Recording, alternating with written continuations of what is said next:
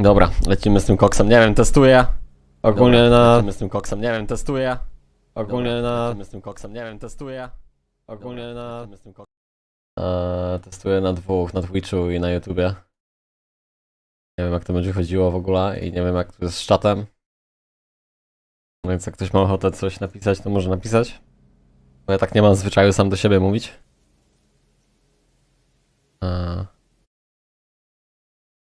Muszę coś przestawić tylko. Ale jak ktoś ma ochotę pogadać i gra akurat w Undecembera, to why not? Albo w jakiegoś hack and slasha, w ogóle w jakieś gry. Tematy na streamie, pogoda, co jadłeś dzisiaj na śniadanie, wszystkie gry jakie gracie i that's it. A jeszcze filmy, o, tylko nie pornograficzne. Dobra.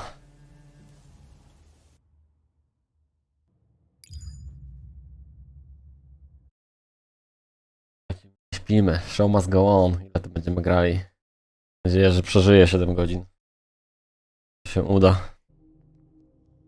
Także tutaj nie ma żadnego, jakby ktoś się zobaczył, że jest skin, to tutaj nie ma niczego wykupionego, w sensie, czy mam zamiar, ale tutaj nie mam żadnych skrzyń, ani niczego, żadnego benefitu nie mam, po prostu gra mi się spodobała i mówię sobie skina kopię, o. Czarodziejka jakaś w jakimś złomie biega. Tak dobrze wygląda, to można grać. Że dzisiaj w planie co jest?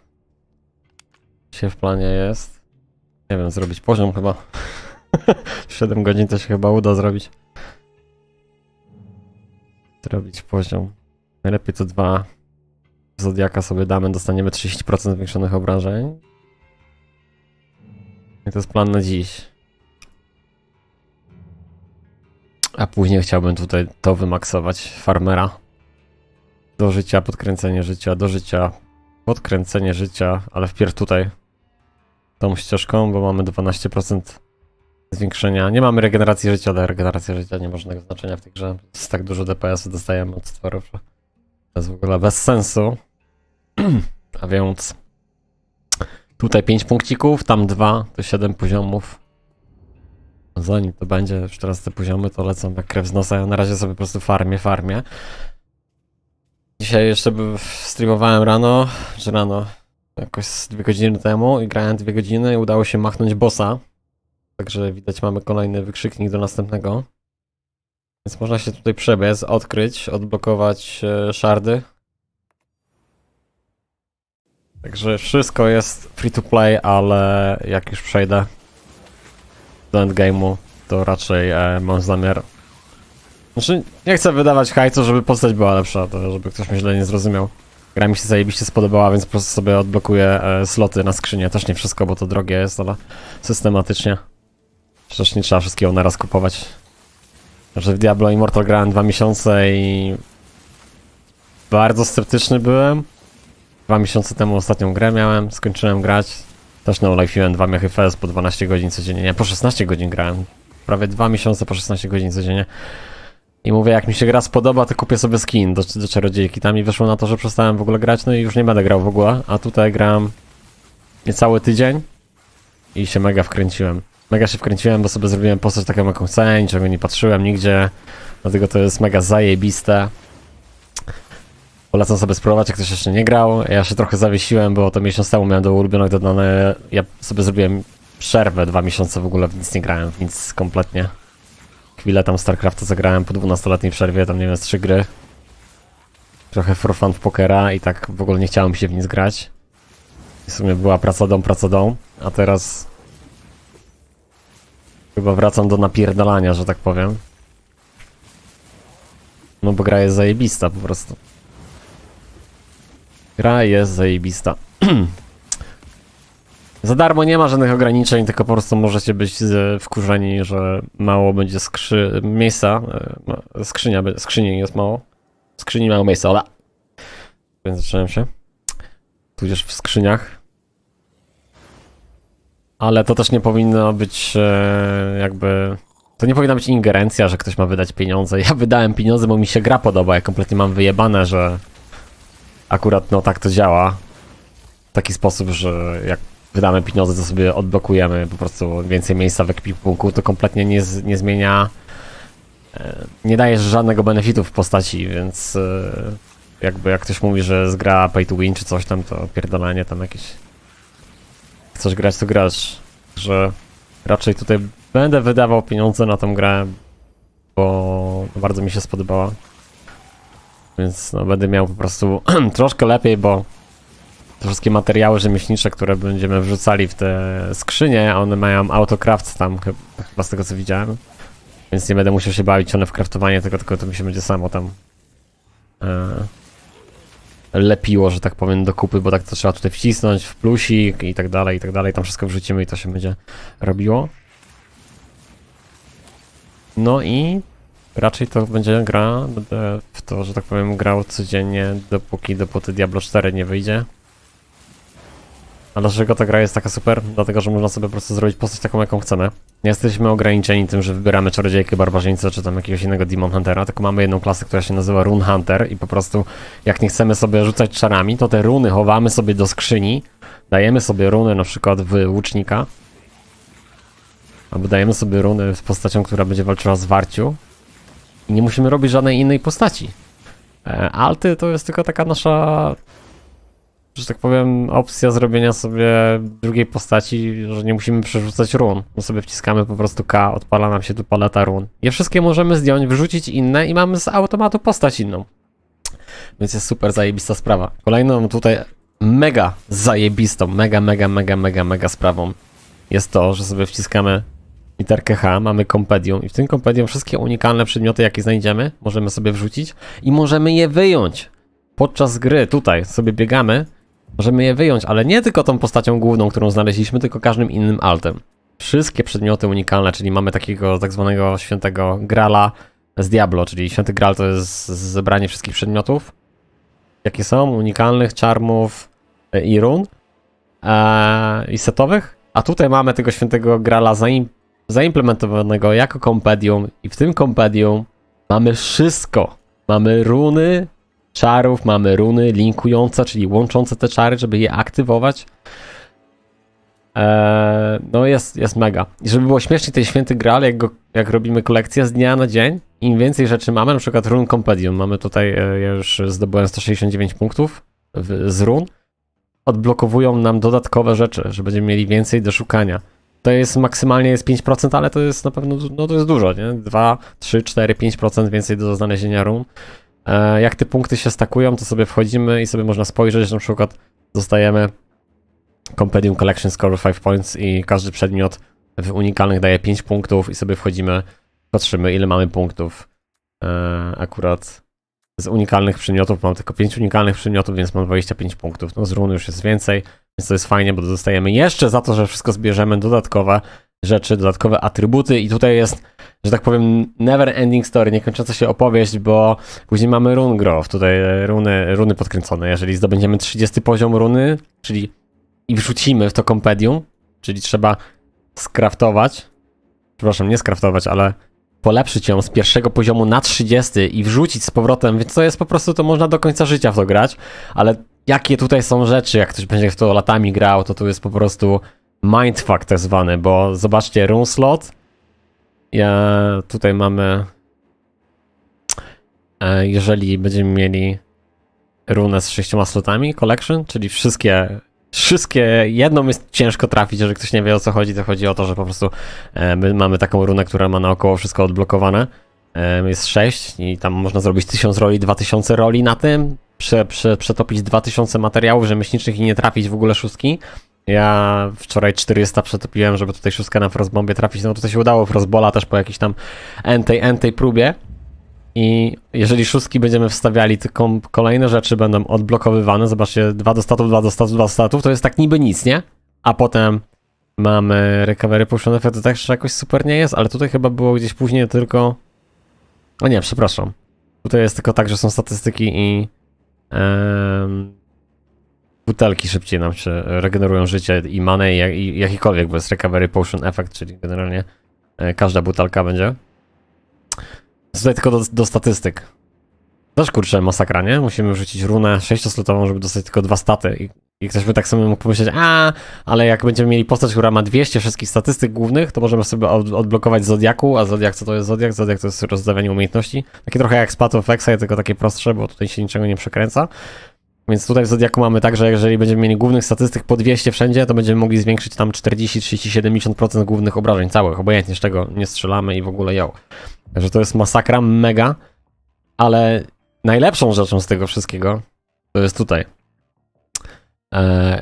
Legendary Rune, Collection Status, także te runki, które tutaj mamy, to mamy białe, potem oczywiście mogą być niebieskie, czyli magiczne, później żółte, czyli rzadkie, a potem legendarne i jak wstawiamy jedną legendarną runę, to zobaczcie, za jedną legendarną runę wstawioną mamy 8% zwiększonego obrażeń, jeszcze 8 dodatkowo na miniony obrażeń i 8% z sentry, czyli jak ktoś pułapki stawia, czy jakieś inne rzeczy.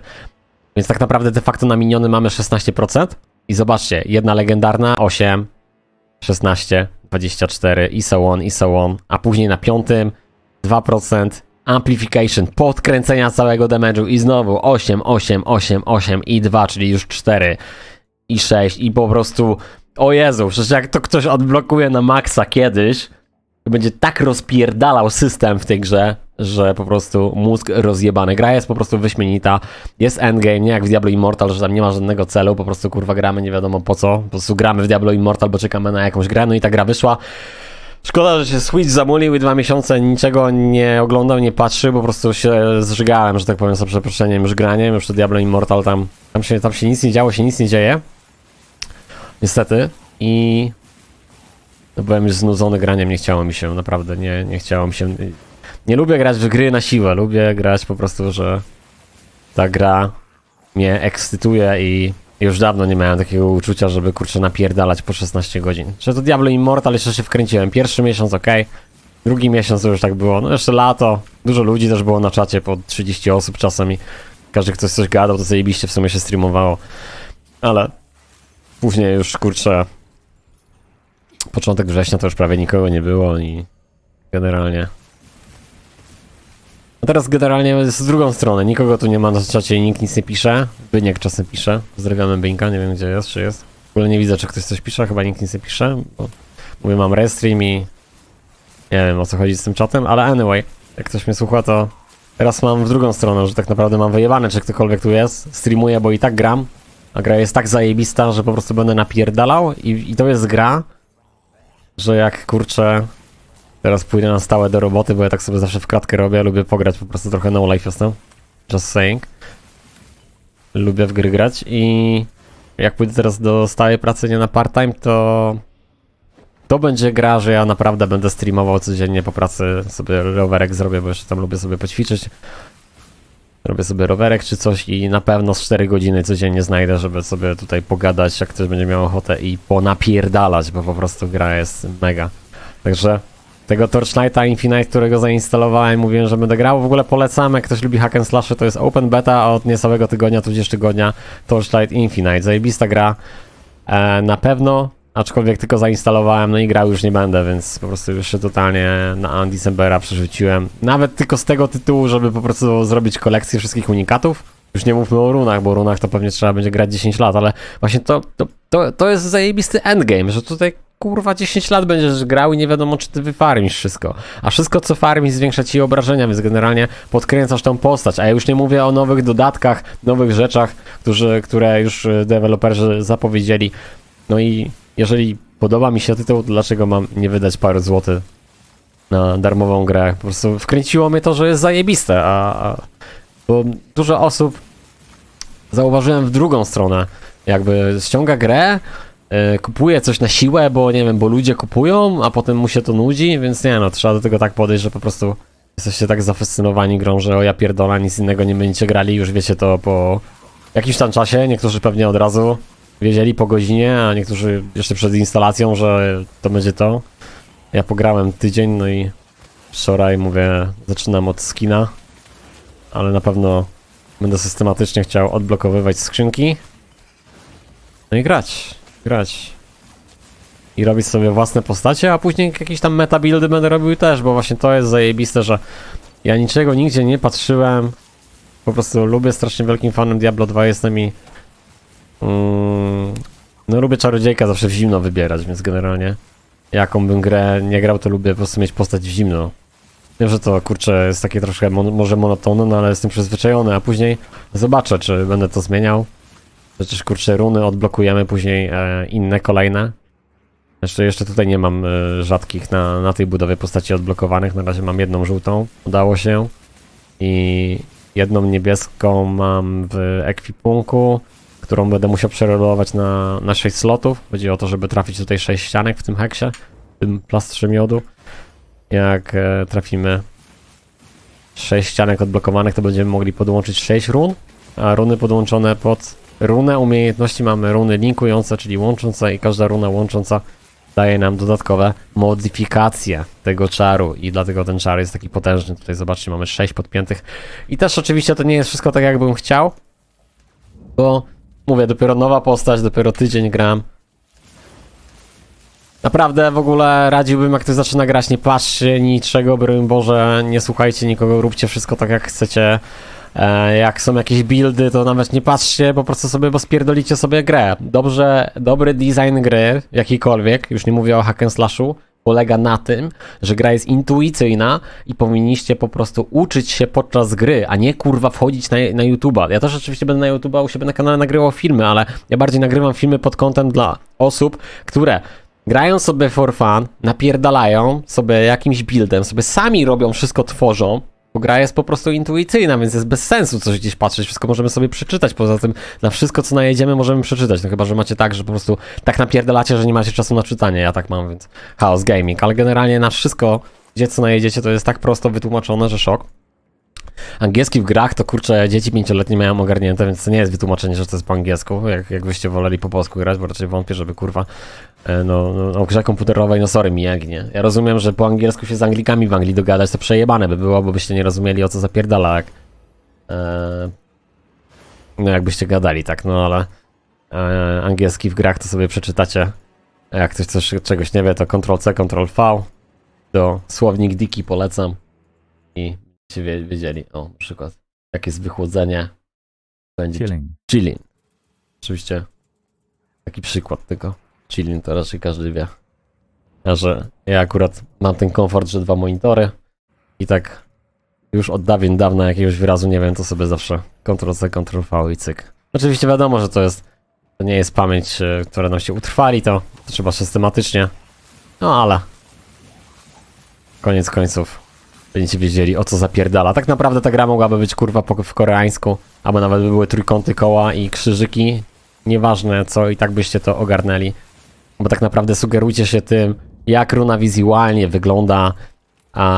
No wiadomo, statystyki i tak dalej, to jest bardzo istotne. Ja nie mówię, że nie, ale tak naprawdę, no serio, moglibyście nie wiedzieć, co ta runa robi i byście po prostu po paru dniach, po paru godzinach, po 1 godzinie byście wiedzieli, czy to jest to.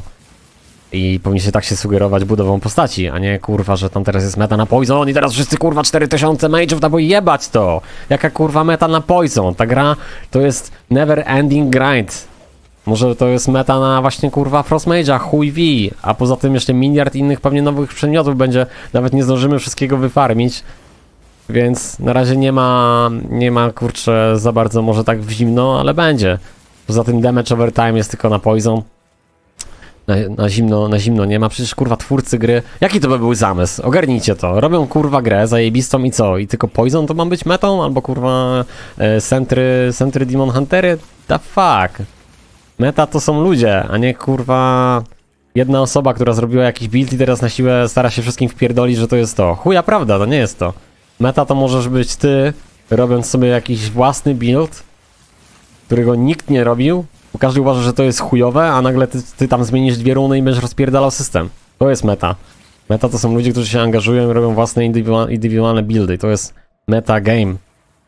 I ten build wiadomo będzie musiał rozpierdalać i być najlepszy DPS-owo, ale metę tworzą ludzie, a nie jedna osoba, że kurwa jeden jakiś nerd tam zrobił. Nawet nie nerd, jeden koleś, kurwa po prostu wziął skillę damage over time. No to no wiadomo, że kurwa zadają więcej obrażeń, bo jak nałożysz tylko jeden stack obrażeń, to on zadaje obrażenia, a nie zadając obrażeń, tak?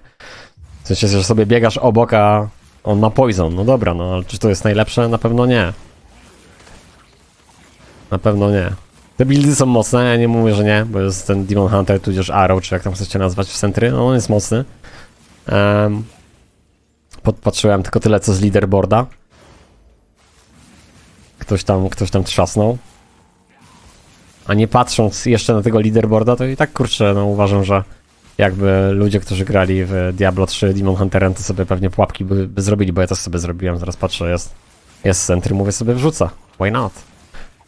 Ale to niczego nie kopiuję. Oczywiście bardzo dobrze jest sobie podpatrzeć w kwestii na przykład jakie runy łączą, no to tak, no zgodzę się z tym, ale tak naprawdę na samym początku, jak ktoś gra i robi sobie storyline, tak jak ja robię pierwszą postać, dlaczego kurwa nikt nie gra, dlaczego nikt tak nie gra? Bo wszyscy kopiują build, dlaczego nikt nie ma Frostbola z Frostbombem? Wszyscy kopiują buildę, ja chciałem mieć taką budowę postaci jak Czarodziejka z Diablo 2 i to będzie. Właśnie się dziwiłem Frostbomba, mówię, dlaczego ona, zobaczcie, jest tylko jedna bomba leci. I mówię, dlaczego po dodaniu runy multishot, która pozwala nam dodać 2 projekcje tego czaru, czyli powinny 3 bomby lecieć, tak jak widzicie mój Frostball, jak się aktywuje, to lecą 3 kule, co chwilę lecą 3 kule. Aktywujemy go właśnie tą Frostbombą, tutaj mamy runę łączącą, czyli tutaj mamy aktywator, to jest Frostbomba, rzucam Frostbombę, ona aktywuje Frostbola, który ma multishota, który pozwala nam dodać 2 projekcje, więc będziemy mieli 3 projekcje tego Frostbola, to jest zajebista sprawa, ale zmierzam do tego, że po przełączeniu tutaj multishota, zobaczcie, też musicie na to zwracać uwagę, bo zobaczcie, nie ma. I się zastanawiasz jak, what the fuck, co kurwa tu zapierdala. Przełączyłem multishota i to nie działa, bo niektóre runy musicie sobie sprawdzić, sobie wciskacie literkę H, jak ktoś jest nowy, ja jestem nowy też, dlatego mówię z pryzmatu nowej osoby, to sobie wchodzimy na przykładzie tej Frostbomby wam pokażę, w runę, która nas interesuje, którą używamy, albo nawet nie używamy, a jesteśmy na przykład zainteresowani tworzeniem jakiegoś innego buildu, to my po prostu sobie tylko testujemy na levelu pierwszym jakiś tam skill. Co robimy? Wciskamy i tutaj mamy u góry zakładki. Mamy Frostbomb normalny, Frostbomb Magic, Rare i Legendary. I teraz jak sobie przełączę, to ona jest niebieska, jak sobie przełączę na żółtą, to zobaczcie, co się stanie teraz. Tutaj mamy 10 projectile speed, chill chance, damage multiplier against shield enemies i tutaj jak sobie przełączymy, to nagle się dodaje modyfikacja, której nawet nie widać, bo trzeba wziąć to do góry, bo to się nie wyświetliło, trzeba tym do góry pojechać. I mamy 1 do projekcji, plus 1 projectile count i to jest zajebiste, bo to oznacza, że wtedy będą 2 kulki leciały, dlatego ta runa multishotu nie działa, bo to by był kurwa rozpierdol, byśmy rzucali 6 naraz. Poza tym w Zodiaku mamy jeszcze taką opcję, że dodaj 2 projekcje, więc jak w Zodiaku sobie dodamy 2 projekcje, ja mam coś takiego 15 element damage, to akurat ja mam elementarną postać. Element, czyli ja mam w zimno, oczywiście element to będzie wszystko, to będzie ogień, błyskawica i tak dalej. Tutaj mamy 15 do obrażeń elementów jakichś elementarnych, jakich tam mamy, nie wiem, poison, błyskawicę, co już powiedziałem, plus 15 projectile damage, czyli do projekcji, czyli to jest do strzału, do wszystkiego, do czarów, które lecą i tutaj mamy plus 2 projectile count. Rozjebany system. Teraz sobie wyobraźcie, że ja będę tą Frostbombą strzelał 5 naraz. Dlaczego 5? Bo ona legendarna daje 3 z siebie, plus 2 z Zodiaka, 5 naraz, plus ten projectile count będzie dodany do tych Frostballów, więc będzie w 5 Frostballów i w 5 Frostbomb. Rozpierdol, nie? Rozpierdol. Jak ktoś mi tam mówi, że o, to nie, bo to meta jest, chuja tam meta jest. Ja mówię, ludzie robią metę. Róbcie to, co uważacie, patrzcie, czytajcie sobie później, a na początku to się tam jakoś super nie angażujcie w rozkminianie nie wiadomo jakie, tylko wizualnie. Postać ma być zrobiona przez was, ona ma być zrobiona tak, jak wy chcecie, a nie, że kurwa tata, a Marcin powiedział, że kurwa Czesiek i Marian to teraz Poisonem grają, więc jak będziesz grał tym, to nie chuja. Pograsz pół roku i będziesz miał później taki build, że kurwa wszyscy się obsrają, bo ten damage over time już... Ja nie mówię, on może będzie dalej dobry, tam oni teraz kręcą chyba po 3 miliony DPS-u czy coś i dobrze, i chwała im za to. Ale gdzie tu jest jakby radość z gry, bo jakbym miał skopiować Ja nie mówię, broń Boże, jak chcecie później sobie zrobić, to kurwa sobie zróbcie, skopiujcie, bo przecież i tak wam się później znudzi ten wasz główny build, tak? Ta budowa postaci i sobie pokopiujcie, poróbcie alty, chuje muje, dzikie węże, wszystko, ale nie od razu, kurwa, to jest wypaczone, ja pierdolę, nie? Wchodzisz pierwszy dzień, ściągasz grę i kurwa kopiujesz od kogoś build, nie? Brzyk. Ostry paw. Ostry kurwa paw, nie?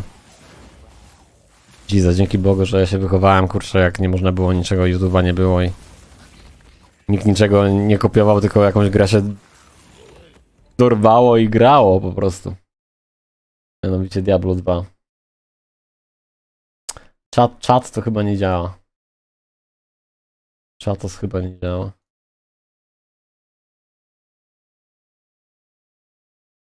Czatos chyba nie działa.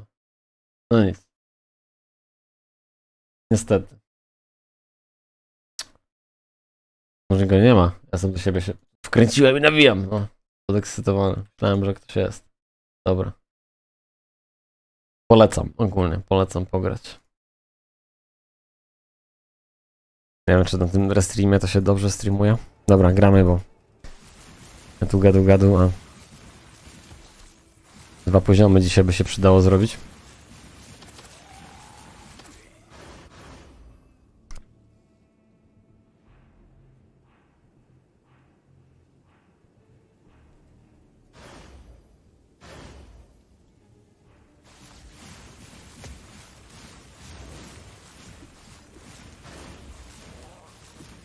Dobra, pogadałem sobie trochę, teraz trzeba odsapnąć.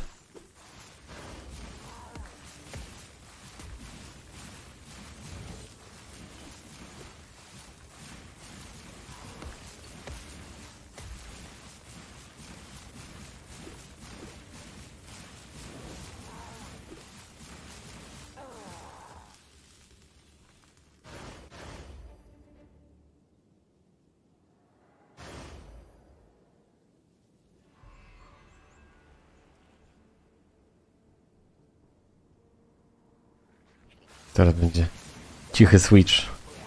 Bo jak ktoś ma ochotę coś zagadać, pogadać o dupie marynie, o tym jak wam się widzi Undecember. I dlaczego nie? To możecie dać znać. Znaczy ja rozumiem, że jak ktoś nie pracuje, to może to być jakieś problematyczne, ale z drugiej strony nawet tak ktoś nie ma jeszcze tam 18 lat, to przecież kurczę, ja już nie mówię, że od rodziców, żeby wyciągać, broń Boże, ale na pewno jakąś robotę dorywczą to da się znaleźć, no przecież teraz to wszystko jest ulotki roznosić czy coś.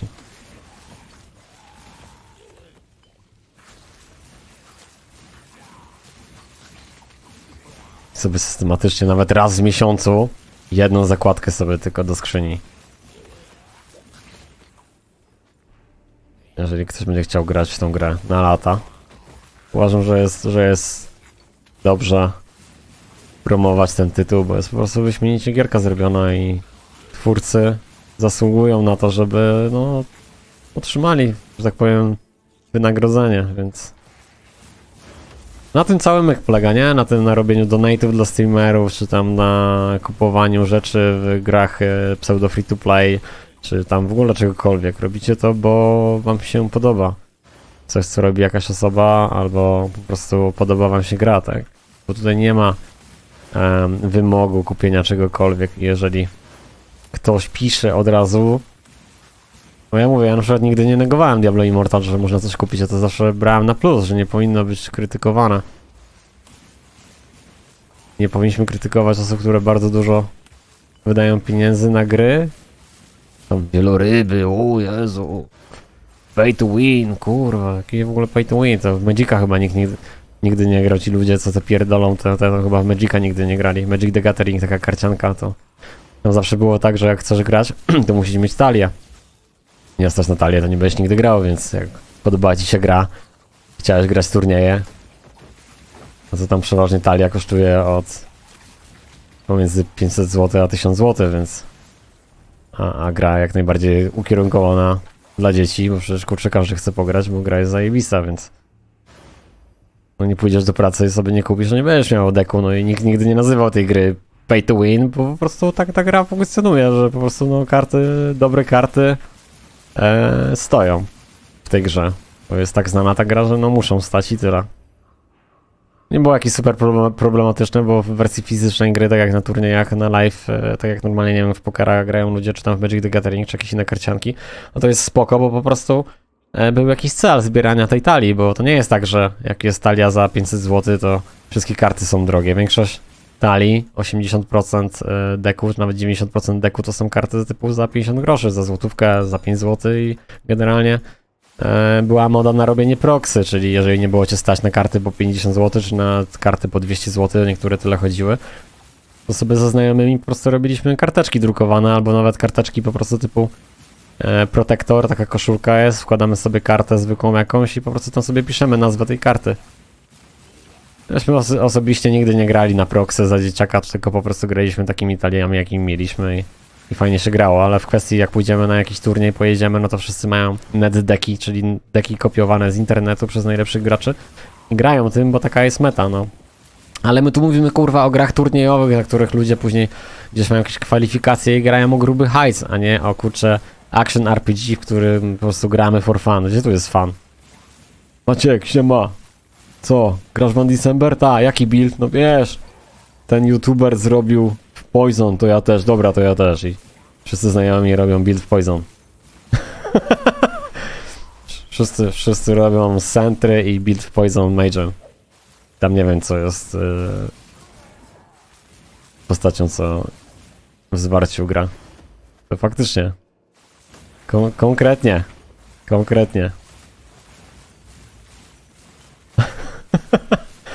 Ja pierniczę.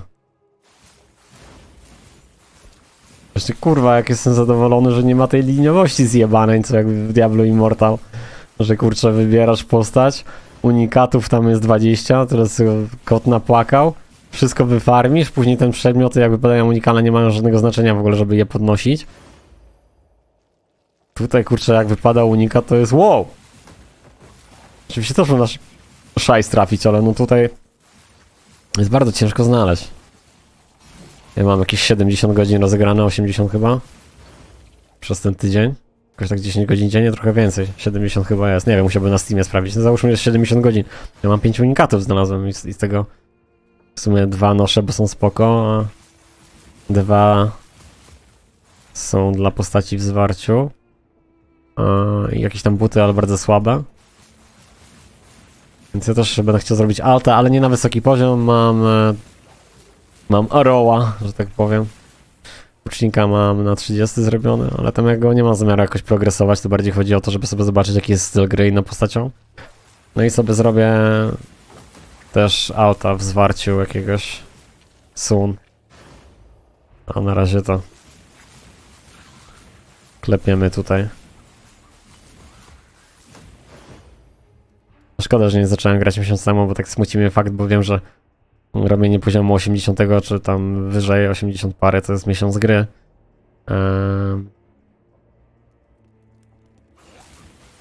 No już bym kurczę tam chciał być na tym endgame'ie, w sensie tak dalej w tym endgame'ie, nie tyle co przejść tylko akt 10, tylko wiecie.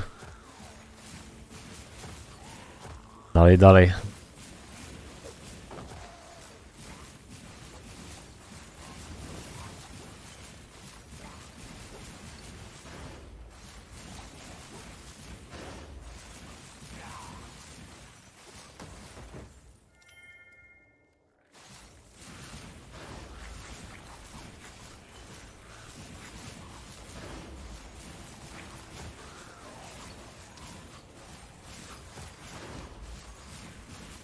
A!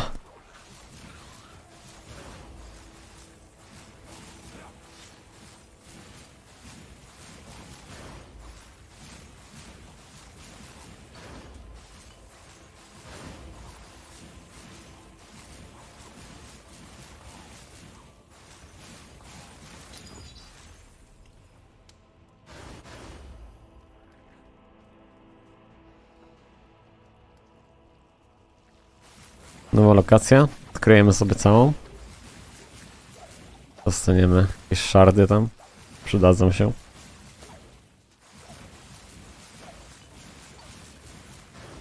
Już kurczę nie mam w ogóle tych matsów do rolowania run. Dzisiaj 280 poszło. 300. Więcej chyba. Więcej niż 300. Tylko, że ja tam nie roluję już piątki. Tylko szóstkę chcę trafić, bo mam Frost, bombę, czwórkę, ale szóstkę chcę. Tam piątka mnie nie interesuje.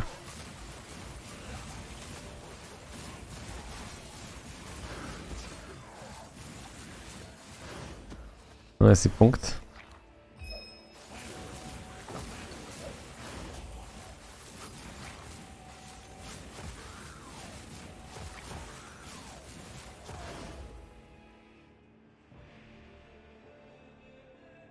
Tam u góry nie odkryte jeszcze.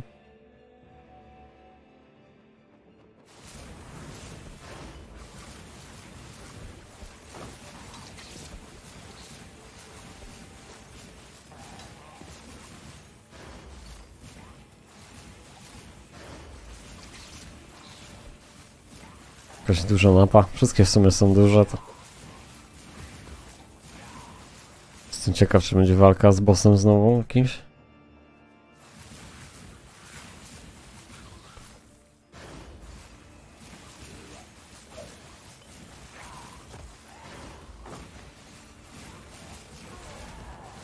W sumie na ostatnim padłem 2 razy i na przedostatnim też 2 razy.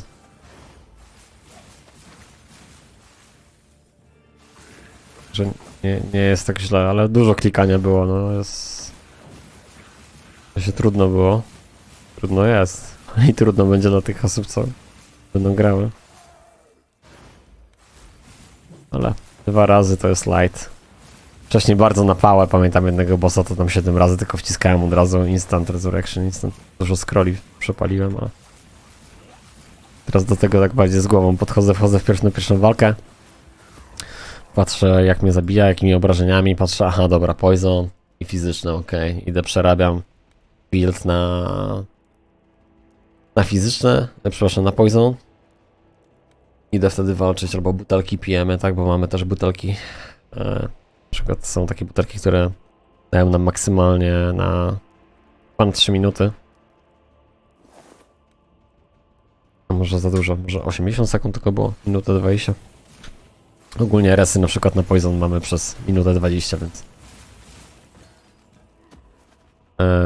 przepraszam, nie tyle co resy, ale kompletnie niewrażliwi jesteśmy. No tutaj też jak mamy resy wymaksowane, to jest tylko 75% to jest max, czyli... Tak, jeszcze 25% obrażeń przechodzi. To nie jest tak jakoś super. Jest tak zrobione, żebyśmy po prostu otrzymywali obrażenia. Pamiętam, męczyłem się na jednej lokacji na końcu aktu 8, bo tam jest boss, który zadaje tylko obrażenia fizyczne, ale on wali za 2800 życia i ja go zgładziłem i miałem 2300 i musiałem patrzeć, kiedy on robi ten taki drugi atak, bo on ma jeden taki, że taki robi swing i machnie tylko łapą. W sumie na pół ekranu macha. Trzeba bardzo, bardzo na dystans stać, ale przeważnie i tak trafia. A drugi ma tak, że wskakuje w nas i wtedy muszę odpalić minimalnie, znaczy nie minimalnie, ale tak pół sekundy przed jego atakiem armor, który zwiększa mi, jego używam systematycznie o 100% armor i wcześniej na początku parę walk to było tak, że tak chaos, a potem nie no, muszę zobaczyć mechanikę, kiedy on tutaj wskakuje. Bo to, że potem pójdziecie zrobić już od parę poziomów, to niczego nie zmieni, jak dobrze nie rzucicie czaru, to i tak was zabije. No, na początku wcześniej do aktu 6 tak można robić, że nie dajemy rady, idziemy sobie dorobimy 2 poziomy, nawet 4 poziomy.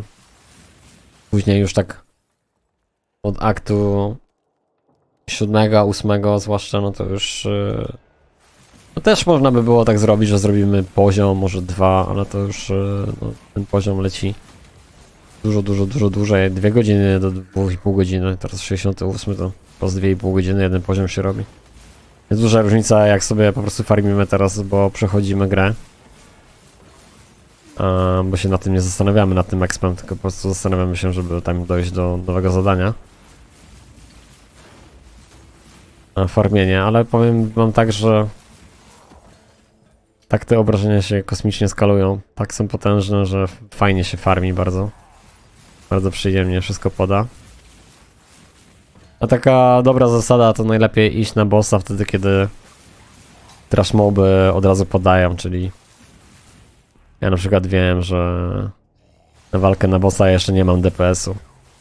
Po prostu powinna pójść jedna fala tych kulek moich i wszystko powinno paść od razu. A najlepiej to tak powinno być na niebieskich, że na przykład strzela 2 razy i champion paki, czyli niebieska ekipa się rozsypie. Tak samo elita też musi być papierowa. Jak będziecie walczyli na elitarne gości, to też ta elita powinna być papierowa, że bardzo szybko się roztopi. Dobra, tutaj mamy eksplorację, 100% udało się, wow. Możemy sobie wziąć runy. Mamy odbierz nagrodę i 200 Gemstone of Courage. Kamienie odwagi. Gemstone, dobra. One się przydają, bo właśnie za to kupujemy materiały rzemieślnicze, które pozwalają nam rolować, że tak powiem, odblokowywać ścianki na naszych runach. A to jest bardzo istotne. To jest pierwszy punkt programu, to jest najistotniejsze. Znaczy, pierwszy punkt programu to wybrać sobie oczywiście umiejętności, a potem te umiejętności, którymi walczymy, tymi umiejętnościami powinny być odblokowane 6 slotów. Także jak mamy 6 ścianek, to możemy podłączyć 6 run i to jest wyśmienite. Wtedy dzieją się dopiero prawdziwe czary. Prawdziwe czary. Poezja.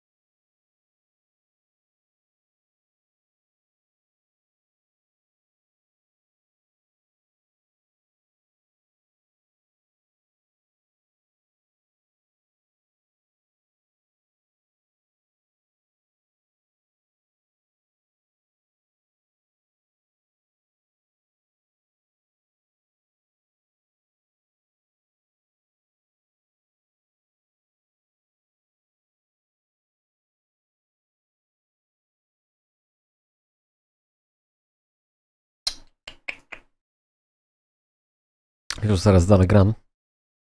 Sprawdzam.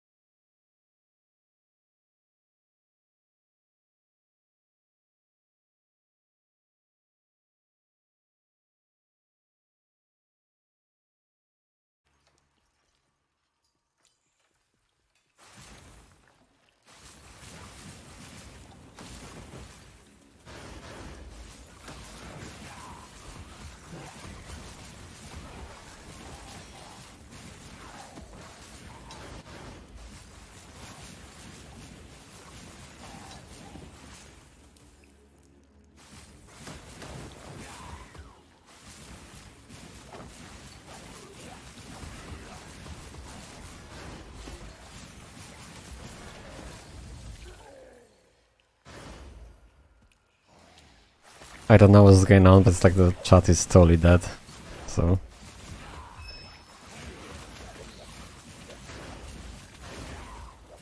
I don't know why.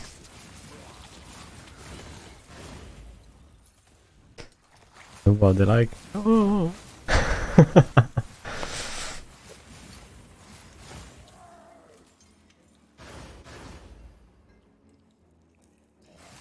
Nobody playing on December.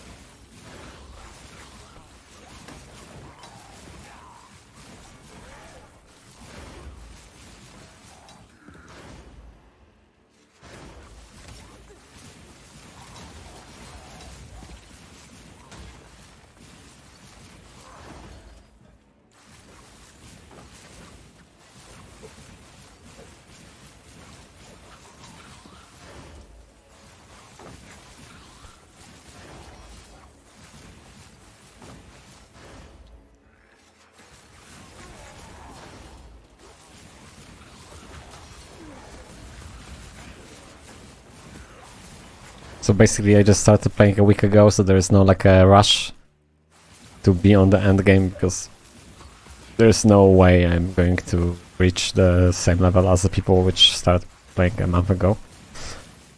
So basically the every boss fight I will just have like, actually I have like a totally casual approach, believe it or not. Despite the fact I'm snowballing here the trash mobs, obviously the boss fights are always like hard and tough to kill. Well, I just died 2 times last time, and the time before last time as well.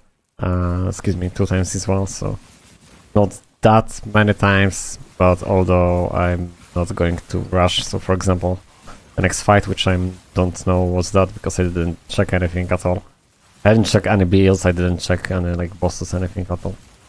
Like I think it's kind of like stupid to check, especially if you're a new player, to meta beats or whatever, because ultimate goal of playing like the game is just to have the fun from playing the game and entertainment, and there's no such thing for me like copy paste builds. It's just, I'm not saying like it's a bad thing, but definitely it's a bad thing, like the first thing if you're just doing so, like when you're creating a character and then you just copy the build, it just well, retarded basically. I mean, you can check like how the people putting the runes all together with the skills, yeah, but ultimately you're supposed to have like your own idea, and basically by idea I mean like just how you like, basically. Yeah, that's the thing. My background is like I used to play like Diablo 2 since came out, and basically for me it's just every game I'm playing, I'm just trying first doing the character with the sort of like a blizzard spell, like a cold spell. So obviously I was trying to get to the variation sort of like a frozen orb, and we don't really have the frozen orb, but we have like a frost bomb, which is like sort of similar, and not maybe at the first glance, but later on in the game it's going to be like super powerful spell with 5 projectiles. So right now you can see the frost bomb is just 1 projectile, but on the end game is going to be 5. So you will see in this build I will actually do 5 at once instead of 1. Hopefully they are going to spread as well as the multi-shot, and the reason behind this is, if you're familiar with the runes in the game, because you start playing already like a month ago, but what I'm trying to say, the frost ball I have in the multi-shot, so when the frost bomb trigger the frost ball, so the frost ball is multi-shot and getting 2 extra projectiles, so basically it's going to be 3 projectiles at once. And then when you're putting the multi-shot to the frost bomb, there is none. And then my question was like, what the fuck? Why the fuck we don't have any moves? Like, it's fucking broken, isn't it? But the thing is, with some sort of skills, I mean, I just think there are some other skills, but for the frost bomb, the reason behind doesn't work is because then that skill will be overpowered. The reason behind the frost bomb doesn't work like that is just simply because if you will get the frost bomb to the rare rune, so as you can see, there is a normal, there's nothing happening. There is the magic one, it's nothing happening. Actually, we're getting the extra like a projectile speed, shield chance, and 30% damage multiplier against shield enemies. That's right. And then when we having like a rare, and then yeah, it's nothing happening. Yeah, you have to scroll down. So you have the 10% projectile speed, 20% shield chance, 60% damage multiplier against shield enemies, and then ta-da! You have the +1 projectile count. So that's going to be right now 2. And on the legendary, yes, you're right, another 2, so it's going to be fucking broken. It's going to be 3 instead of 1, and then you're just going to jump to the Zodiac, and in the Zodiac, this is like just fucking mindfuck. This is just like 15 element damage, on top of that 15% projectile damage, that +2 projectile count. So I'm just going to do fucking 5 from it. It's going to be 5 here. 5 from the Frostball as well, because it's 3 already, and it's going to be +2 from the Zodiac. And then I imagine, I just hoping and imagine, because I'm just going to click on the multi-shot. I don't know what's the max level, but just, I don't know. But if that's going to be +3 instead of +2 from the multi-shot at some levels, that's going to be fucking 6 projectiles. So, and I think there's going to be some unique items or legendary items adding the projectile. If they are not yet made, they're probably going to be in the future. It's like, whoo! This build is for me is broken already. It doesn't work right now, obviously, yet the way we want to, but as soon as I'm going to unlock a few more things, 6 slots for this hex, other runes, because I'm just basically putting some sort of way like what I really like. Well, that's the way to play it. That's what I said on the beginning. but I probably might change something. So 2 more slots, 2 more slots, and basically the rare magic, excuse-moi, the rare frost bomb with another extra projectile is. Oh my god, I'm so excited. I don't have that build yet, but I'm already so excited about it, so it's going to be fucking crazy. So already it's like super speed, super fast, but that's not, it's not the build yet. And it's going to be like a long journey to get it. But we're like super happy just to unlock like 6 slots for the frost bomb and just try to get somehow, some way the upgrade to rare rune. So that's going to be crazy good. And right now I'm just basically farming. I mean, we're just trying to get to another boss, but like I said, on the first fight, on the first couple of fights, I usually just fighting with like 1 life. I'm never like, just since Act 8, 8 or maybe this one, 9? I think the end of the 8th act, yeah, the last boss on the 8th act. I'm trying to say I'm not using anymore like a instant resurrection on the first fight. So I just wanna figure it out what's the mechanics. So usually fighting like they like making like just 1 fight and then just going to farm a level or something. Just take a look what's the DPS output of the boss. Usually it's a lot of physical damage, so we're fine with that. And by physical damage, there's like sometimes like super big area of effect spells which are like damage, physical damage as well. So have to keep that in mind, because sometimes you might see like there's going to be some spell, and then some spell like just one-shot us. And then we just checking like what the fuck, and they've been only like a physical damage, so we have to keep that in mind. Like, well, basically nothing really self-explanatory, right? We just died and we see the screen, so nothing really much to it. I'm just saying. So like for the last boss, she was just doing like fuckloads of poison, like constantly lots of fucking poison, and then the spells was the physical damage. So the roots from the tree was like physical damage, and then the poison you just see because it's just the green fucking nova whatever for the whole fucking screen. So actually I implemented like a dodge mechanic to this build, although I don't really have like lots of dexterity, but I just having like a really good dodge armor. So I'm trying to do like a ultimate trifecta build here, like 200 everything. Obviously when we reach like a level 100, so a couple of months from now, but that's the ultimate goal, to have like every stat 200, and then we're just going to proceed to maybe intelligence. So right now we are trying to get, I'm trying to get sort of boosting the int and strength.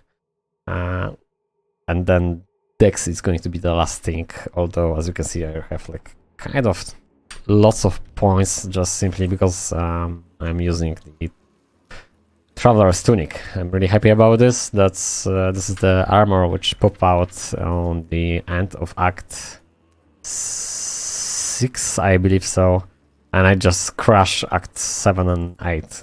I just snowballing like, I don't know.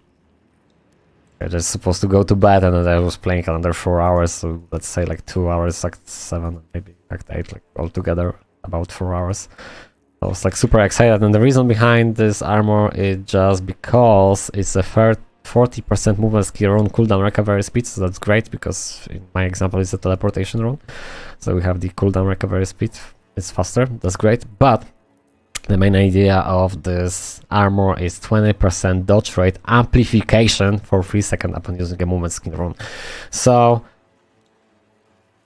in other words, basically you just wanna cast constantly the teleport, or, well, by constantly I mean every 3 seconds. So obviously the cooldown for the teleport rune is, we can say like 4th. It's a 4 0.15. We can still do about like 3.9 from the Zodiac later on in the game.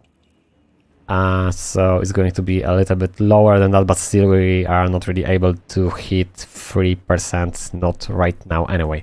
At some point in the game we're probably going to be able to do the 3 seconds, although I'm not sure about this. This is just an assumption. So basically, even if it's nothing happening to us, like you don't see really any major stuff is going to be cast in our way, or like, you know, some spell going on, whatever, on the ground. So you just want to cast this basically all the time, just simply, or every 3 seconds, which is every time, just simply because then you have 20% on top of your dodge amplification. So that's why in my trees lots of dodge, like it's it's a lot. And I just swap everything because that was like a proper, well, maybe not the proper is a bad word. That was like a simple build, like a strength intelligence, because lots of probably mages doing like so. I think that there are some people who like maxing dexterity as well a lot, because dex, you can use daggers. But long story short was, I've been using like lots of variation for the stats. And I had like lots of strength and int without the dex, and on beginning was like lots of dex and lots of int without the strength, and then was the strength int again, and then because of that armor I just swapped to do, basically it's going to be trifecta. Everything need to be every stat need to be on 200, and the intelligence basically need to be boosted just simply because we are not able to upgrade the runes if we're not having the intelligence. So that's kind of a shame, because if we don't need to put more points here, I would just stop, because I don't have I have enough mana. Honestly, I was playing on 700 mana, so if you don't really need the mana, you don't need to put, but then you just realize you need to put the intelligence anyway, just simply because you won't be able to upgrade the runes. So this is kind of shame, because another level on 21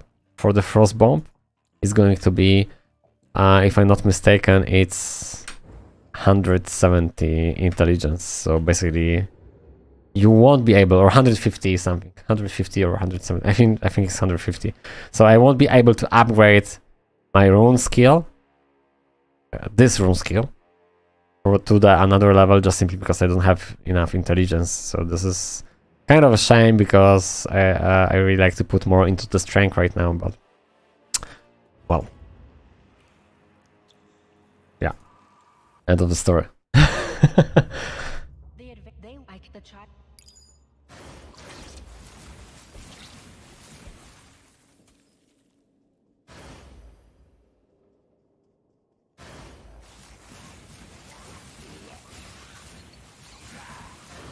Oh my god, I'm dead, I knew it. Okay, nothing happened. It's alright. I just teleport inside the fight, so that wasn't a good idea, right?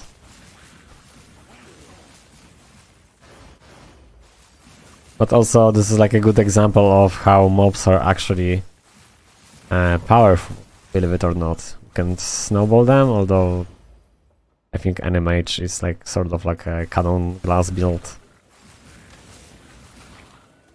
There is like so much damage, range damage, lots of spells, so the only, if you just will go just like a normal route, like from the other games, especially Diablo 3 background, and you will just go like the path of, okay, so we're just going to max out every res and put lots of to the armor. So I had before like 55% armor, and then max out the res resistance.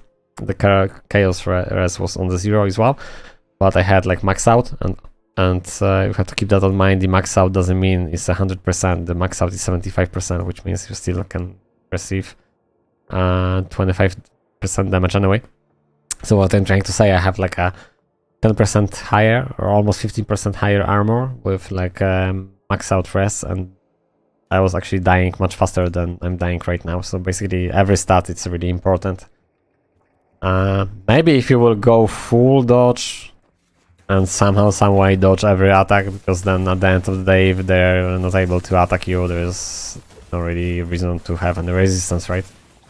If you can dodge everything, but ultimately, I mean, you are not going to dodge everything, but sounds cool, but that's not going to happen anyway, so that's why I'm progressing the strength, because armor is kind of important as well. There's going to be like fuckloads of range archers, whatever shit crap shooting to you, so that's really important to have armor. And basically I'm focusing on the almost every piece of my gear, equipment, whatever you want to call, to get extra armor, extra percent life, extra additional life,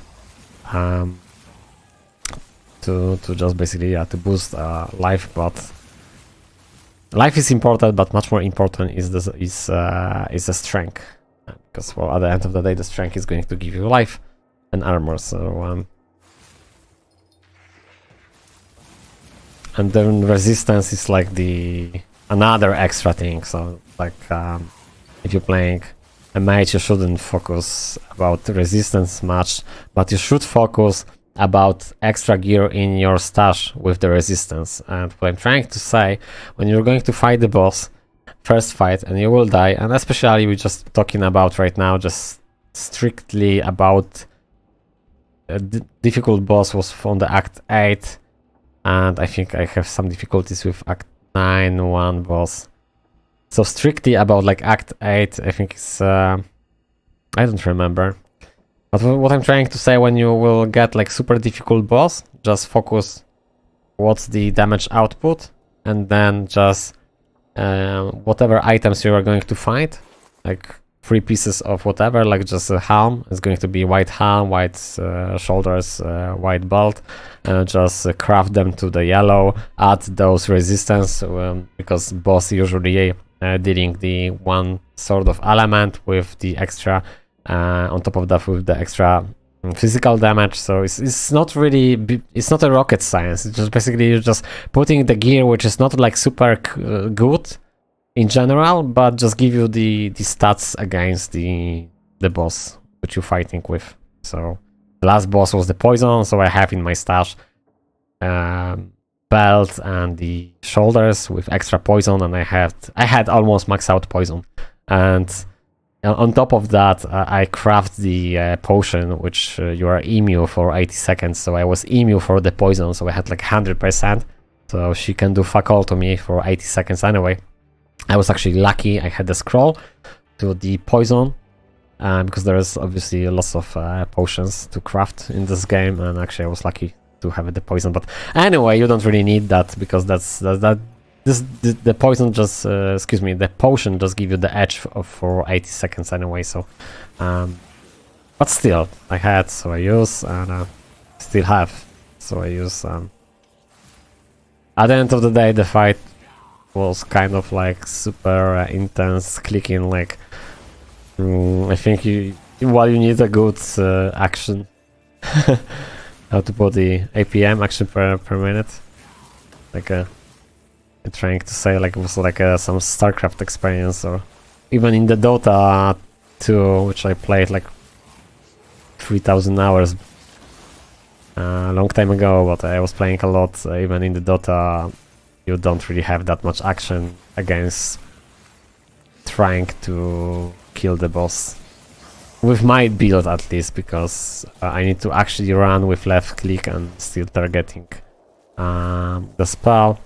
Casting the spell, it's not like the majority of builds which will do some damage over time, so that's what I'm trying to say. So with the damage over time, obviously you're just casting once, and then you have applied that stack of whatever, they usually poison, because I think it's only poison, I think, the damage over time, but I don't know, I might be mistaken though, because like I said, it's my first build, I'm not checking anybody, I'm just basically, that's what I read here from the rules so far.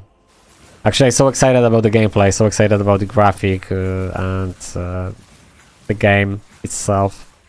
Maybe not like a huge fan of the... I mean, the lore is great here, but basically I'm skipping. This is my habit. Like when I'm playing the hack and slash, I always skip the dialogues. But like the main cinematics, I always watching. They're right. They're great. So along those lines, like I'm skipping a lot of stuff. I know something. There are the guts and stuff like that, but I'm not really like super into it. I like the lore. It's for me. It doesn't really matter. But what matters? Great mobs, great skill effects, great skill runes, lots of possibilities, and which the most important part is like I don't really need to find any game, and I'm super excited because for the long time I haven't played like a good game. Also hack and slash. Because there are the other games which are good, but with the genre hack and slash. Obviously, there are lots of people are going to play the. I mean, I'm going to say Path of Exile. Yeah, but I don't know. I'm not like a huge fan of Path of Exile, so I don't know. I don't really like the mobs in the Path of Exile and the graphic kind of. I don't know. They're probably similar. I mean, I used to play PoE a little bit, but. And then today, I don't know. Here is much better the endgame system and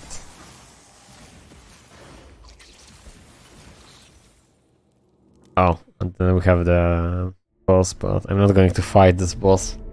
Like just one fight to check what's going on. Hello, Rune Hunter. I've waited for this moment to surprise. I'm sure you have lots of questions for me. Now I can just tell from the expression on your face. No kurczę. This puzzled look and the perplexity with the kindness that still worries for me.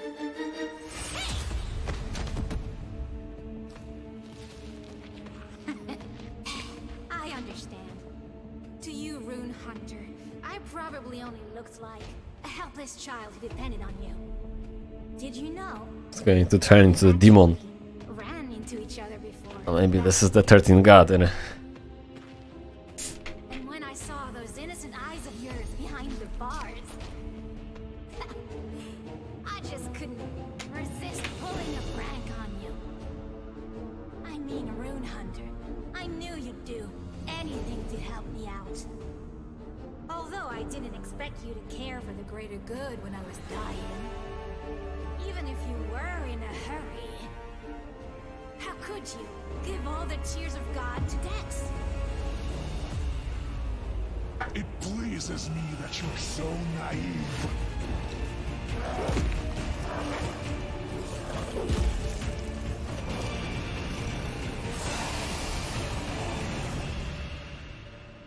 Whoa.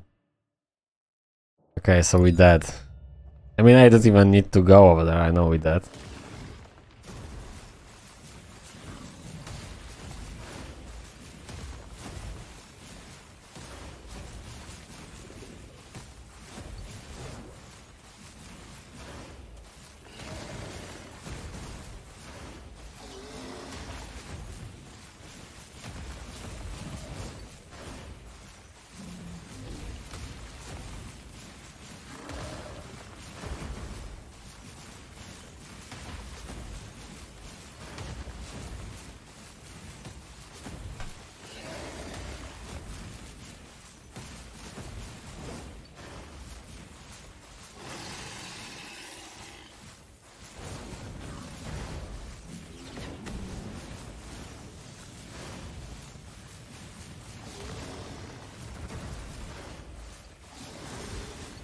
Ah!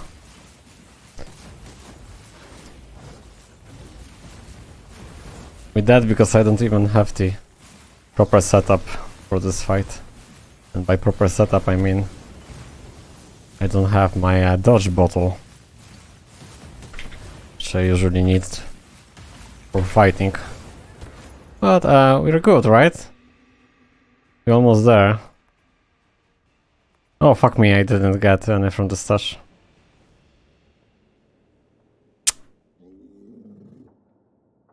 Almost.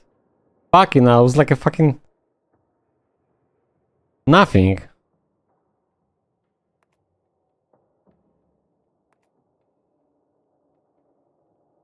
I have some diamonds.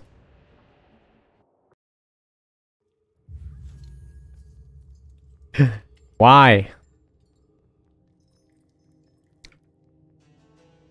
Actually, easy fight. Believe it or not. I put the stash.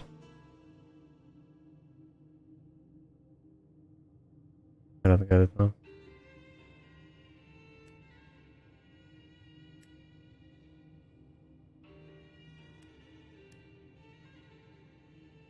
Oh. Here. 13. Okay.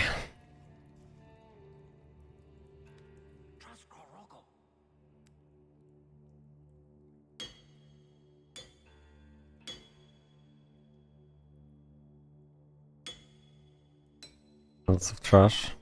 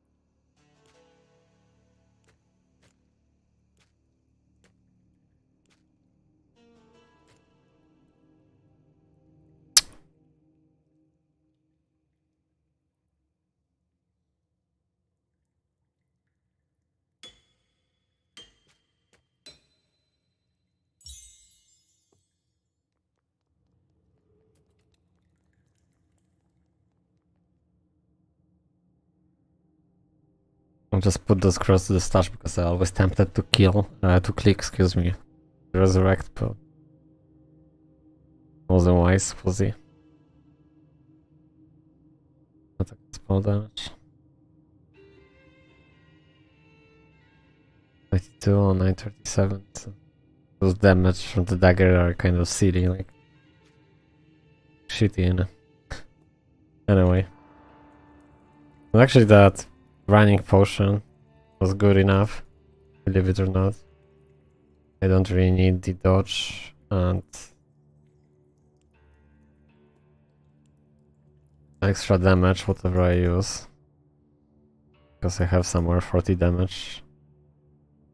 So I didn't even use the 40% damage, I don't even need it.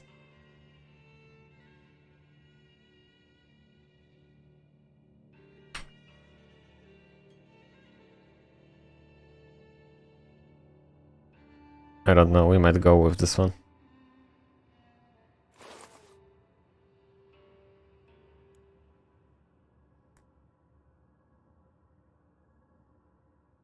Dodge is not that important.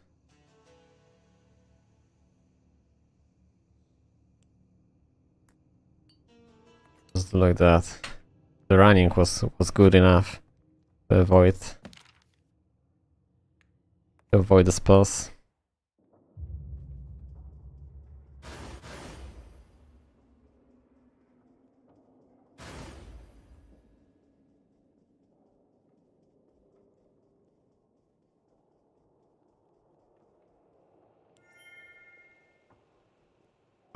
I don't know, it's going to be here.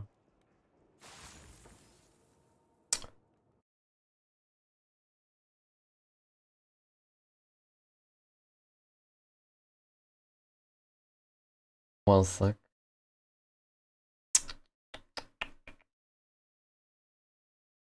Okay.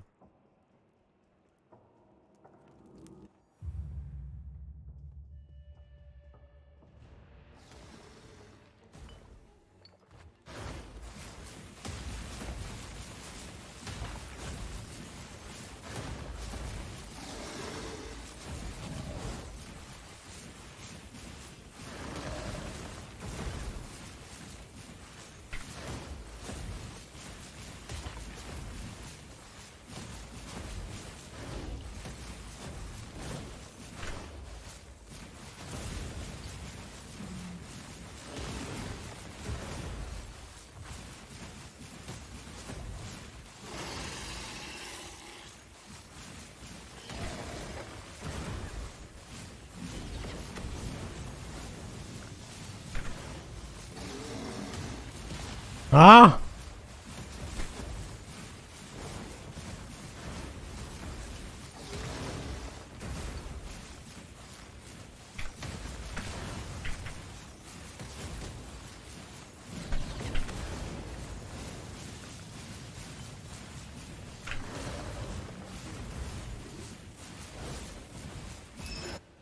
Yeah, it was easy fight.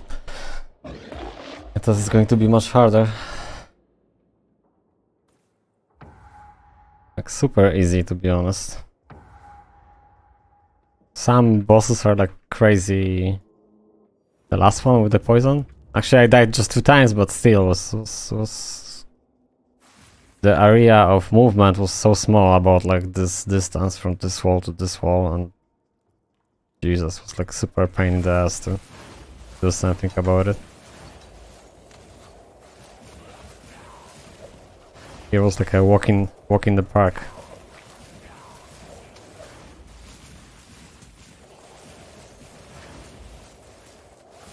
Well, this is much tougher, isn't it? Lots of tornadoes in the choke points. Like one choke passage and... Oh gee. Okay. Maybe that was the boss.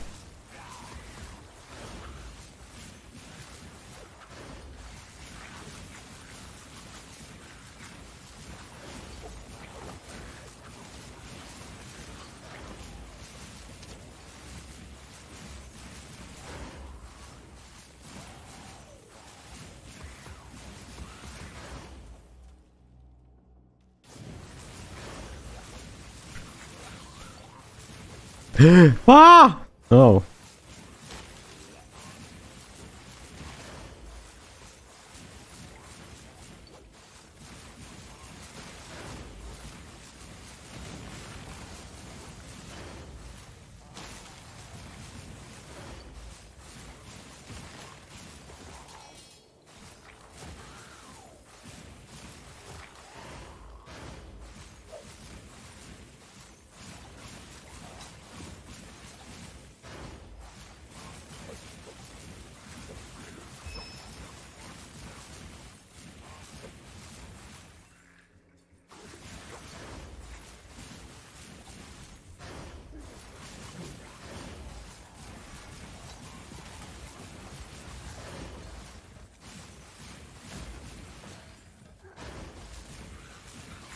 So far so good.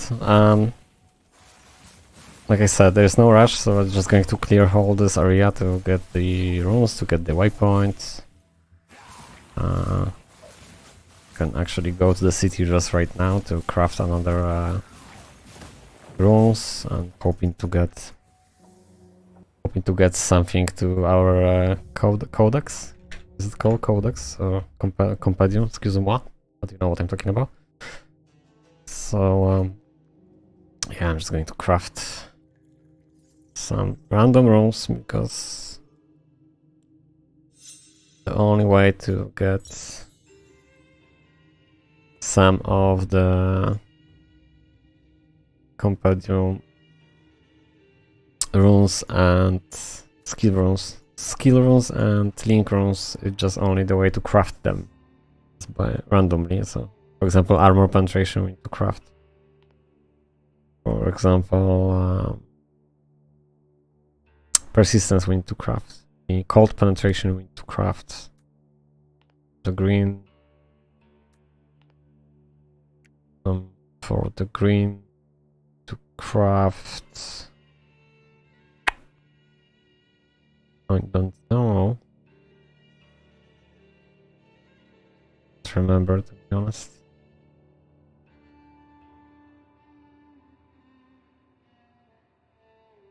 Maybe poison penetration? I don't know. Not really familiar with the green runes, but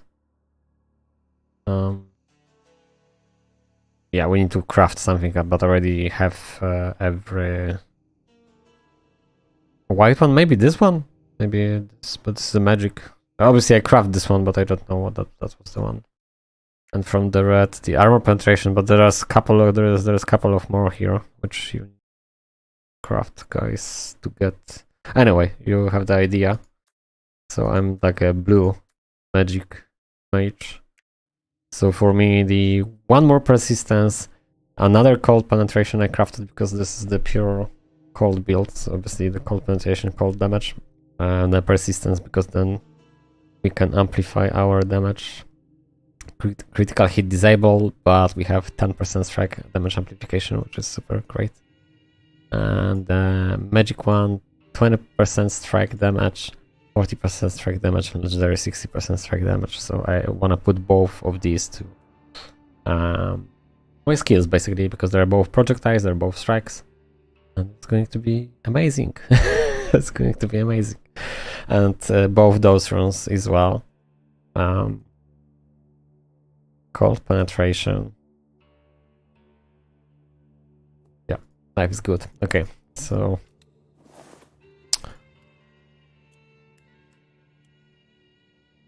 maybe skill rune.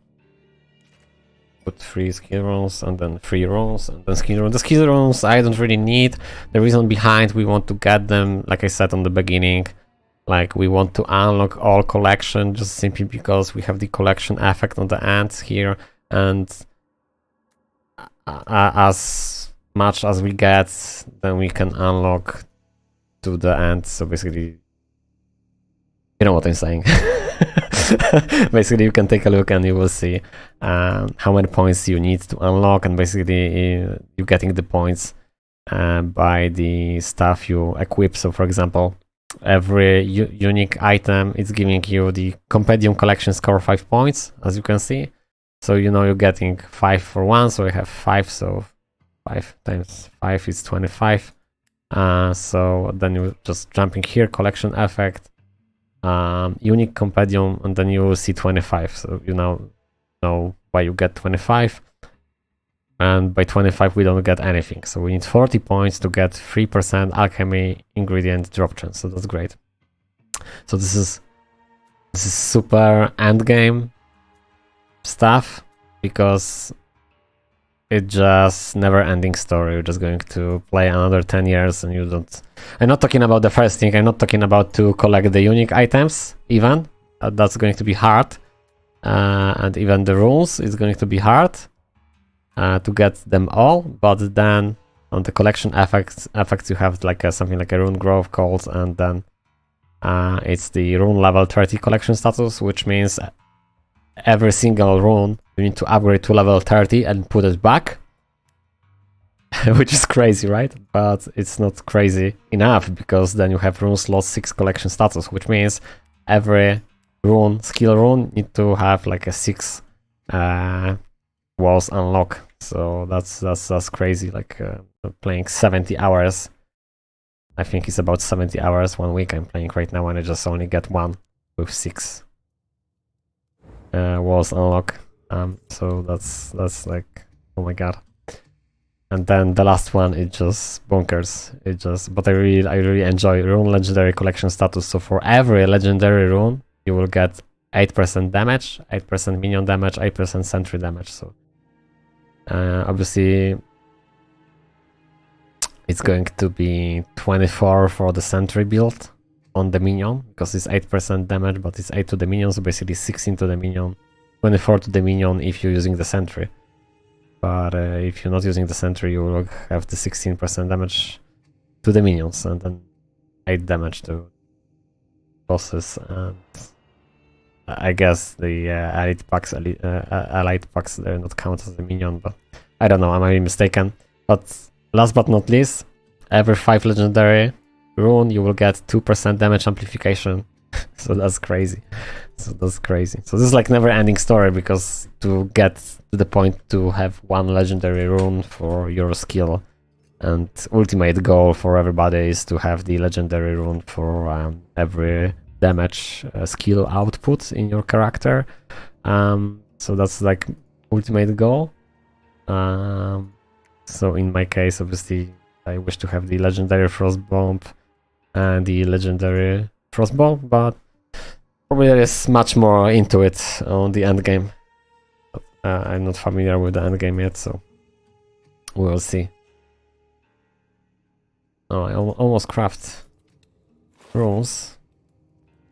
So just gonna craft another one and just go and fight again.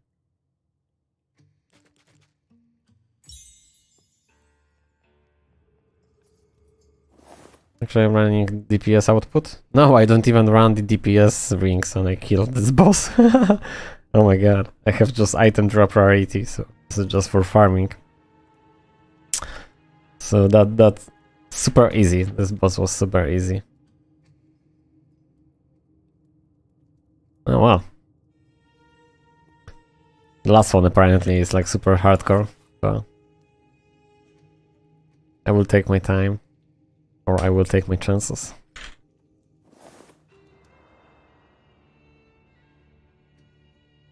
Definitely not today. Today, like, actually super tired. I was playing a couple of hours after midnight. Then I was sleeping a little bit.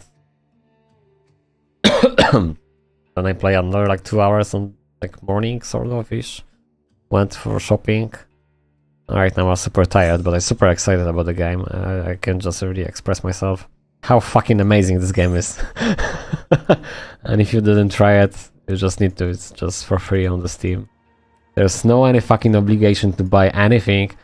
You're not going to basically have any advantage. Right now I just bought the skin because the Enchantress with the nice skin looks nice. Especially from this direction, but you know what I'm talking about. Anyway, so you're not going to get any benefit from the skin unless you wanna, I know, jerk off on the Enchantress skin. Why not? I mean, I'm not going to do that, but maybe you wanna do. So you don't really going to have any like extra benefit, even if you are going to unlock the stash, which I'm going to do at some point. So right now I'm, for example, I need to put everything here, like crafting the potion materials, but you can actually unlock, for example, there's going to be somewhere over here, alchemy ingredient storage, and then you can unlock this for 700 runes. Excuse me, it's not shard diamonds, whatever.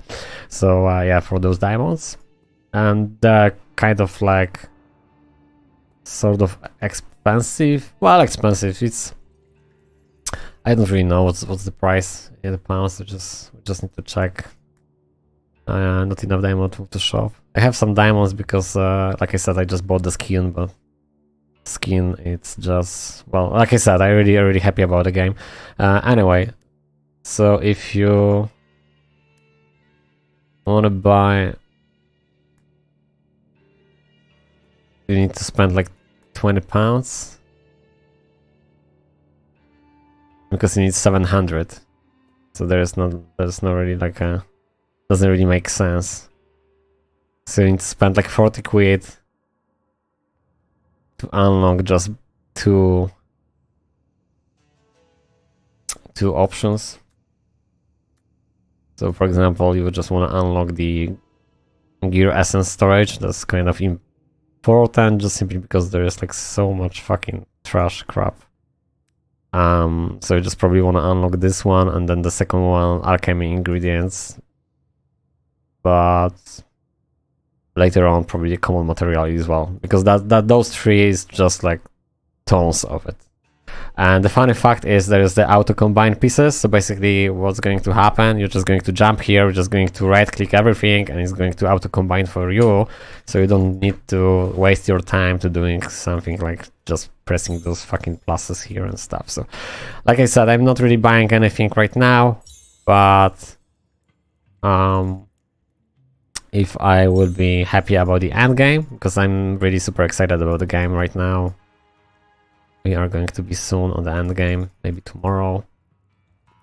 If not, well, soon enough anyway.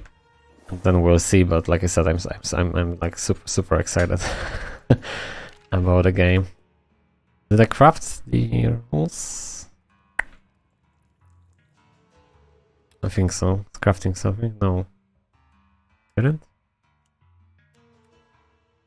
Skill links. I need to buy some two runes. I need to buy. As you choose We're just buying whatever. Like if you can put 3 red and you're just going to get the randomized effect anyway, so can be blue from it.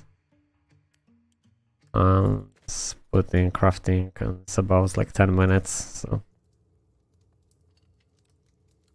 I'm not really going to jump to the town every 10 minutes, but now and then you can just go to the town, just craft another one. But if you really want to, you can go every 10 minutes. So it's 125 on our inventory, which is like... I like to run about like 105 to 110.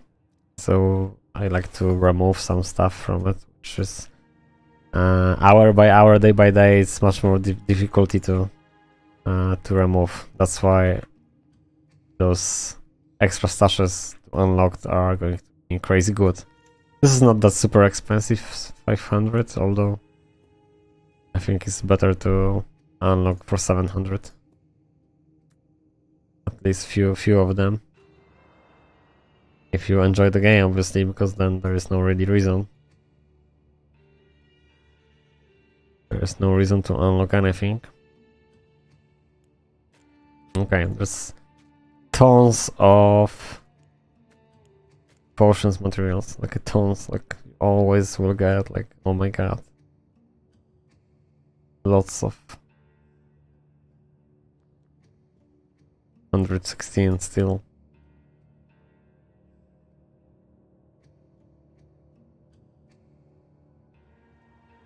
Okay, it's going to play because I don't really know what I can remove right now at this point.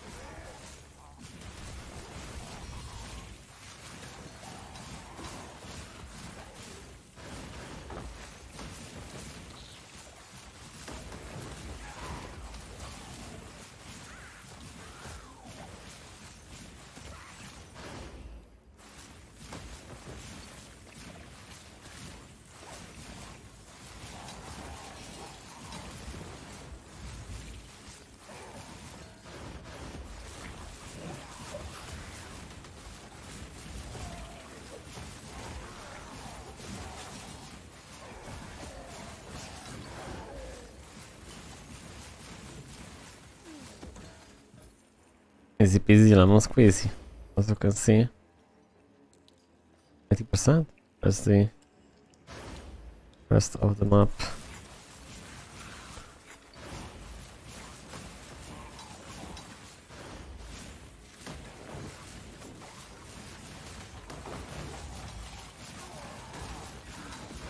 So this is still free-to-play character with casual builds. You just choose the skills, how they looks like visually, basically. I didn't really bother about they're good or they're bad, but they're fucking amazing actually. It turns out it's going to be like fucking snowball build. Well, it's snowball, isn't it?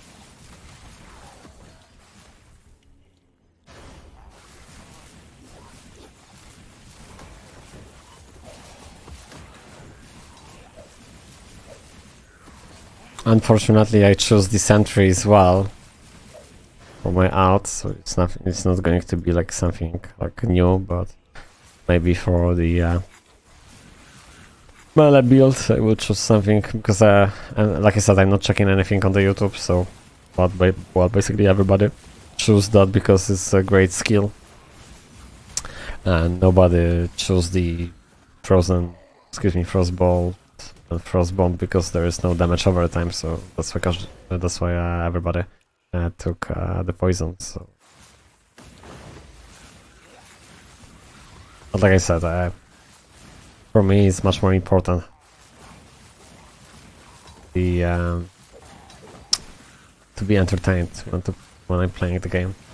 And then when I'm going to be bored, like super ultra bored with the game, I'm just going to copy pasta some builds without any hesitation. Why not? At the end of the day, I wanna test some other builds as well. But still, you can just go with the flow and just choose another skills because you just see they cool to you, they looks nice. You just try to get those two skills to at least upgrade them to at least to the rare skills, and then you will see, right?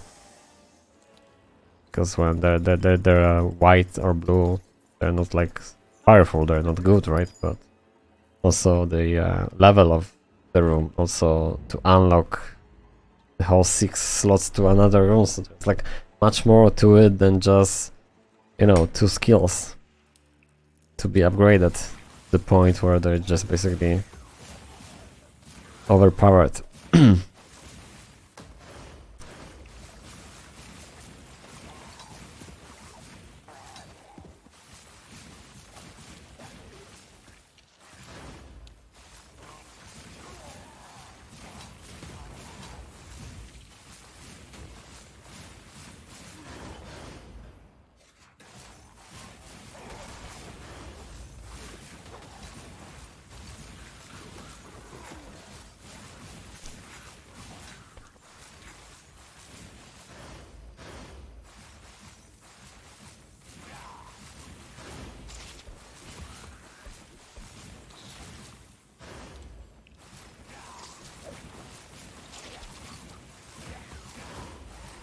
Wow. Holy. Tornado.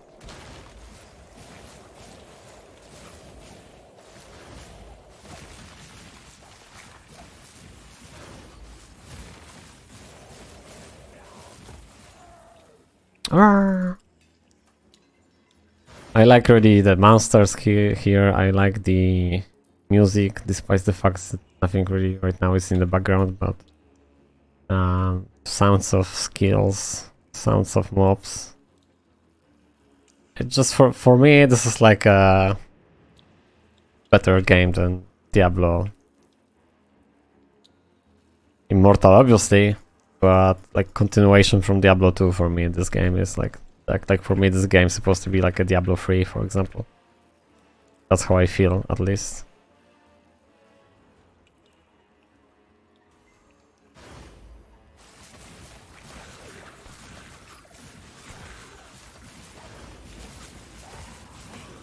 Because in Diablo 3 you have seasons without meaning, you're just doing the character in one day and then you're just finding like legendary beam items with no value to it, so you don't even bother to fucking pick them up. So what's the fucking beam all about then? Like you see the beam of the light, like, oh my god, orange item, oh, who gave a fuck?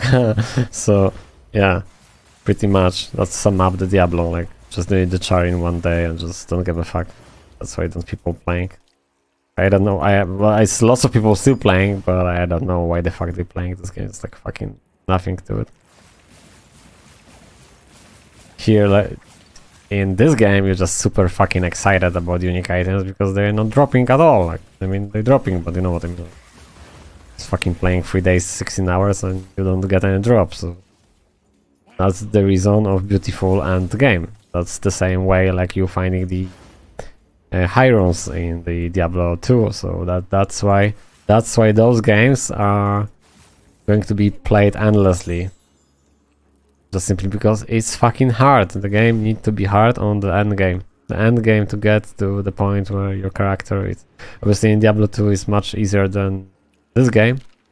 That's why this game is even better fucking hell, because if the harder the game is, the better well, the more time you need to spend, right? So the more time you need to spend in the game in order to get to the like super powerful character, then you much more hooked into the game. Because just playing a week, you're playing 2 weeks, you're playing 3 weeks, you're playing a month, and you're still like, what the fuck? I didn't even unlock like, I don't know, 10% of the content from the game, and this is basically the golden recipe for the best game. And despite the fact the Blizzard obviously have like much more money and like advertising and obviously big company, probably might be the better graphic or whatever, cosmetics, fuck knows. I don't think so it's going to be better title than this one, just simply because they already need to copy some stuff from this game. And I was saying if they will copy it, that's going to be bad. I'm just worried they are not going to copy the stuff because, you know, we are Blizzard, so we can do similar things, but we are not going to copy, like for example, the Holy Grail. So they're not going to copy that idea. For me, Diablo 4 is already like... I mean, I know what's going to happen with the Diablo 4. The Diablo 4 is going to be basically... Yeah, it's action RPG, but for me it's going to be like action RPG in the way of like World of Warcraft. So what I'm trying to say about this is going to be... basically they aiming to do like one expansion every year, and I might even consider to be like you have like a first character. For example, the max level is going to be 60, and then with the every expansion they might add like then we have like a character with level 65 who can do, you know, 70 and so on. But ultimately they just aiming to do the expansions, and then every expansion will add the extra, you know, world. So basically, like for example, the Lord of Destruction, so just adding the extra acts, so that's going to happen on the Diablo 4, and that's super great. But still, I don't know, is it going to be enough? Well, the new worlds, new items, right? So probably yes, probably might be amazing game as well. We'll see about that. Definitely I'm going to buy, definitely I'm going to play. Just a shame, because if it's going to be a great game, I don't know what should I choose then. Because Undecember is a great title. Or maybe I'm going to be bored by then, I don't know. Well, it's going to be, I mean, worth to try, right? So to buy Diablo and try. So there's a channel from the EcoHack is going to, I mean, he's doing some guides from Diablo 4, and he already shows some stuff like what they prepare, design of the shop and stuff like that. So the battle pass is going to be free for everybody on the Diablo 4, so nobody needs to cry like the game is going to be pay to win.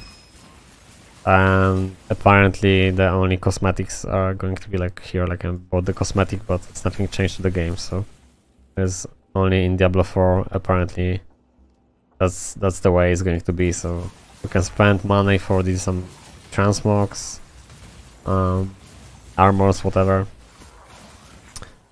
and yeah, pretty much that's it. So that's a good thing.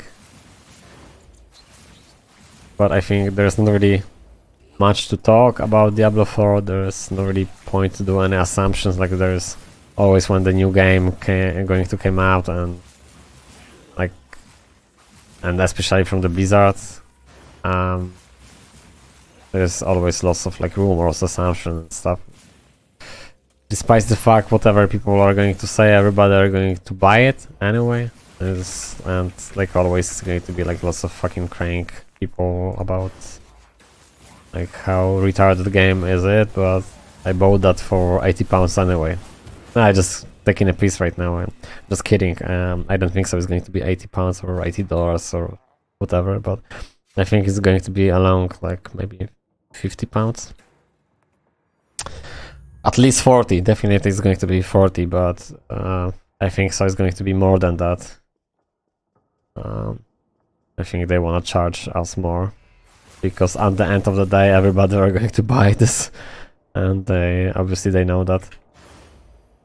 So unfortunately, I think it's going to be kind of expensive title, like those titles who nobody plays, but they're like fucking selling like Call of Duty for, I don't know, fucking 60 or 70 pounds. And nobody fucking playing those games, but I mean, some people do, but I don't want to be here. I've been here already.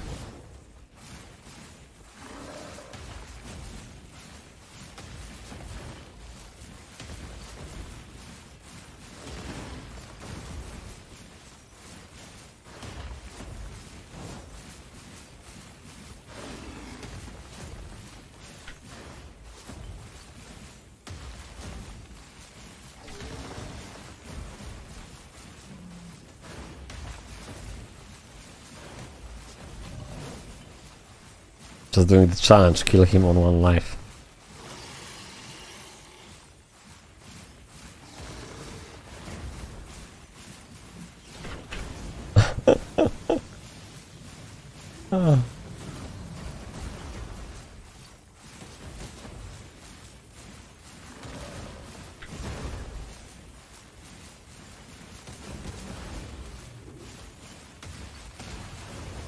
Can we?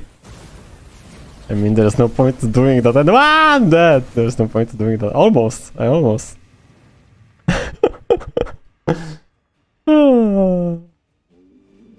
I mean, he's always going to drop something anyway, but this is me always when I'm talking, not focusing. And actually, I wanna discover the end of this map. So yeah, I almost got on 1 life.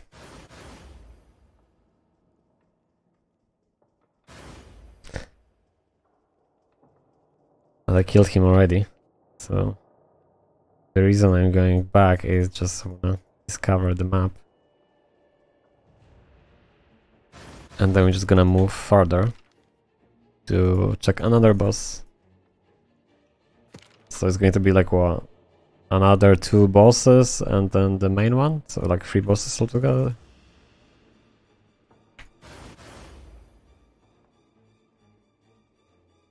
And the main one is the chaos, right? I have like a zero stats for chaos.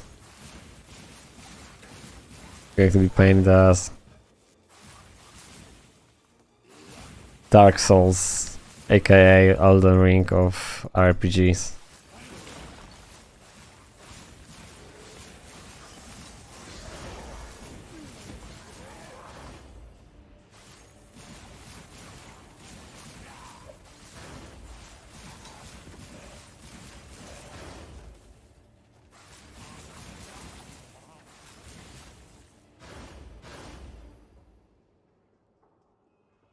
Captain, we've...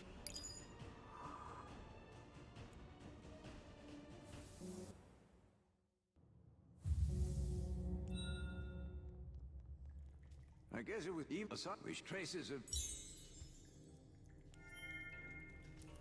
What? And once anyway?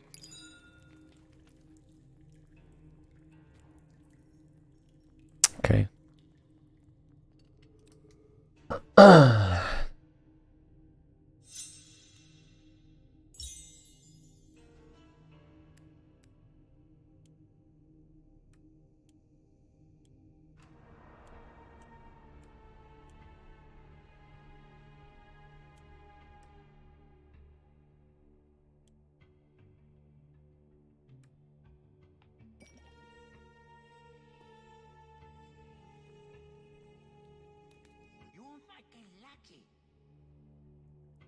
Mana armor, nothing exciting. Ooh, 70%. But action. I have like great, amazing boots. 20% almost projectile damage, gear dodge, movement speed 20, lighting curse. The 2 last one can roll to something else, but projectile damage and movement speed and dodge rate.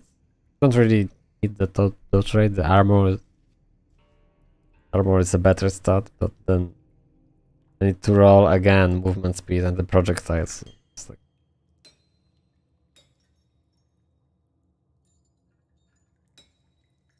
77 armor. What's the strength? 63. Not right now anyway.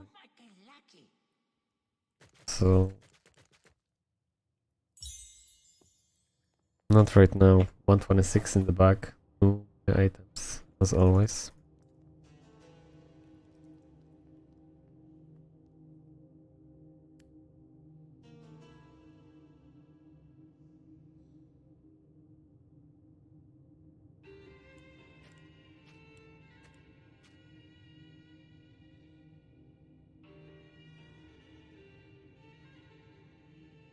Yeah, we just slowly but surely getting to the point where I don't really have enough space. As you can see, their back is 122 right now. It's going to 123, 4, 5 super soon.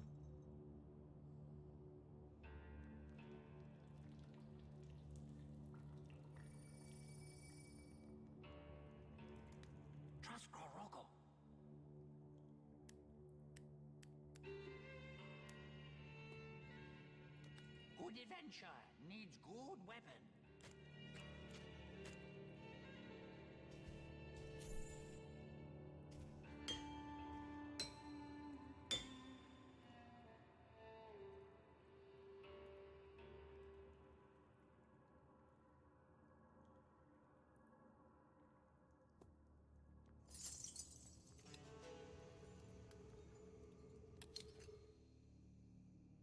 Okay, I'm just gonna craft something else. Just need to craft a little bit, but simply because I don't have much space right now.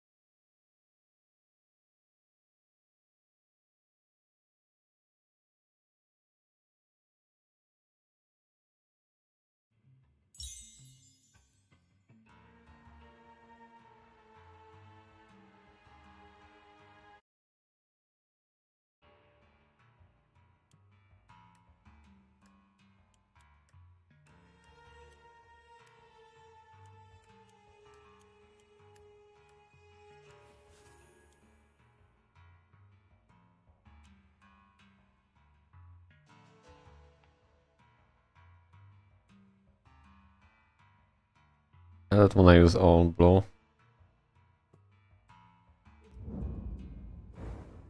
The thing is, you don't wanna craft everything.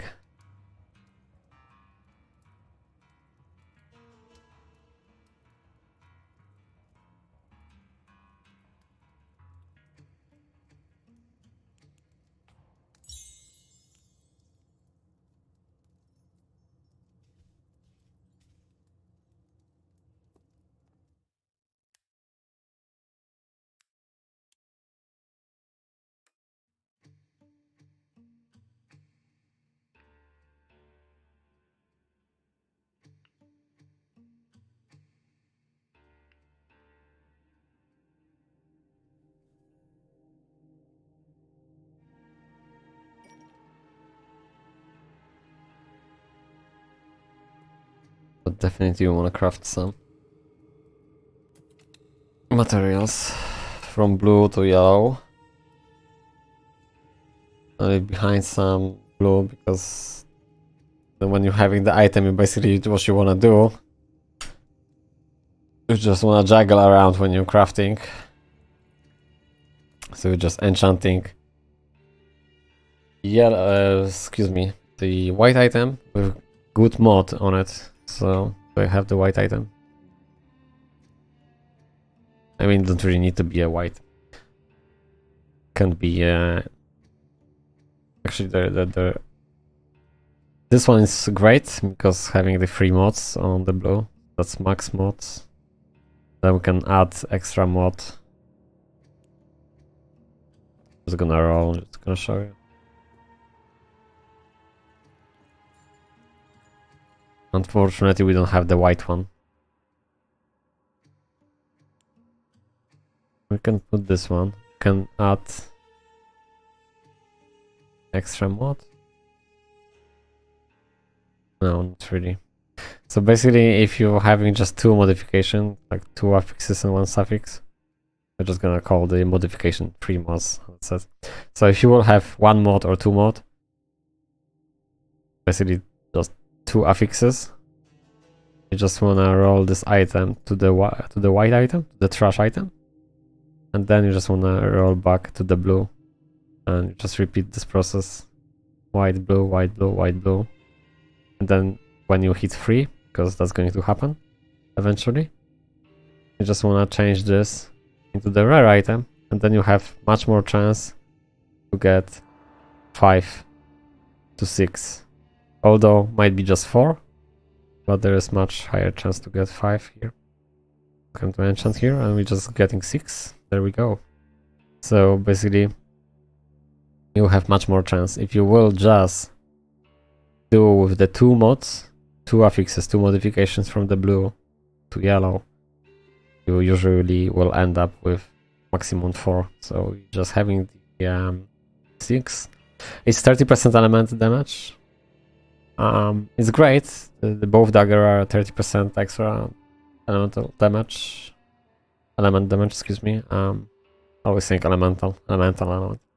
So they're great, but the damage is not super great. So for the scepter, we are rolling 250 to 330 each, right? So like 246 to 323. Data speed though is slower, so ultimately maybe the dagger are better. To check this one, roll a little bit, why not? So right now we are having the 6 modifications on this dagger. This is great.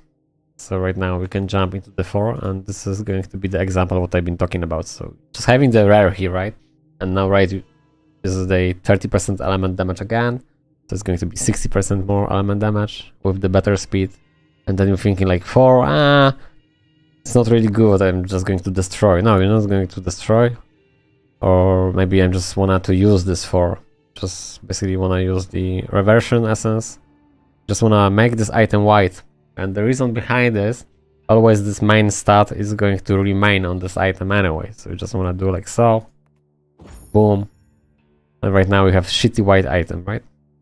And what you wanna do right now, you just wanna use the magic upgrade essence, you just wanna enchant it. And you see, on the first time we already had the 3 mods, which is great because then we can use the rare one and we have much more chance to get 5 to 6 modifications. So I'm just getting 4 right now. So what we want to do, we just want to go to the white again. Then we're just gonna go to the blue, and then right now we have 2 mods, so then you're just jumping between. I just always do this like so. So we have a little bit of this square here and this square like that, so we are able to click on both, because right now we're just going to click probably lots of times. So you don't want to juggle with this line like that, you know, left and right, because that's silly. Just want to put like so. And a little bit of different game. It's not like a long time to get 3 mods. Usually like several attempts. Maybe more than 10. Now see. And then we have 3, and then we just want to try to... I mean, not try, we're just going to use the rare upgrade essence right now. And we're still getting the 4 mods. Sometimes if you really want to stick with the weapon, what you want to do is you just want to use the random upgrade essence. So to change a normal magic rare item into a magic rare unique. So you have the opportunity to get the unique item. So actually I was rolling the wand on the beginning. I don't know, Act 3 to the rare, and I had magic and unique. So I roll 3 times and I get the unique, but I don't really want to roll this to the unique item. I mean, trying to get to the unique item just simply because I'm not sure about the daggers, but anyway, you have the opportunity from the magic and rare item to be a unique, so we're just going to press, and sometimes you will get the unique item. So we instantly get like from white weapon to rare with the 4 modifications, but like I said, the 4 are not good enough, at least 5. Usually you wanna go with the 6, and usually you wanna go with like high quality level weapon. So the high quality is this number here is 1%, so it's not a high quality. High quality, I'm not sure, but probably going to give us more everything. Other stats, maybe more attack speed, more damage, but every piece of equipment, of every piece of our armor you want to have with some high quality and specialty weapons, because that's going to amplify the damage overall. So pretty much, yeah. And right now just need to put this in the middle like so, and again is a 2, it's a 0, it's a 1. Then we're just going to reset. It's a 1. It's nothing. Always need to be free.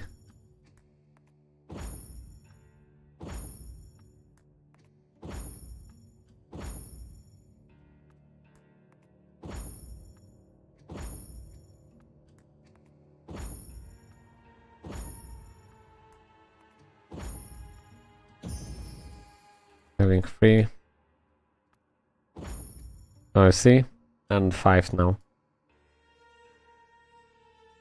So we have the sentry damage, we have the attack and spell damage. And right now what we are going to do... Actually we can still try to roll 6 here. Well, it's not that important. So what we want to get... can just take the rare birth essence and just add what we're looking for. So obviously we're looking for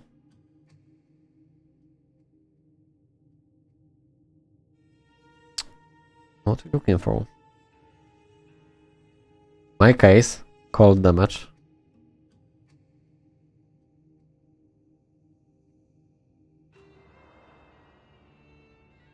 Attack and spell damage need to be somewhere.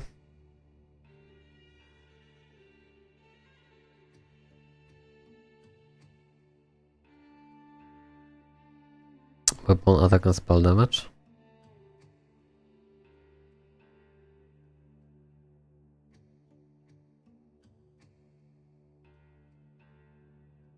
Maybe weapon speed.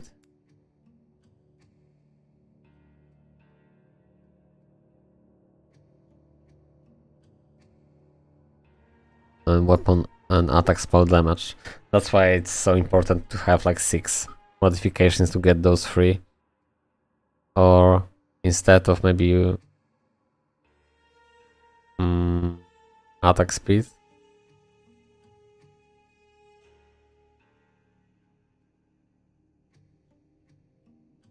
Maybe we can get the no, that's actually good. 2 prefixes and 2 suffixes we're supposed to roll. Like, I think that's what I'm looking for, like weapon attack and spell damage, weapon speed, and then weapon attack and spell damage. So that's great. Although like super powerful is going to be like extra cold damage in my case on top of that. But to get 4 rolls, it's just like need to have like lots of materials. Like even to get 3 it's going to be like super hard. Yeah, it's going to be like super hard to get 3.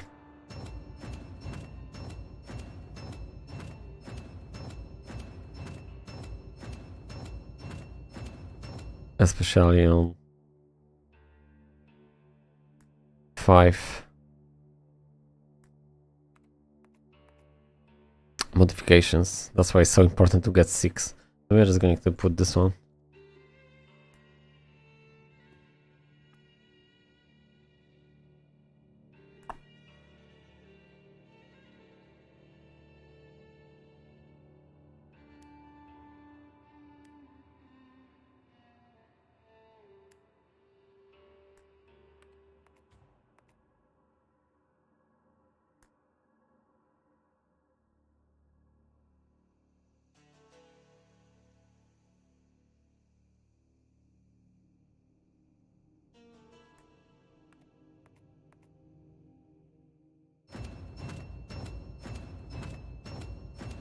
I'll just press right now to find just 2 of those 3. So we are having attack and spell damage.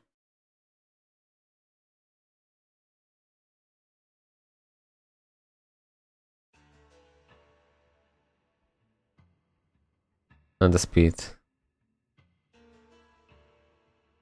We can add extra 2. Usually it's crap. Cold damage, oh, that's not crap. And intelligence.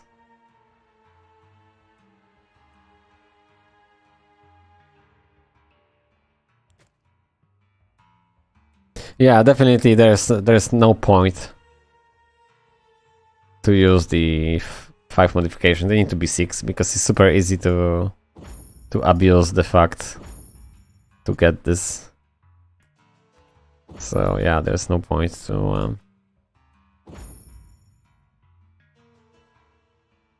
to try to roll 5 if you know how to do the 6. Anyway, I'm just going to put this back because that's going to be like never-ending story. I mean, you're probably going to spend like an hour here. So 1 is good enough. It's just basically testing right now because daggers are definitely great, but like a unique daggers, those daggers just like, I don't know, like I see the attack and spell damage 140 to 190, although the speed is faster, and on top of that 30% elemental damage might be much more than what I'm using currently, but I'm much more convinced about the flat damage. Like 240 to 300. 240 the flat damage, is it right? And here is 100, so 140. I have 140. Excuse me, 100 more on top of that to the flat damage, so I will test this, we'll see. In the meantime, just wanna go and play something.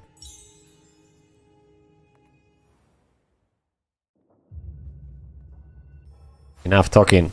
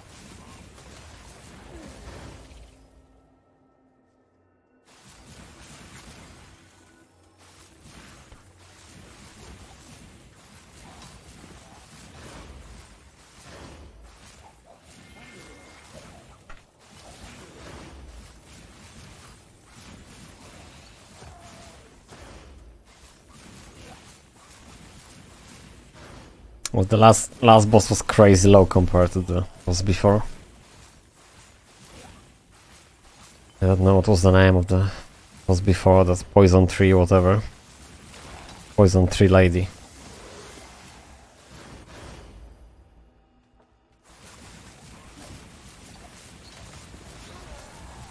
I wasn't hardcore, but was kind of difficult, sort of. A little bit.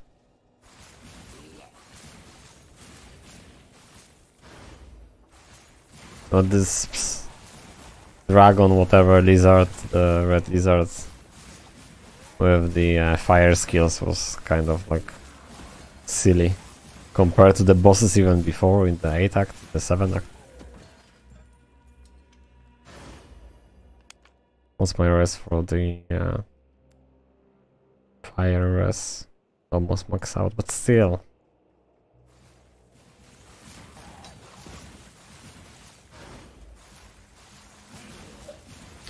Like super slow, I was able just to teleport behind and he wasn't like really doing much. And I just realized like the movement speed elixir is much better than the dodge elixir, the 21 movement speed extra. Obviously there are some people who have some like super great shoes with like a 40% unique shoes in crazy speed, so that's great. But can't really moaning about my shoes is to the projectile damage. Gear dodge, projectile damage and movement speed. The 20 movement speed is not bad, but obviously hoping to get some unique, good unique. Because not every 40 movement speed shoes are going to be good for my build. I need either extra projectile or what do I'm looking forward to? The spell damage, obviously.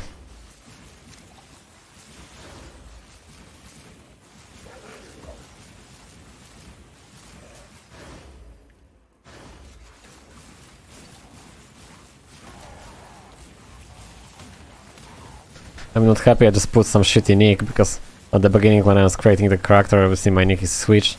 So I was doing like some several Polish lady names. Just, I don't know, just for fun, and after 17 untapped, I couldn't create the character, so I just typed koniec, basically, which means the end. So, and just should use my nickname. And which I done it on the alt character. It's a switchback. And then obviously guess what, if you wanna change the nick you need to spend 1000 crystals. Yeah. Which is fucking a lot, to be honest, but if I will play this game next year, I will change. I will switch back to my nickname.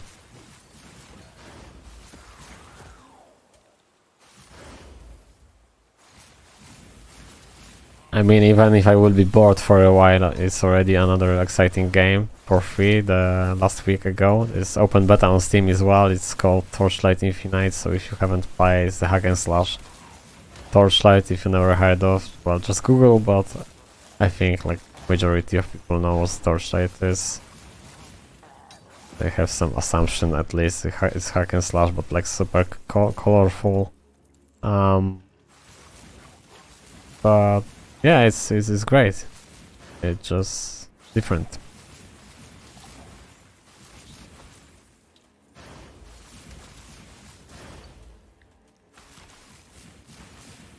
I think that if somebody playing hack and slash, so the people playing the majority of hack and slashes, so definitely worth to install both of them. Just take a look which one is suits you most and just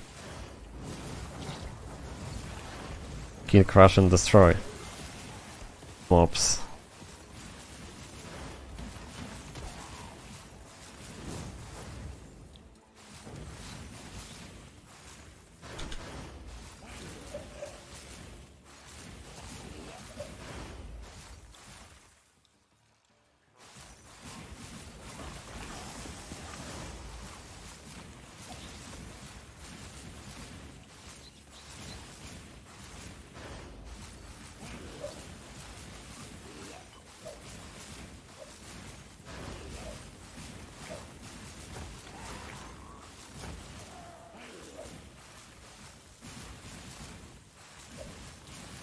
I see already we lacking a little bit of DPS.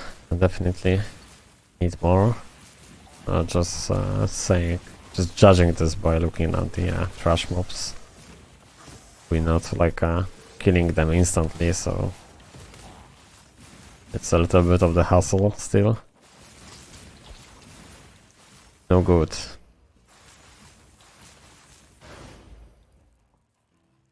Oh, that's the end of the map. I thought we can run farther, see, like... Anyway.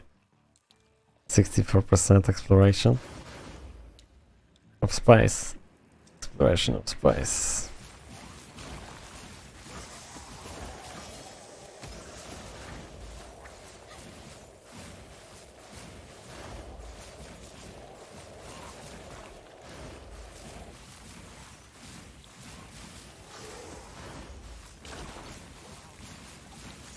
So the next level, another stats to the strength right now.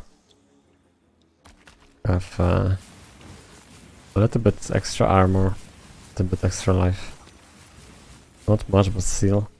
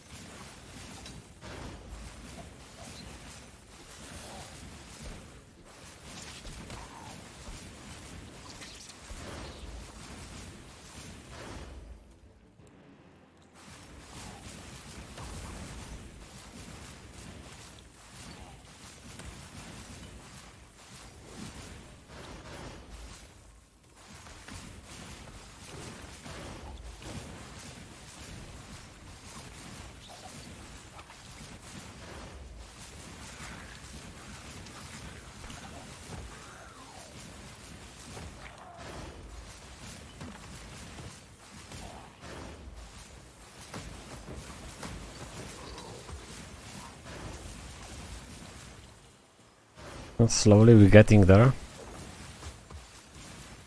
Probably before the main fight, end of this act.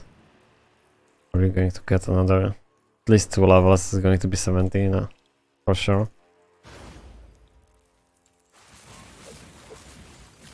Maybe more than that.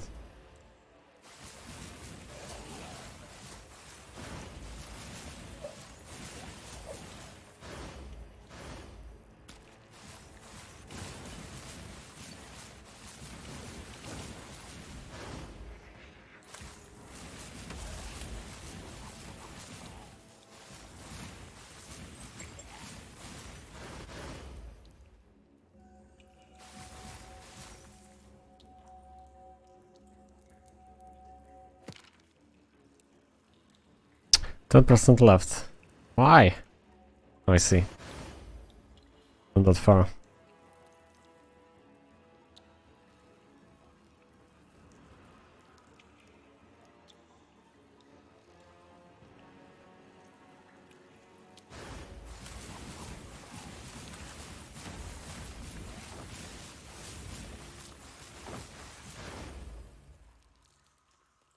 No, not enough.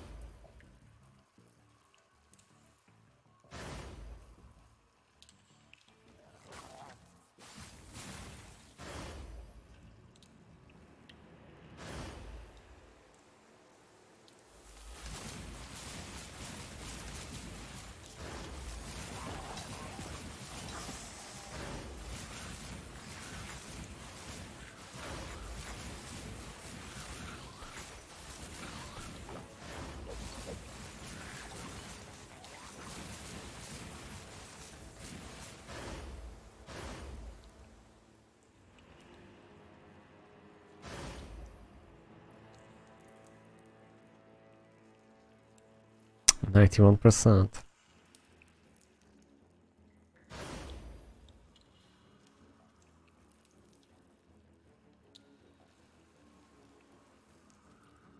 Oh, there we go.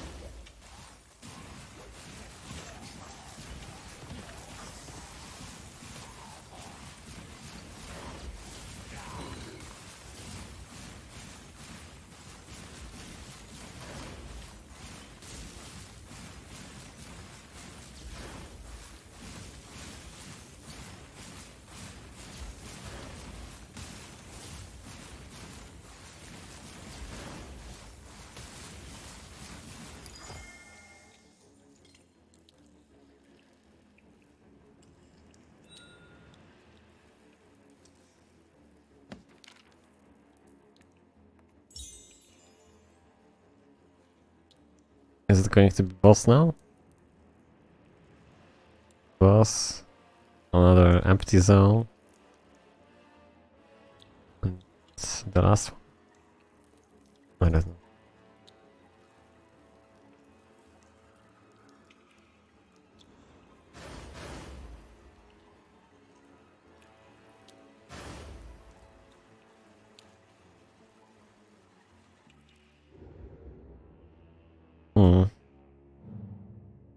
Yeah, definitely 2 more points before the main fight, even like 4 levels. Not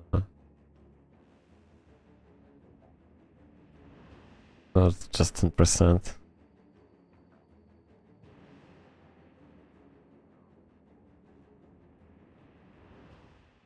Just 10%.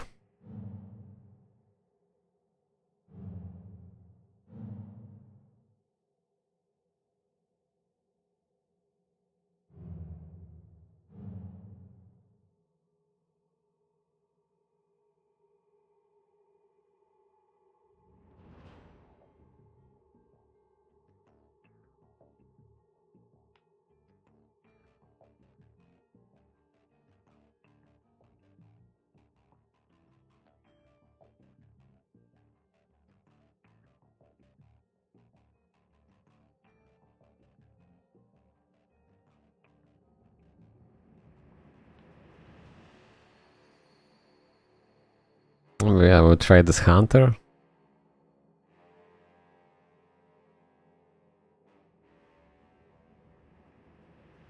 I don't know.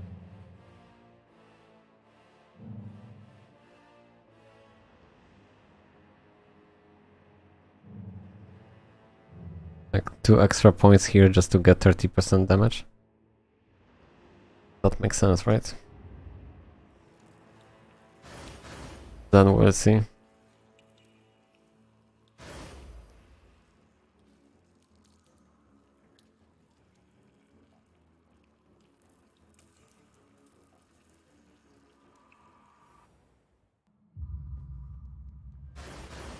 I can't this if you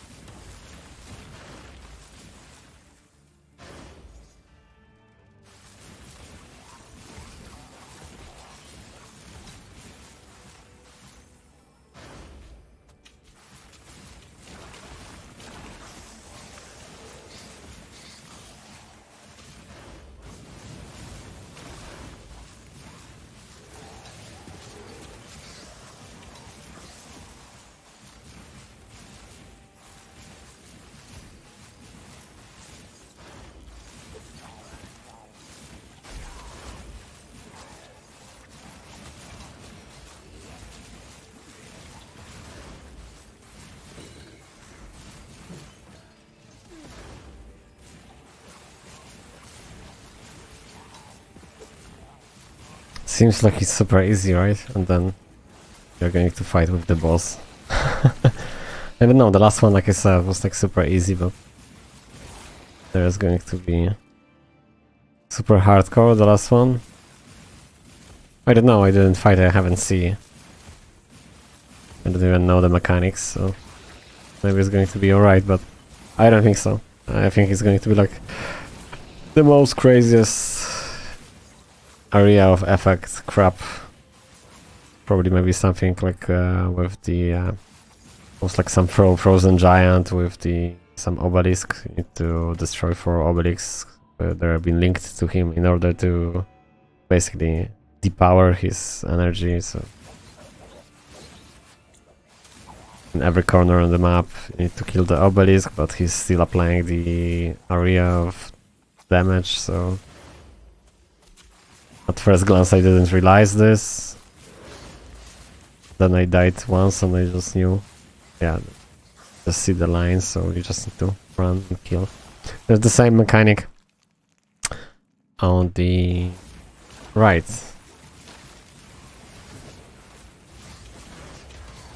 On the second right, isn't it?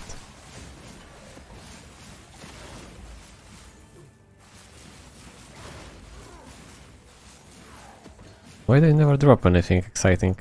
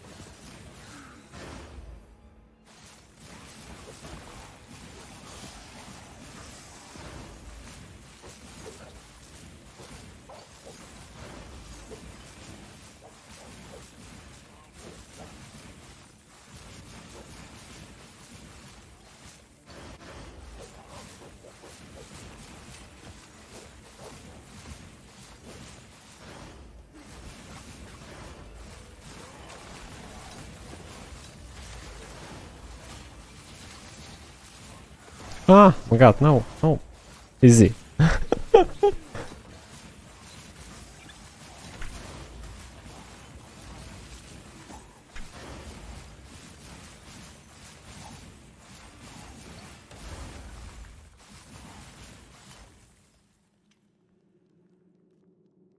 I light monster and drop white trash. Link rune essence.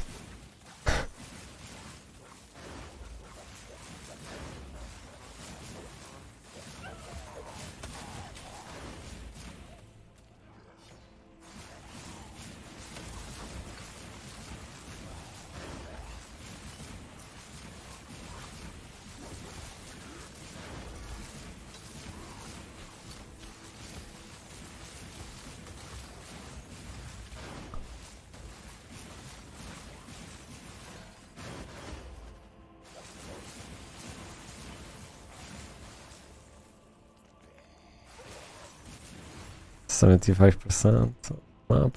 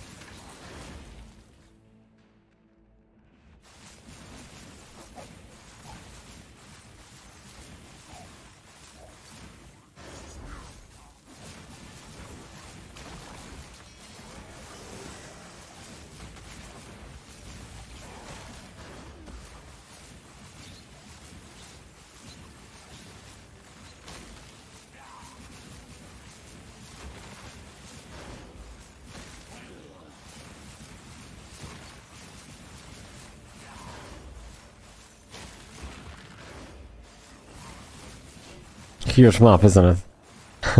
That's good, because like I said, we need to get that level 70. Well, not like ASAP and not like today, but ultimately, yeah, I think tomorrow.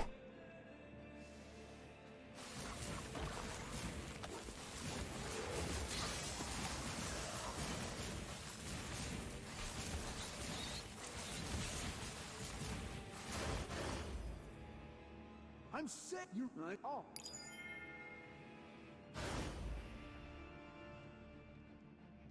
Okay, it's a 100. 3 more location to go. Probably the next one is the boss, and then the empty one with just monsters and the boss. But looks like it's just a passage, but I don't know. We'll see.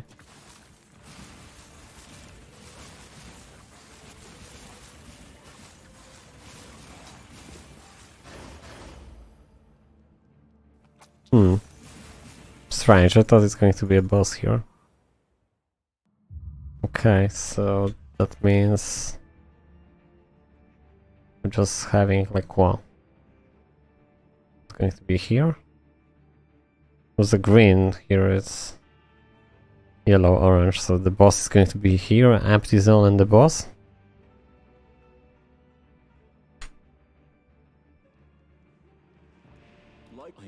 No, nothing happening actually.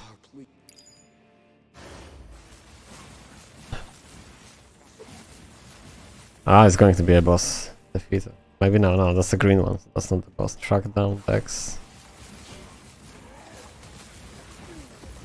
Side quest. Side quest is going to be some rare mob.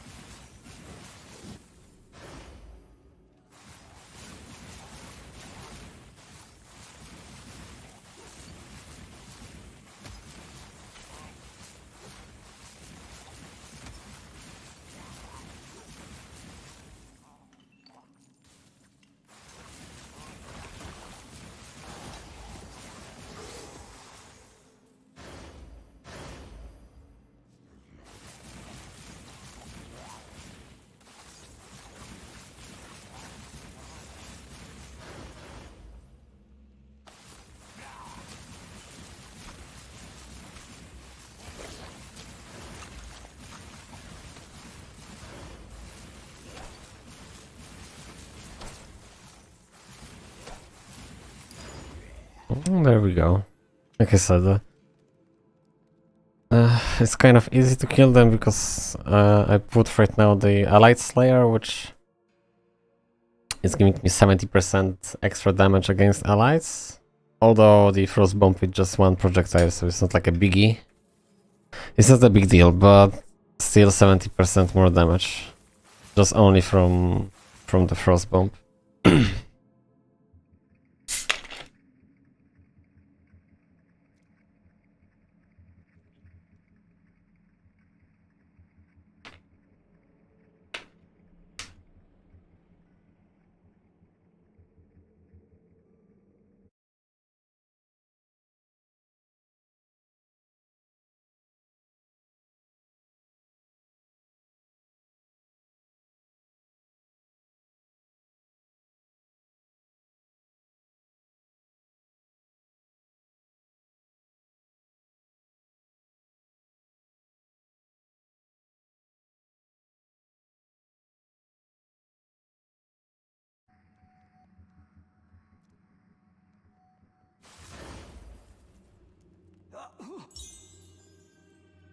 Those sounds.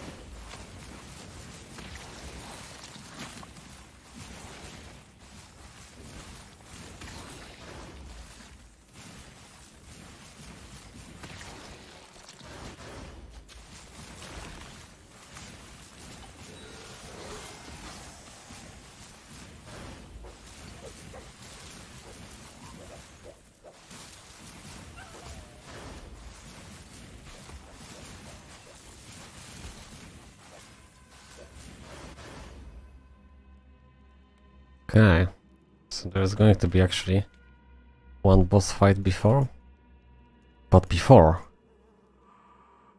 it's going to be Sacred Heaven. Well, they should change the name to Sacred Hell. I think so. Everything is like sort of red colors, isn't it? Like kind of like on the end of the Elden Ring tree. Like on the beginning you're going out and you see like, how nice is it? And then you just change your mind when you get there. Blood Moon. The ladies running around with some blades.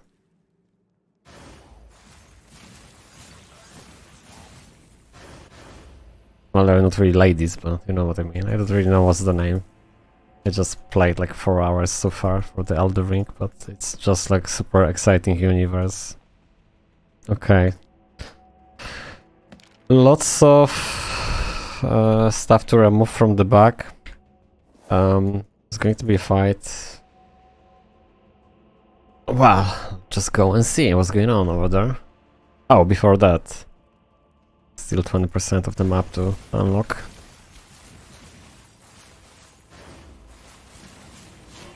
I reckon this fight is going to be like crazy, and the next one is going to be like fucking super crazy.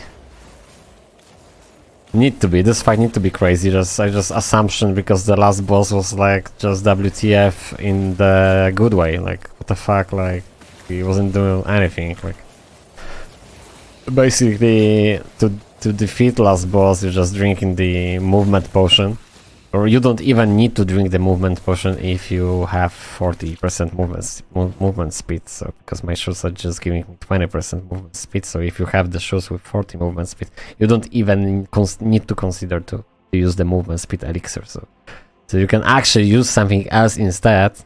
And that was the first fight or the second fight. I'm using damage elixir, which I should use before. So maybe that's why. I don't know, those fights was kind of a little bit difficult because at the end of the day 42% more damage is like crazy high amount, right? I don't know. I knew about this potion, but I didn't really use. I don't know why. Obviously, getting them from the stash, so we can choose whatever we like from. Anyway, 20%.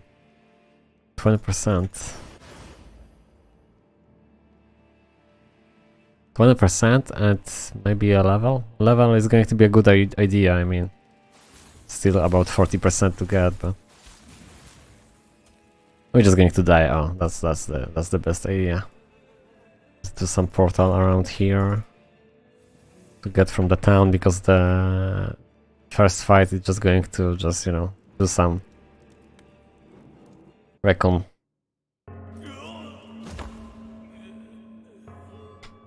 Ghost recon. Why are you making that face? I thought you would be happy to see me. Yeah, Dex. I know he's going to be fast and he's going to be powerful, and we are going to I was only being die. faithful to the memory Arpg gave me. At least my actions were truly based on the memories of the actual princes. Is there anything more important than memory when you're trying to steal someone's fate? I think it's a much better standard compared to appearances, which can change. Don't you agree?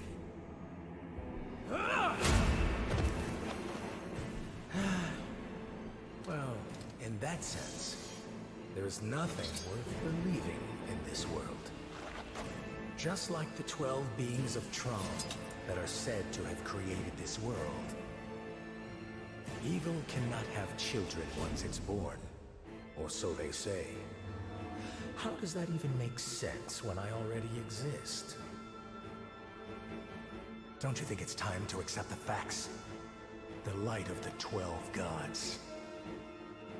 Just because I was born from its dark side, I was split into two. Just like the princes who were split because of the conflicts within the Triad Kingdom that seemed peaceful on the outside. You will also realize it one day, Zodiac Walker. That the light you had believed in this horrendous world, was in fact the void all along.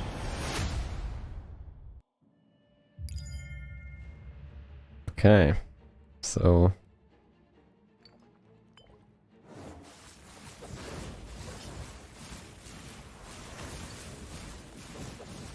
chaos. So we dead.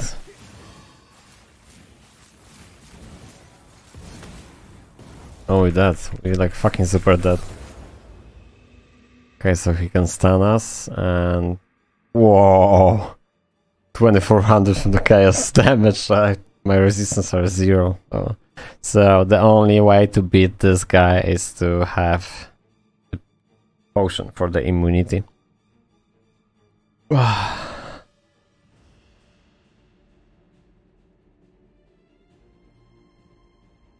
Stun fuck all, basically.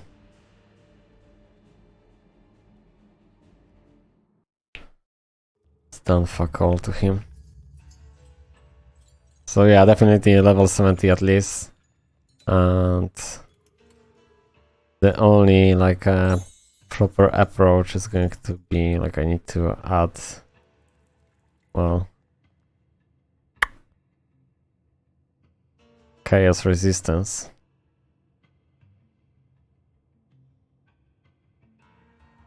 Well, I just need to reroll those poison, this poison gear, but it's not going to be enough because I think the chaos just rolling at 10 stats or 12, not really 20 anymore, so 10 stat 8 each, so it's like nothing. I know there is a potion which will give us the 20, so that's something at least. So definitely we need to use that potion.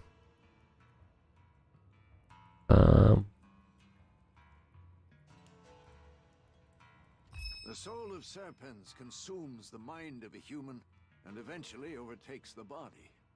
When Prince Lovia sealed a key within his body, he suffered great pain due to the voice. Chaos Rest 21.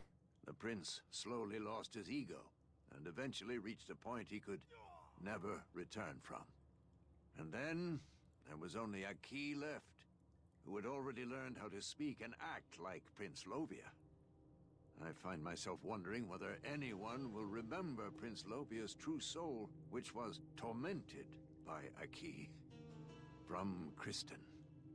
Actually, I can reroll the rings. Rings.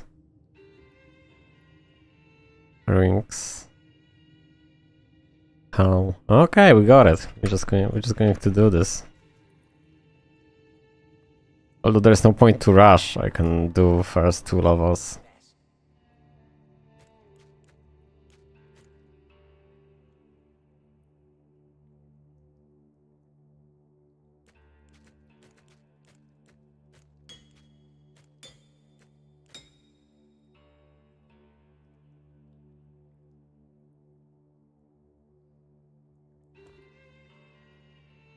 Okay, just going to do some crazy stuff.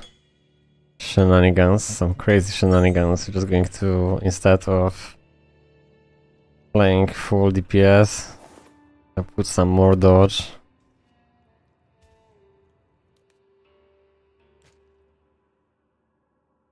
I just need to roll 3.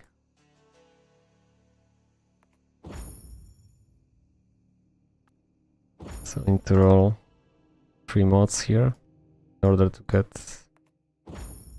later on 5 to 6.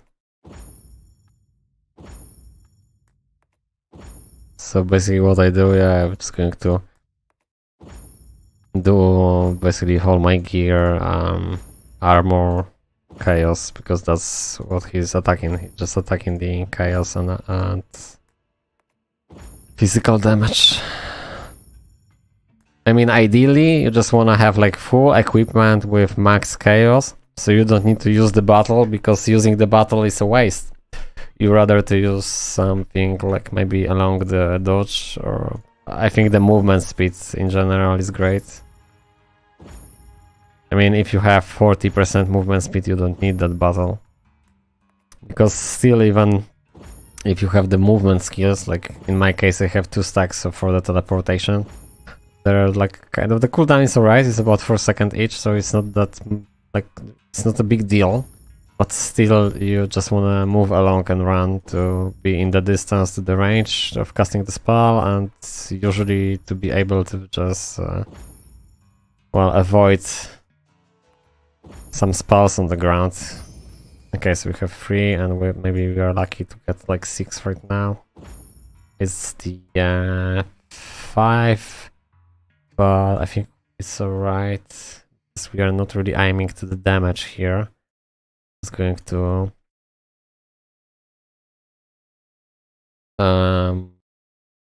get the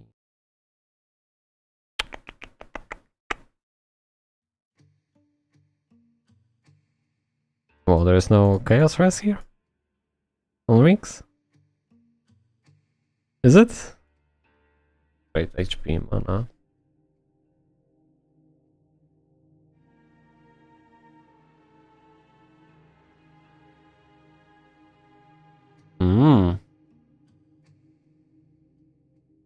That's no good, isn't it?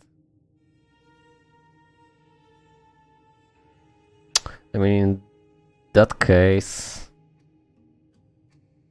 HP.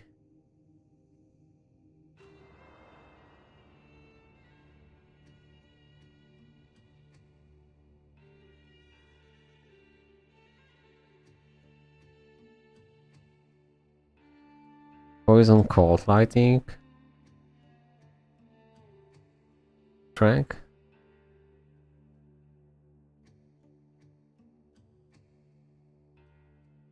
And stat. Which is strength as well. That's relevant. Wait, HP, attack speed, cast speed.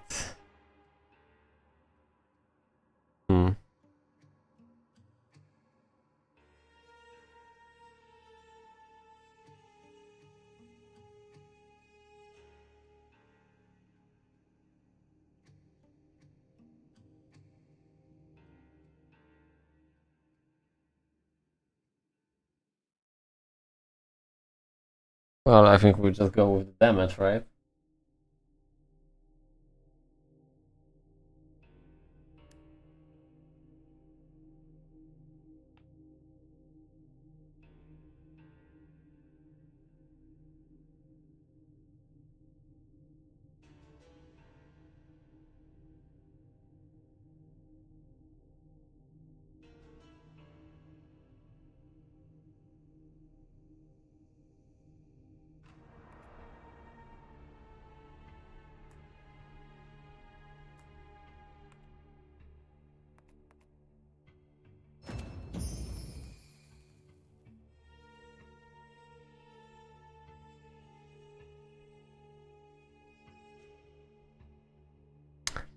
Yeah, strength HP, but I don't know.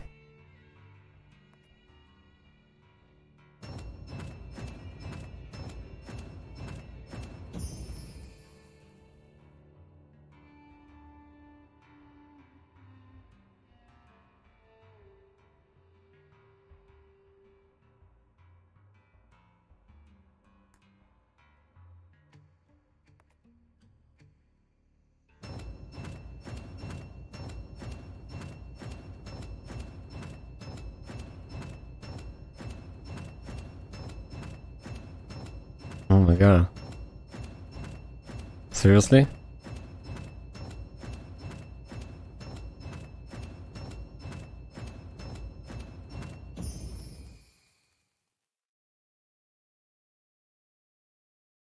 That wasn't really worth it, I think. Just lost like 25 rolls for nothing. 5 strength and 60 HP.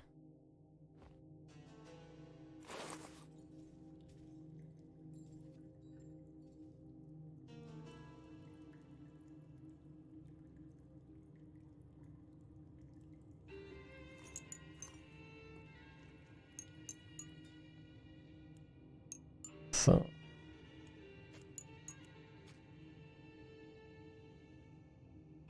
HP strength and element damage. Okay. 37% dodge rate. 37 dodge rate. Okay. So we don't really care about the movement speed right now, unfortunately, but so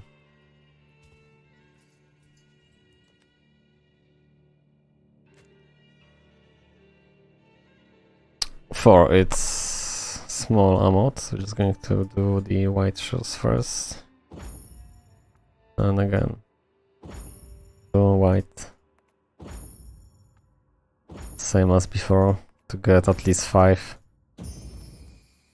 It's a 3 and it's 5, okay. So what we're looking for right now is chaos. Is it supposed to be? Need to be. Chaos res. Pretty much that's it. With the armor. Armor and life. That's how it's supposed to be.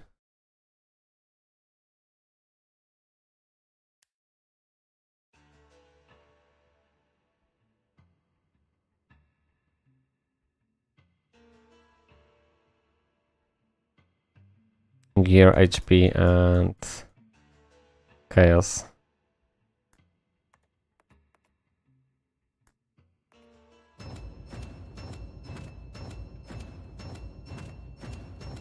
Oh my god, oh my god. Gear dodge and chaos res. Movement speed 16. Oh. Quite good. That's what I said, like a chaos res are like really low, like 14. So this maximum actually, right? Is it? Yeah. Okay, so they're great. They're amazing. Downside is I just don't have the mats to roll.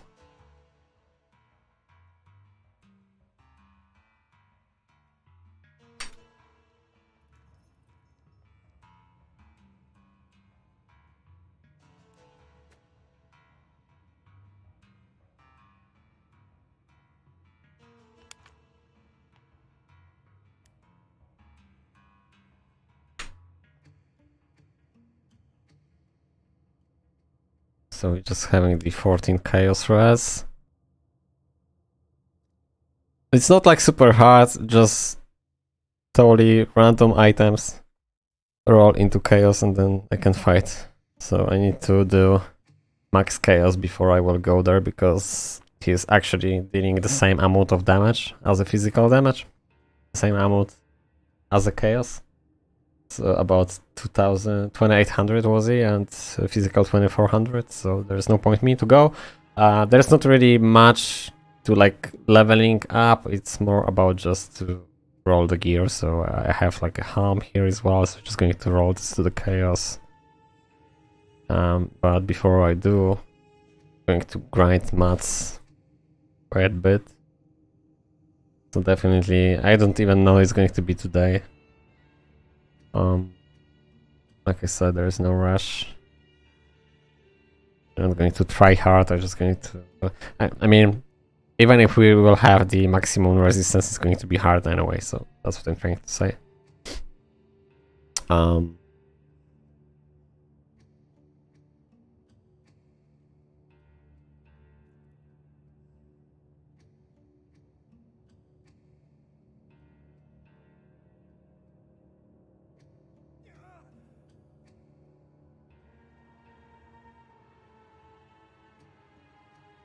I'll be right back.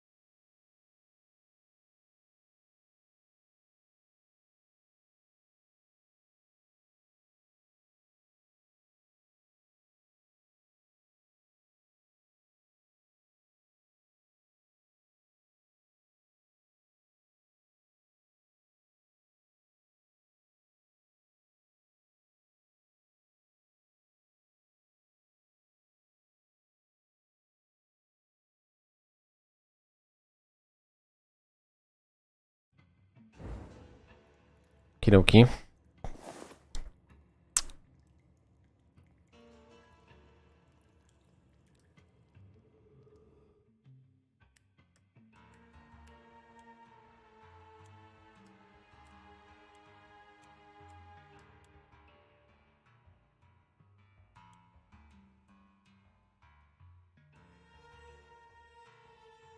I can just craft one. Oh my god.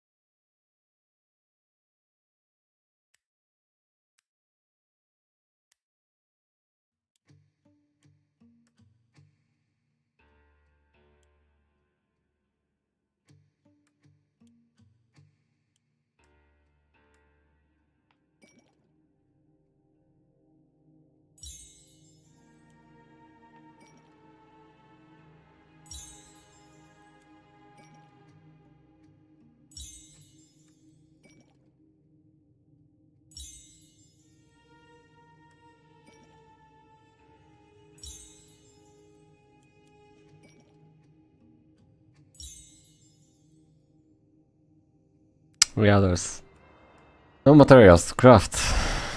Nothing I can do right now.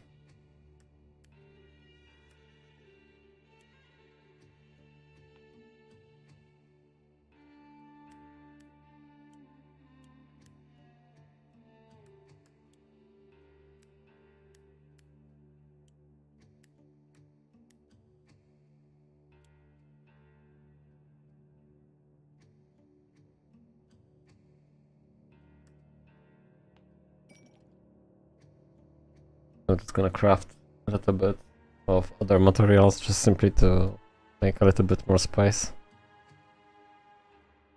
My inventory.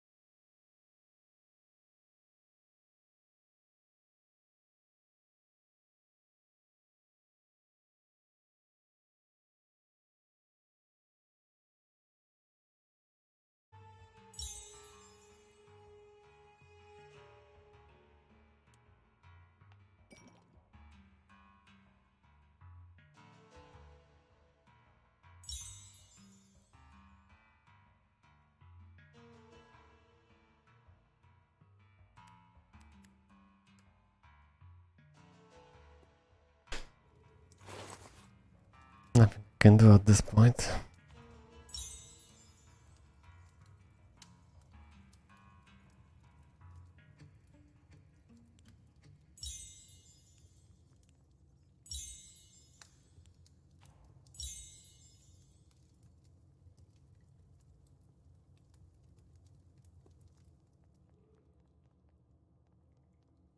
Croco will do best.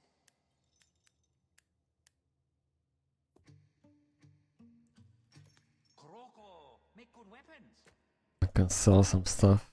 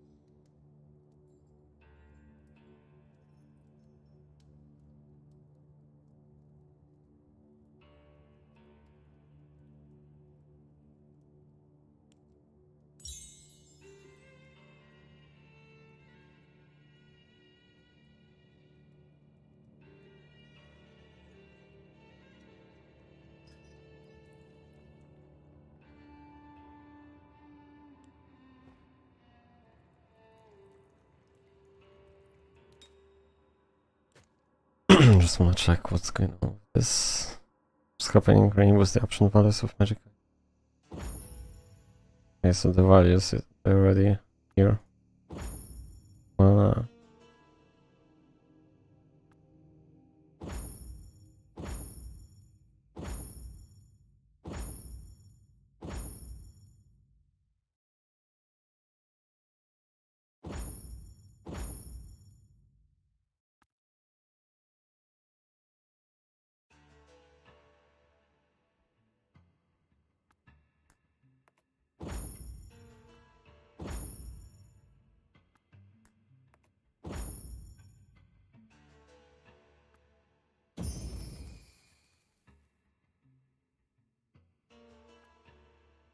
Okay, max option, so 3 is max anyway.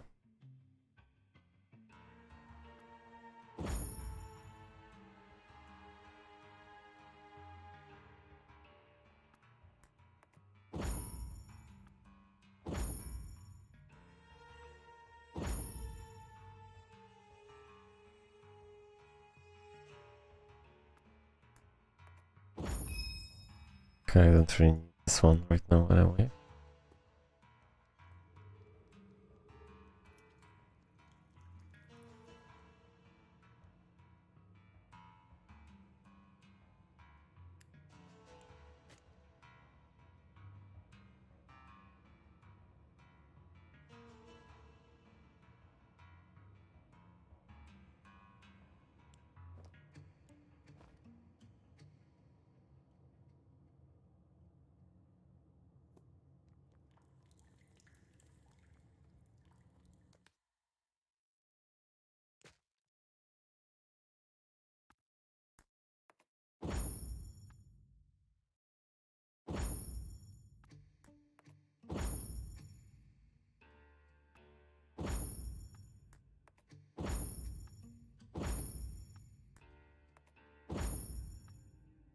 Those shoulders and the helm to get 5 or 6.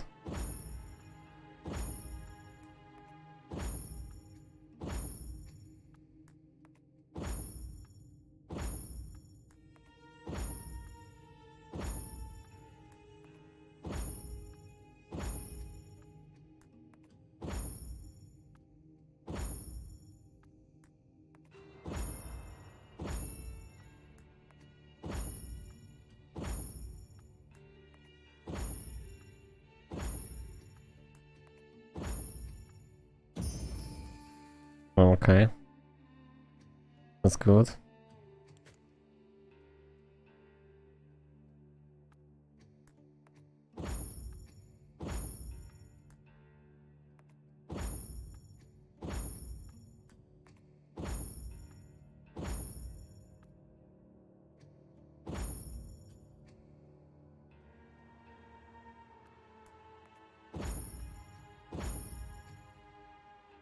Okay, so we have 3. Try. Can try 6.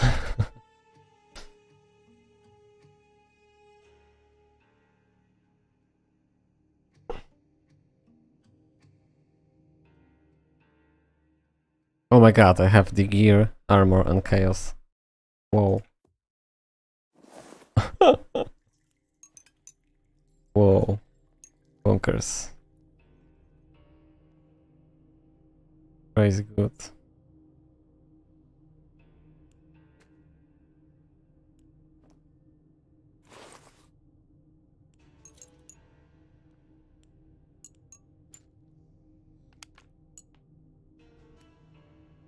$26 chaos, and then we just need to get on the hell a bit.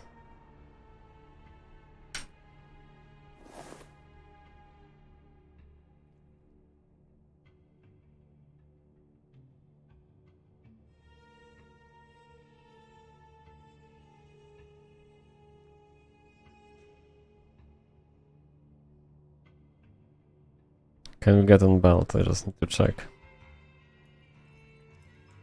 Wanna waste this belt, just wanna check.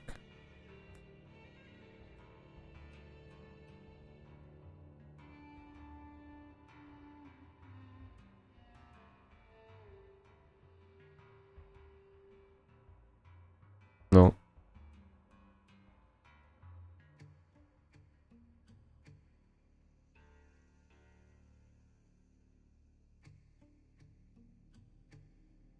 Fire, poison, cold, light, but not chaos.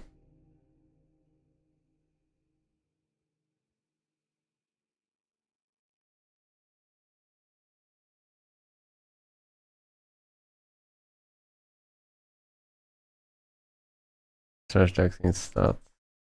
Okay.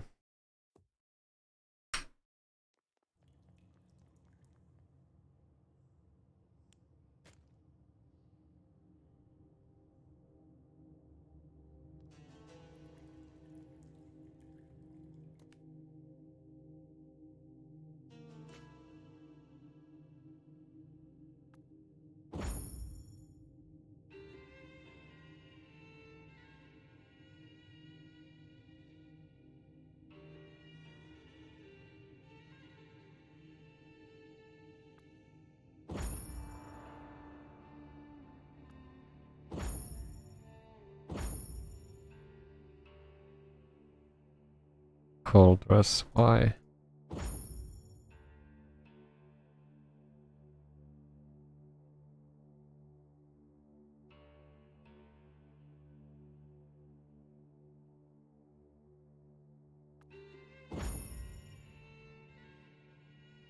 Gear, poison, cold. 6 HP, this is good. And 5 elemental.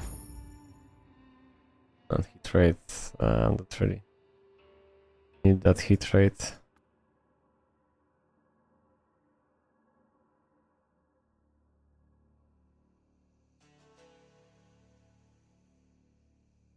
This is great, but it's not chaos. But I have more to the gear, armor.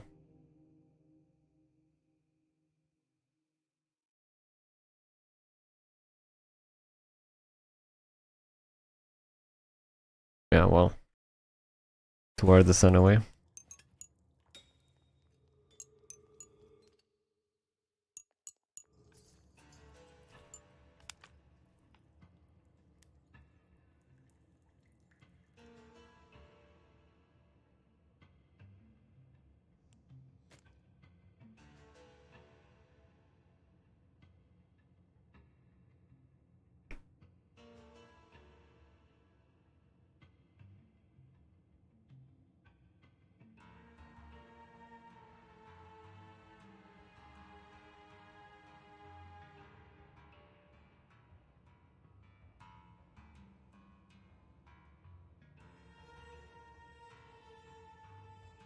Cold dress, poison.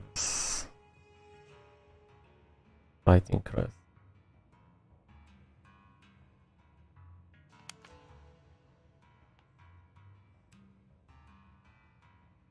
I just realized the chaos reses are not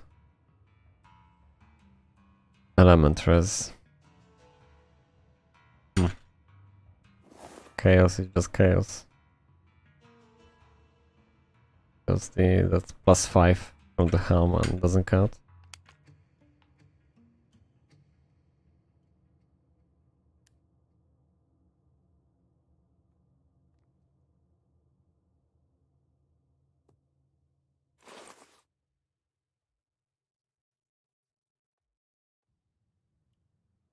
Can you get the chaos res on the amulet? Probably not.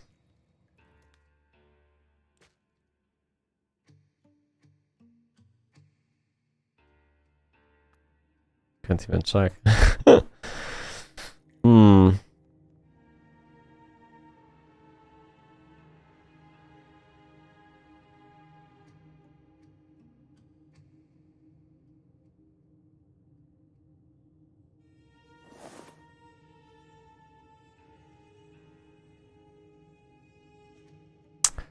I have a good armor, but that's not enough. Can use the potion, but still. We're not close.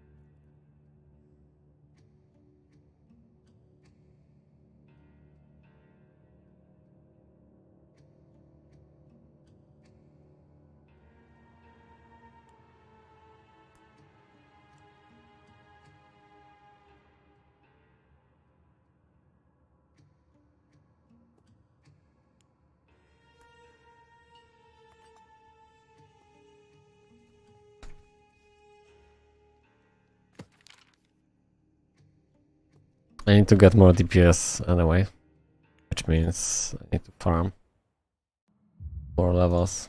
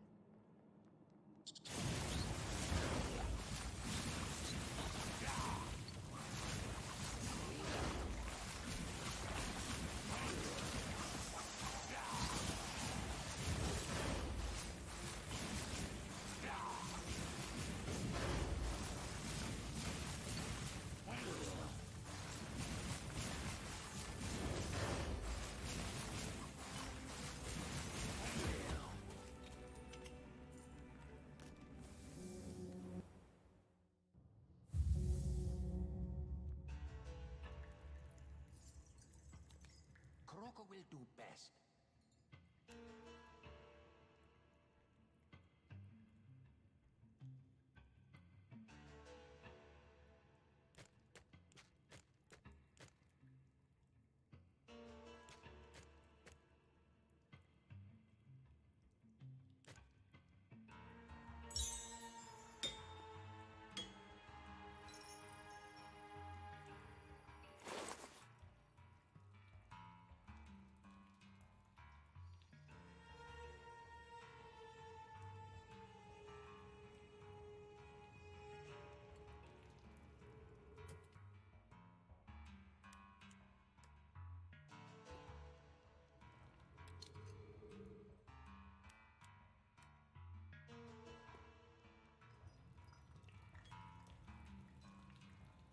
Hoping to grow stronger?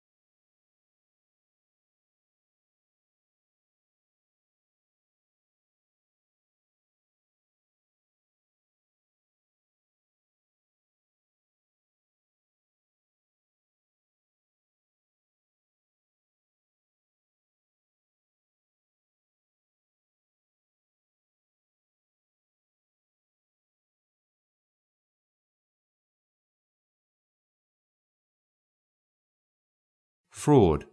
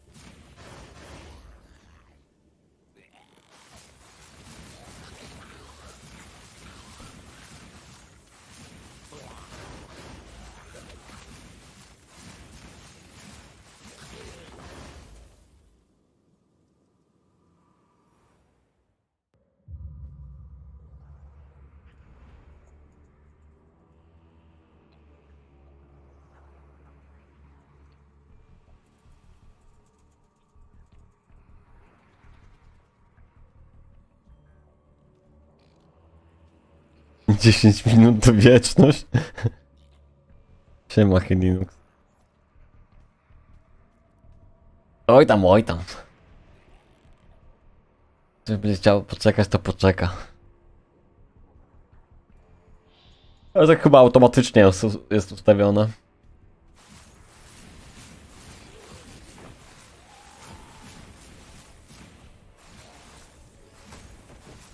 Ja dzisiaj coś tu namodziłem, bo odpaliłem sobie stream i na Twitchu, i na YouTubie, i tam jest automatycznie chyba ustawione. Ale ty z YouTube'a piszesz, nie? Też mam jakoś czat tak dziwnie, bo ani nie mam czata z YouTube'a, ani nie mam czata z Twitcha, tylko mam jakiś taki z tego restreamu.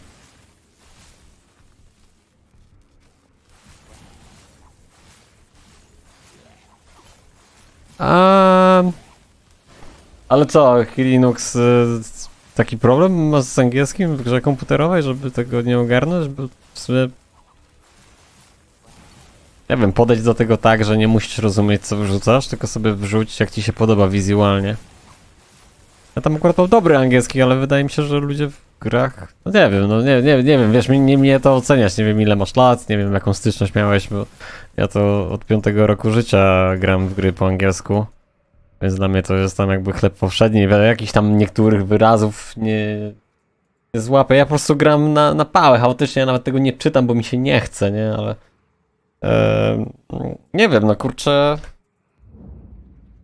Ja bym do tego podszedł tak, jakby to było nawet po koreańsku i nie przetłumaczone, to po prostu sobie wstaw tak jak masz ochotę i tak prawidłowe gry są zbudowane, dlatego to jest dobra gra, ogólnie to jest dobra gra.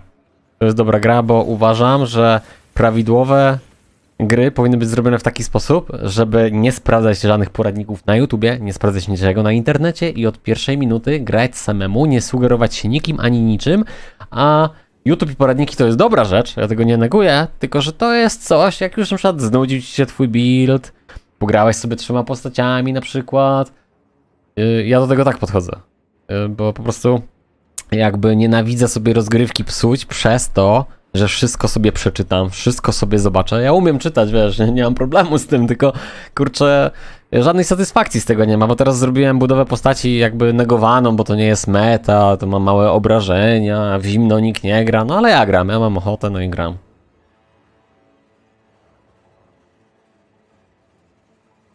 No jest restream właśnie połączony na restreamie. Połączony jest. Jest i na Twitchu, teraz leci i na YouTubie. Tak sobie tam sprawdzam, jak to działa. Nic nie tnie. Gra jest dobrze zrobiona, tak, w ogóle nic nie tnie. Na serwerze to w ogóle gram na amerykańskim, bo jak zakładałem grę, to nie zwróciłem uwagi, było ustawione docelowo na amerykański, nie wiem dlaczego. Ale nic mi to nie przeszkadza, bo nie mam żadnych lagów, nie mam żadnej ściny.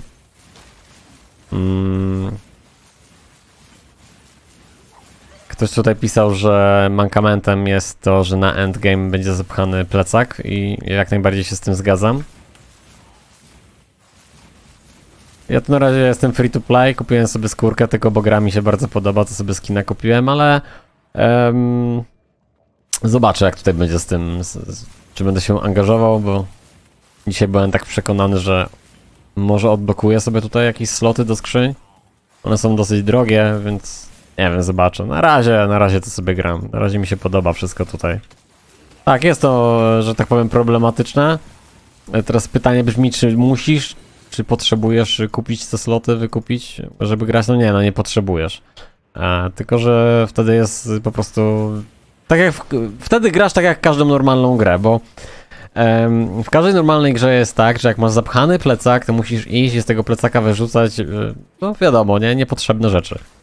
Niepotrzebne rzeczy, czyli jak niepotrzebne jakieś materiały rzemieślnicze, niepotrzebne, tutaj jest dosyć dużo różnych rzeczy takich naprawdę niepotrzebnych, no i trzeba to po prostu wyrzucić i segregować. A udogodnieniem tych odblokowanych slotów jest to, że raz, że możesz sobie mieć dodatkowe miejsca na materiały rzemieślnicze, a dwa, one same ci się transmutują w całość, czyli jak sobie wejdziemy w inwentarz, dokładnie to składają, bo to nie jest transmutacja, tylko łączenie tych elementów, które mają plus na sobie. To akurat teraz nie mam tylu, że tak powiem, składników, ale ja nie muszę tutaj wciskać teraz w plus, jak będę miał 10 części, żeby zmieniło mi w jedną kolejną część, następną, tylko prawym przyciskiem myszy wrzucasz sobie do tamtej skrzyni i ona ma autotransmutację tych materiałów rzemieślniczych, tudzież jakichś innych rzeczy, tudzież też matsów pod miksturki, więc to jest po prostu udogodnienie i to jest zajebiste udogodnienie, dlatego jest płatne po prostu. To są takie no bardzo, bardzo fajne na wypasie udogodnienia. No wiadomo, szkoda, że tego nie ma, no ale ja uważam ogólnie, że gra jest tak wyśmienicie zrobiona, że jak ktoś się zaangażuje w ten produkt i będzie grał i się wkręci, to ja tu nie widzę żadnych przeciwwskazań, że ja mówię, osoba zadowolona, a nie, że na siłę, bo kurczę, bo kolega gra i kupił, to ja też kupię, ale ja nie chcę w to grać, czy coś tam, nie? W tym stylu. W sensie, sam musisz wiedzieć, czy ci się to podoba. Jak ci się to nie podoba, to przecież nie będziesz wydawał pieniędzy. Nie uważam, żeby to było coś złego. Dużo bardziej jestem za tą grą niż za Diablo Immortal, jeżeli chodzi o kwestię wydawania pieniędzy. W Diablo Immortal no live'iłem 2 miesiące prawie po 16 godzin, 2 miesiące teraz nie grałem, 2 miesiące temu skończyłem grać i 2 miesiące nie grałem w żadną grę. Undecember miesiąc temu wyszedł i jestem trochę zawiedziony, że nie zacząłem miesiąc temu grać, bo tutaj bardzo... No tu jest endgame. Tutaj nie ma tak, że tu zrobisz zaraz level, tutaj nie ma tak, że tu ubierzesz zaraz postać. Ja też się wychowałem na Diablo 2. W sumie uważam, że to jest najlepszy hack and slash i... Diablo 3 to w ogóle nie jest Diablo, Diablo Immortal to jest po prostu jakaś mobilna gierka, żeby sobie powciskać, wiesz, na telefon, sobie usiąść na pół godziny. Tak naprawdę grałem dużo w Diablo Immortal tylko dlatego, bo nie było niczego innego i tą grę bym polecał. Tą grę bym polecał właśnie ludziom, żeby sobie kurczę ściągnęli i zaczęli grać, bo to jest mega. To jest mega. No to jak się wychowałeś na Diablo 2, no to przecież tam kurczę, czy jak w polską wersję grałeś? Ja kurczę grałem w angielską pierw. Pamiętam. Ale później CD Projekta oryginalną też kupiłem polską. W sumie grałem angielską i polską. Ale... Kurczę, ja nie wiem jak to było, bo ja pamiętam, że swojego czasu i grałem i dużo w polską i dużo w angielską generalnie. Aha, bo chyba w kafejce internetowej były tylko wersje angielskie, a ja sobie chyba w domu kupiłem wersję polską, tylko że ja w domu nie miałem internetu, bo mój tata bardzo zaborczy zawsze był. On się wychował, rocznik 45, lampa naftowa i te sprawy i mówi, że on mu nie jest potrzebny do niczego, więc u nas w domu nie było nigdy internetu. Ja taki amisz trochę, więc musiałem się wymykać do kafejki internetowej i się płaciło 20 zł za nockę i była 12-godzinna radość. Tak? Dobrze mówię? Nie, panie, panowie, 14-godzinna radość była. Nie, dobrze mówię, 12 godzin, od 22 do 10, tak. I o 5 rano się wychodziło z tej kafejki, bo tak na takich pawilonach była ta kafejka. I o 5, od 6 otwierali piekarnię, ale od 5 była dostawa i tam można było sobie na zaplecze podejść do chłopaków. I oni tam te chleby ciepłe, że tak powiem, za pół darmo, bo tam jakby tak na lewo, nie? Wiesz o co chodzi, ten co dostawę robił, to sobie wziął do kieszeni. Także taki świeży chleb w niedzielę rano jak się zjadło, to sam po prostu bez niczego. Chleb. A pamiętam za dzieciaka to na nocki się chodziło, to zupka chińska, Sprite i nic tam i żadnych jakichś tam, nie wiem, dopalaczy czy czegoś. Broń Boże, człowiek po prostu miał taką satysfakcję, że mógł sobie w Diablo pograć, czy w ogóle w jakąkolwiek grę komputerową. Teraz to jest tak rozleniwiony człowiek, że wybiera jakieś takie tytuły tylko żeby pograć. Znaczy w sumie jakby nie przeszkadza mi to, z wiekiem wiadomo też się zmieniają gusta i tak dalej, no ale kurczę, jak sobie pomyślę, że ja tam kiedyś miałem, nie wiem, z 3000 godzin w Dotę rozegraną, a ja teraz nawet na tą Dotę to patrzeć nie mogę, nie chciałbym w to grać. No to też jest trudna gra, dosyć tam trzeba klikać i ciągle last hitować i tak dalej. W sumie po prostu może z wiekiem bardziej gry takie, no, żeby się zrelaksować, już tam nie męczyć się. Dobrze, zaraz poziom będzie.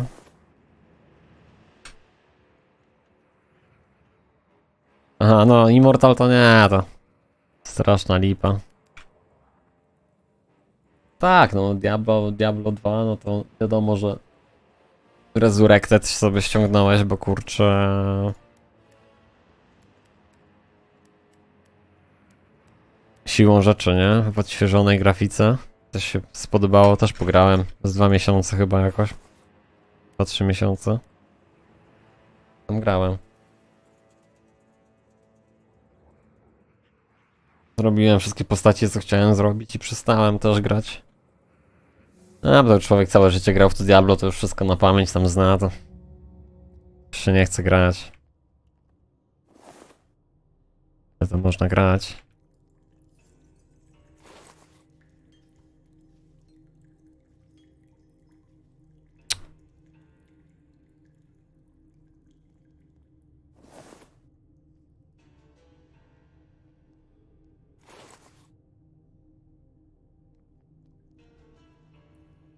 Trust Koroko.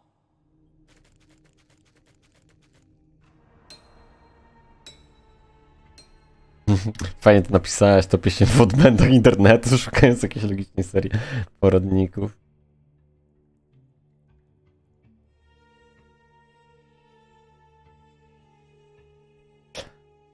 Czyli co, mówisz, że ci się spodobało, tak? Gierka ze znajomym wczoraj pobraliście i mówisz, że poszło, czyli w sensie chodzi ci o to, że jesteś zadowolony.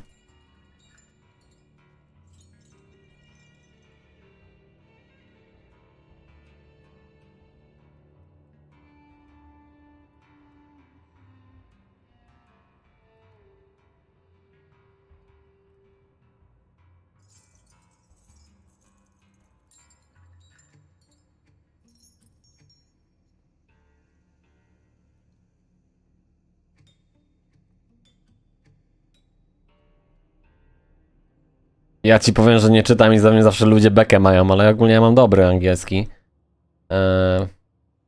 Znajomi mówią, że mam biegły, ja tam nie mówię, że mam biegły, bo biegły to nie jest biegły, bo biegły to przez każdy wyraz ten, ale tam ogólnie nie wiem jak to powiedzieć, no nie chcę się chwalić, jak czytam ze zrozumieniem, to tam no wszystko rozumiem, a jak czegoś nie wiem, to ja mam na boku w monitorze, już mam tak od dzieciaka, także mam słownik, wiesz, jak jakiegoś wyrazu nie wiem, to kopiuj wkleję i od razu wrzucam. Więc zaraz sobie sprawdzam. Wiadomo, że to się też nie utrwala, tak, te wyrazy. I to jest śmieszna, to jest kpina, bo ja w Anglii mieszkam od 2006, a angielskiego prawie w ogóle nie używam, nie? Wiesz, to jest zwała, nie? Tylko, że od dzieciaka, kurczę, filmy zawsze oglądałem i... No i gry karciane, Magic the Gathering był po angielsku, wszystkie gry na Amigę były po angielsku, wszystkie gry na Commodore były po angielsku, więc wszystko, co chciałem... Nawet jeden wyraz zobaczyć, to trzeba było, no tak przyzwyczajony byłem, że słownik brałem angielsko-polski i męczyłem. Tam internetu w domu nie miałem, to zawsze książka jakaś i zawsze sprawdzałem, ale to wszystko właśnie się od gier wywodzi, więc tak w szoku jestem, że...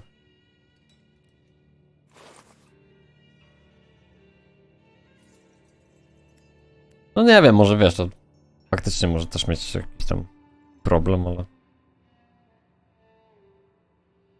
Większość przedmiotów masz... Tak, no w sumie przedmioty tak jak z Diablo, runy to się trzeba trochę tutaj wczytać. Ale... Nie wiem, jeszcze też wszystkiego 100% nie rozumiem, 99% załóżmy tam jakiegoś wyrazu, coś tam, ale to sobie...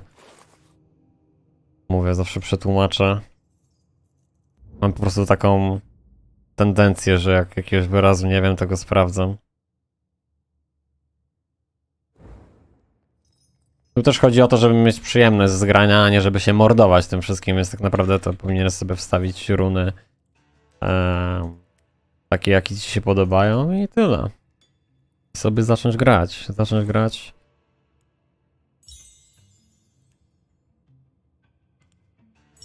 Tak jak ja cytuję gościa, taki jest koleś EcoHack i on właśnie profesjonalne poradniki robi z Diablo 4 teraz. I on właśnie dzisiaj też u niego na kanale na chwilę byłem i właśnie mówił, że dobrze zrobiona gra to będzie taka gra, w której ty nie będziesz musiał szukać żadnego poradniku, nie będziesz musiał używać jakiegoś filtra, lootu, przedmiotów. To będzie gra, w której ty się będziesz sam z dnia na dzień uczył, grając z nią po prostu. No i ja się z nim zgadzam.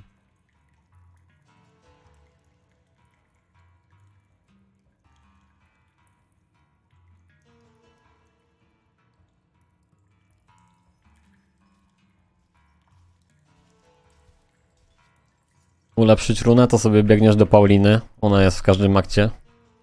Paulina. Dziewczyna ma Mystic tutaj.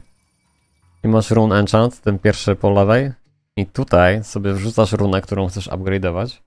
Ja nie będę chciał upgrade'ować, ale jak sobie wrzucisz białą, to sobie przeskrolujesz na prawą stronę i masz Skill Rune Magic Upgrade Essence. I ta esencja zamieni ci na magiczny, a żółta esencja na rare, a pomarańczowa, czy jakiś to taki jest kolor wiśniowy chyba, na legendarną, więc będziesz miał zupgrade'owana. A później wiadomo, niebieskie do niebieskiego, zielone do zielonego. Ja ci mówię, jakbyś miał to po koreańsku nawet, to sobie po prostu wrzucaj niebieskie do niebieskiego, zielone do zielonego i zobacz jak to funkcjonuje. Naprawdę. Ja tutaj mam wszystko zrobione po swojemu.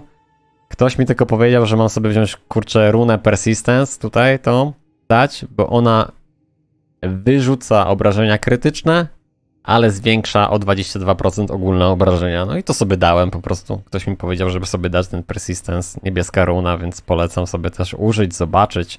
To nie jest must have, nie musisz tego. Możesz zrobić budowę czysto w krytyczne obrażenia i to wtedy kompletnie się nie przyda. U mnie działa, sprawdza się, zostawiłem. Mam budowę w zimno, więc sobie dałem też kolejne runy do zimna, do obrażeń zimna. No ale to, mówię, to jest moja budowa postaci. To jest po prostu taka for fun. Ja jestem wielkim fanem kuli zimna z Diablo 2 i u mnie, jak ja biorę jakąkolwiek grę, to musi być czarodziejka w zimno pierwsza. Nieważne, że ona nie działa, nieważne, że tak mam nie grać. Musi być czarodziejka w zimno zrobiona pierwsza postać. Jak będzie Diablo 4 w przyszłym roku, to też pierwsze co. No tylko, że tam wiadomo, że tam będzie czarodziejka w zamieć, w Blizzard będzie, więc będziemy zamiatali czarodziejką.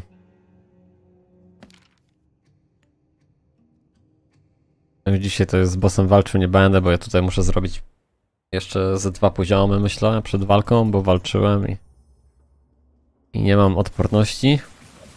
Tutaj mankamentem jest to, że przejście tego całego storyline, 10 akt mam, to polega na tym, że każdy boss do przejścia atakuje innymi obrażeniami fizycznymi, przepraszam, elementami innymi. Obrażenia fizyczne zawsze są i jakiś element będzie, na przykład poison, trucizna, zimno, ogień. Trzeba mieć w skrzyni po prostu przedmioty pod bossa, pod walkę z bossem. To tak się zaczyna taki mankament tak od aktu 8, 9 i 10, że trzeba jednak już tą postać troszkę ubrać, więc tutaj teraz mam tak, że jest atak chaosu, no i muszę sobie ubrać trochę przedmiotów, żeby mieć odporności na chaos, bo nie mam żadnych, mam chyba 26, muszę troszkę więcej zrobić, więc jutro może się uda walczyć i już zużyłem wszystkie materiały rzemieślnicze, żeby tworzyć kolejne przedmioty, więc też teraz trzeba tak naprawdę farmić. Pewnie jutro będzie trzeba pograć trochę.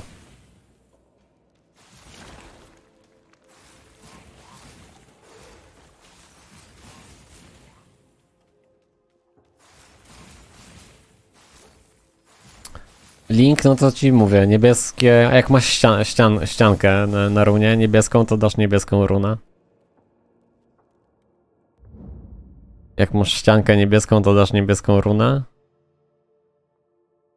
Jak masz zieloną, to zieloną, jak czerwoną, to czerwoną. Też u Pauliny rolujesz.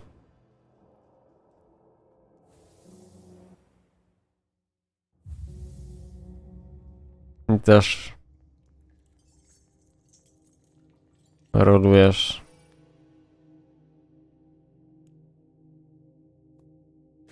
Dajesz runę i te pierwsze 3, co tutaj od lewej będą. Pierwszy losowo możesz trafić. Losowo możesz trafić dowolną ilość odblokowanych ścian. W tym sześciokącie. To sobie wciskasz. Umagicznienie, enchant. Trafiłem 2 ściany. Jeszcze raz wcisnę. Trafiłem 3 ściany.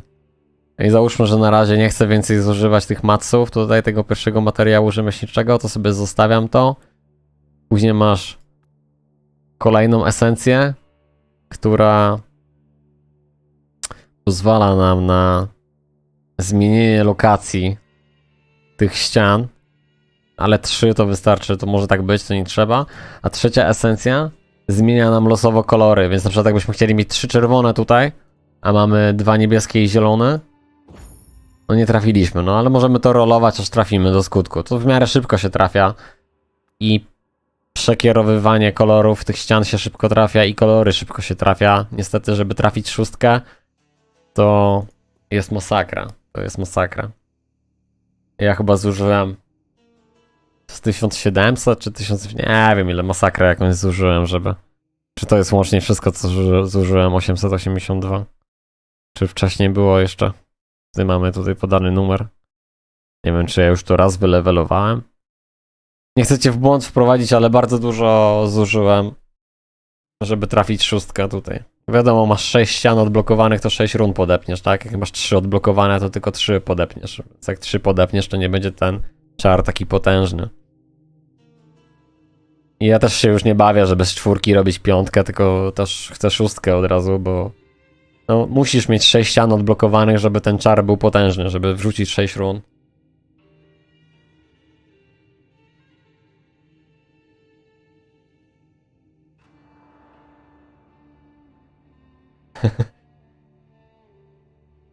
To fajnie, to super, to jak ci pomogłem, to super, to jestem zadowolony. Minimalistycznie coś tam.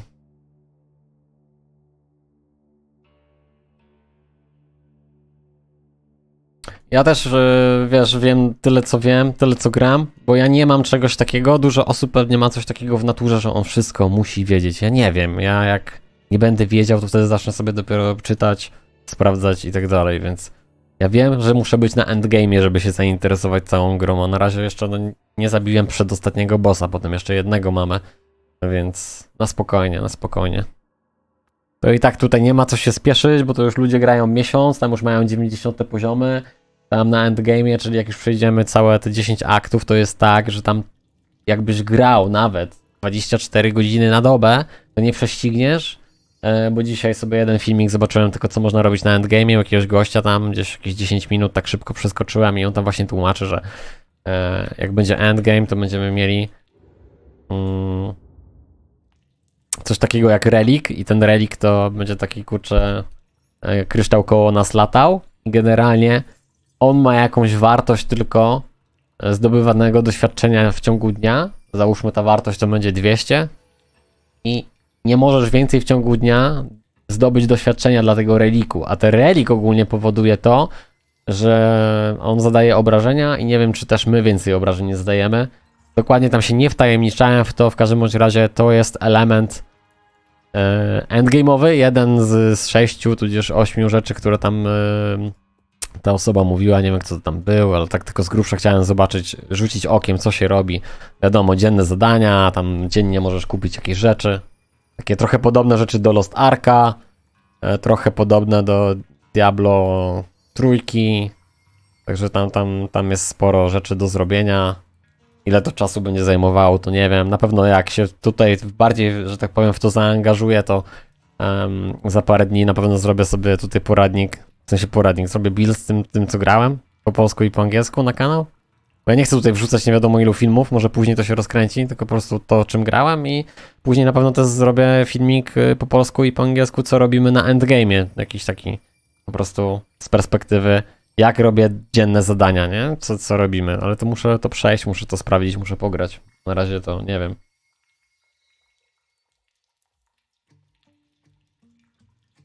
Ponosisz też tutaj u Pauliny masz środkowy znaczek.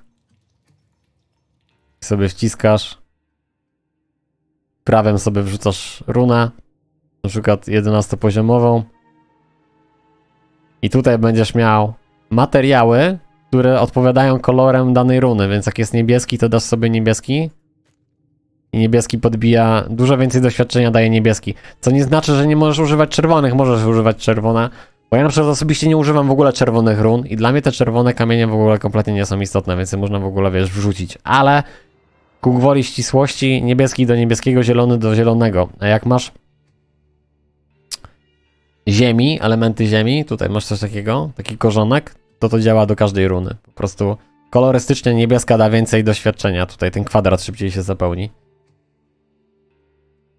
No i później wiadomo, coraz więcej tego wszystkiego miesz, coraz więcej złota, coraz więcej tych materiałów. Jest coraz to więcej tego wszystkiego. Już kurczę, plecak mi się zapycha tak, że wiesz, już nie wiesz co masz wyrzucić z tego plecaka. Dlatego mówię, może sobie odblokuję, zobaczę jak to tam z tym będzie, może nie. As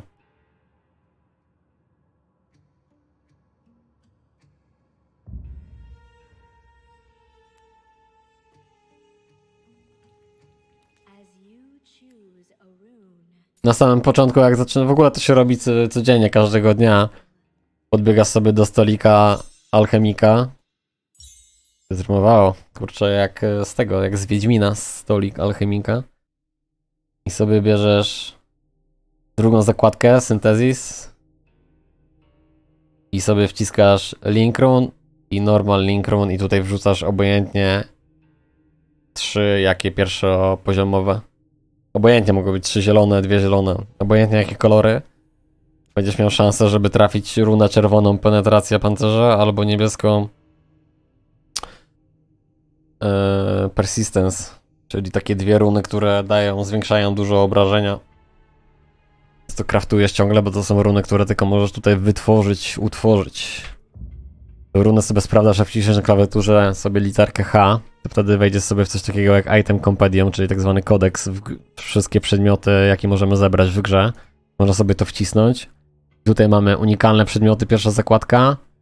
Wszystkie bronie, zbroje i biżuteria. Druga zakładka mamy runy. I mamy runy umiejętności i runy, które łączą się do run umiejętności, czyli Ring Runes i te zwykłe Skid Runes. I tutaj to będzie to, Armor Penetration. Jak sobie to trafisz, to masz 12 przebicia pancerza i 10% do fizycznych obrażeń. Jeżeli grasz postacią w umiejętności jakieś fizyczne, to super, ale nawet nie musisz grać fizyczne, żeby mieć dodatkowe przebicie pancerza. Także to jest spoko. Ja akurat gram w zimno. To sobie dałem penetrację zimna. To też jest runa, którą możesz tylko tutaj wytworzyć. No i to persistence, to jest spoko. To jest runa bardzo spoko, co już wspomniałem wcześniej, także warto mieć to na uwadze. Może nie jakoś super na początku, bo to też jest 5000 zł, a 3 runy to jest 15 000 zł, więc trochę złota może to. Poradnik z live sam się robi. No. Tu nie ma nigdy nikogo, tak gram od tygodnia, zacząłem od tygodnia grać. Ale... grać trochę no life'ie teraz.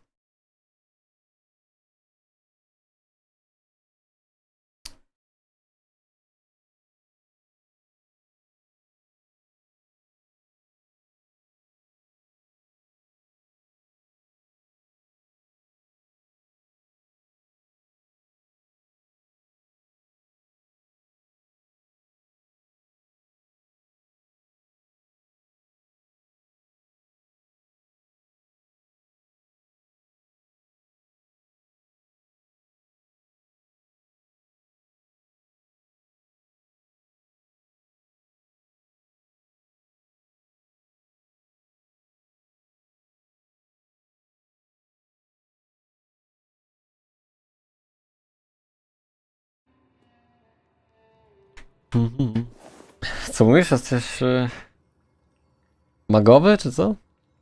Nie rozumiem.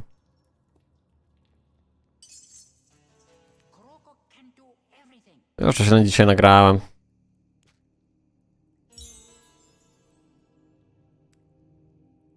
Już dzisiaj się nagrałem. Dobra.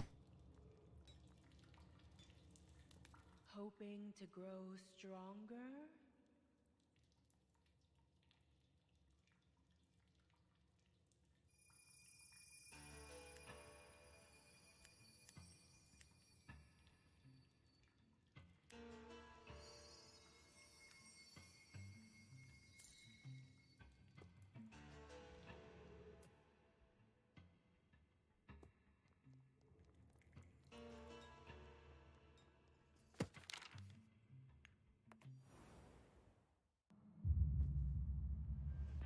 A te suby to tam jest random, te suby to nie ma żadnych subów, bo suby są, bo kiedyś kurczę grałem w Diablo i robiłem kanał po angielsku. Znaczy inaczej, w ogóle robiłem kanał po angielsku. Dużo było z Diablo i tam jakieś suby się zebrały przez tam te 3 lata, czy ile to tam było. Później zrobiłem Diablo po polsku i po angielsku. Były suby, ale to są martwe suby, bo... Wiesz, robiłem z Diablo, przestałem już z Diablo robić content, więc jak widać nie ma nikogo tutaj na streamie, więc... Co z tego, że 5000 subów, jak nigdy nikogo nie ma. Ja w ogóle to jestem w szoku, że te suby się dodają, że w ogóle tam się coś robi, bo ja pamiętam, że jak było chyba 3,5, to przestałem w ogóle, czy to Diablo już tam grać, robić i tak patrzę, te suby same się dodają, nie wiem o co chodzi. Nie wiem. Że ja rozumiem, że tam są niektóre filmiki dobre, nawet pewnie dosyć dużo. Ale później grałem w Lost Arka i tam nie było jakoś tam, że tak powiem, ciekawych jakichś super mega filmów i też nie chciałem się jakoś super w to grać. No teraz widzę, że ten tytuł też jest stosunkowo niszowy, że to no specyficzna grupa odbiorców na tę grę raczej jest. Że ja się domyślam, że jakby odblokowanie kontentu, który jest w sumie istotny, musisz płacić za to, no to nie jest jakoś super. Bo w Diablo 4 ponoć ma tak być, że wszystko ma być za darmo, tylko skórki mają być do kupienia. Ale ja tu też niczego nie kupiłem, ja sobie skina kupiłem, tylko... Wiem, że trochę pogram w tą grę.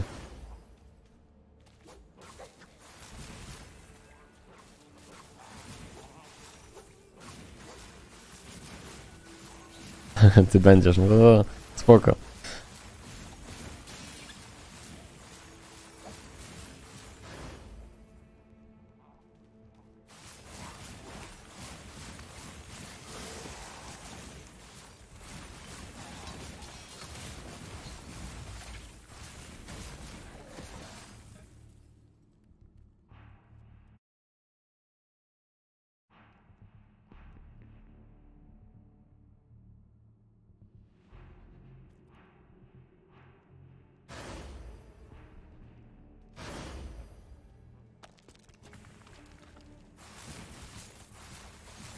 No.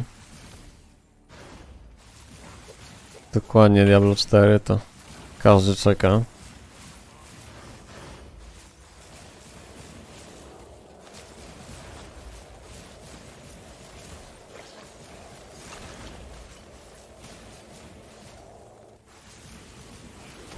Prawda jest taka, że jakby tutaj odblokowywać te sloty tych skrzyń, to lepiej sobie jakąś grę inną kupić, nie? Ale to... za tanio to tutaj to nie jest. Tego sobie skórkę kupiłem po prostu. O tak.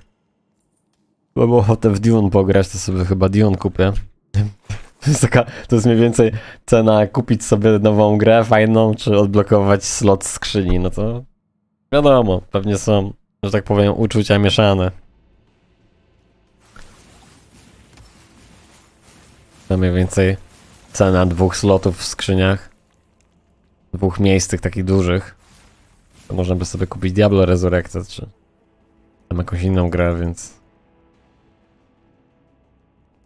Czy nawet teraz to chyba... mniej kosztuje nawet to Diablo. No ale to mówię, to trzeba być też zaangażowanym tak bardzo. Albo sobie po prostu przejść tylko 10 aktów i... Jeszcze jest teraz Torchlight Infinite na Steamie, darmowy też. Ale... on może być zbyt kolorowy dla niektórych osób, a z kolei dla niektórych bardzo właśnie fajny, bo taki kolorowy. No, Torchlight specyficzny jest to.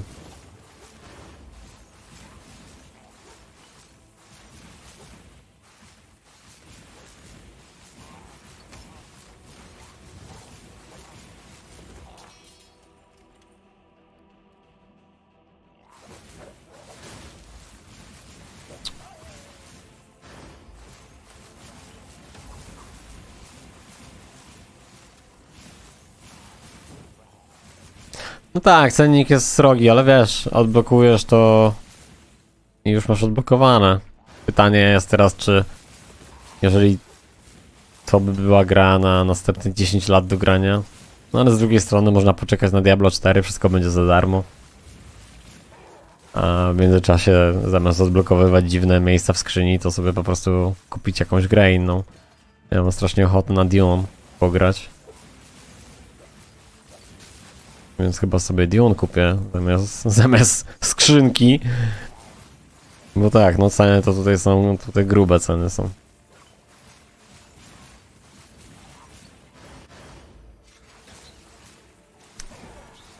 Pewnie dlatego dużo osób nie gra.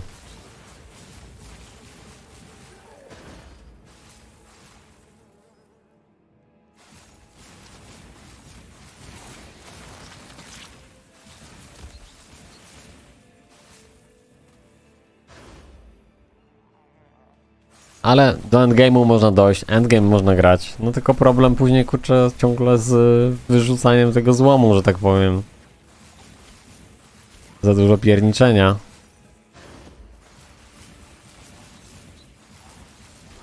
Bez tego.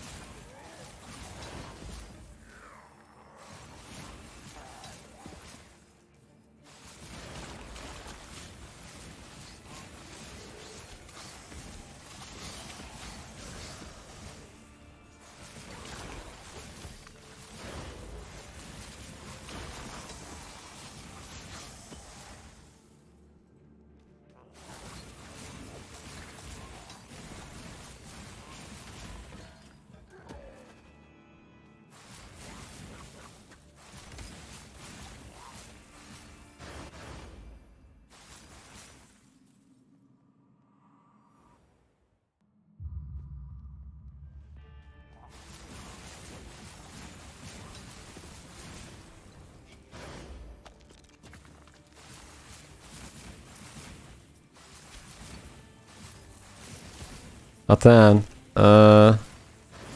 No, ja też mam free to play, ja sobie skina kupiłem, tylko przecież to niczego nie zmienia.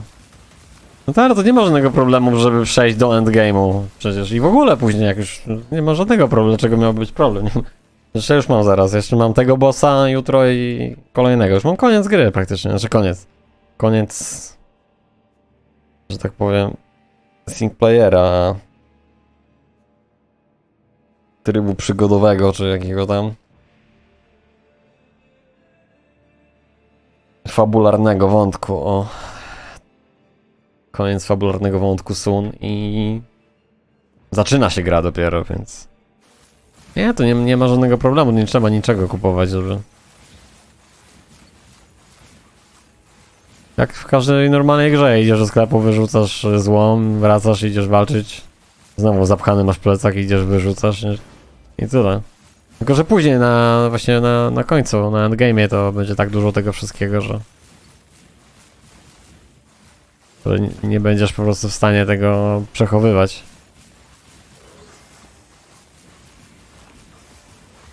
Aczkolwiek to wtedy sobie możesz wejść w ustawienia gry i sobie tam ustawić, żeby ci na przykład nie zbierało już niebieskich przedmiotów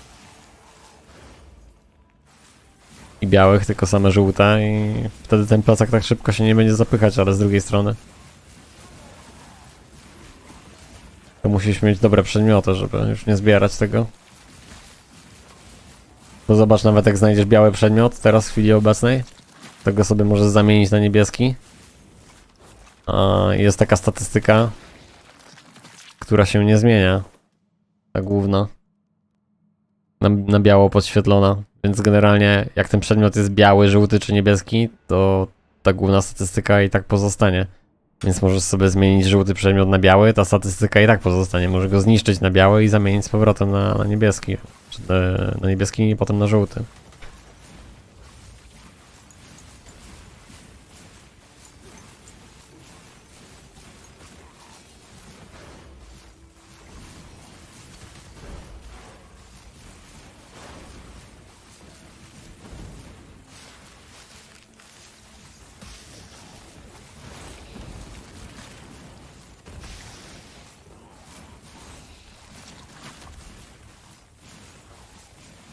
To ma za awatar jakiegoś inwalidę na wózku.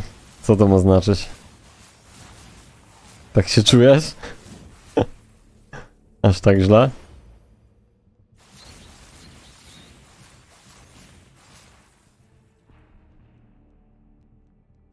Czy to jakaś paraolimpiada?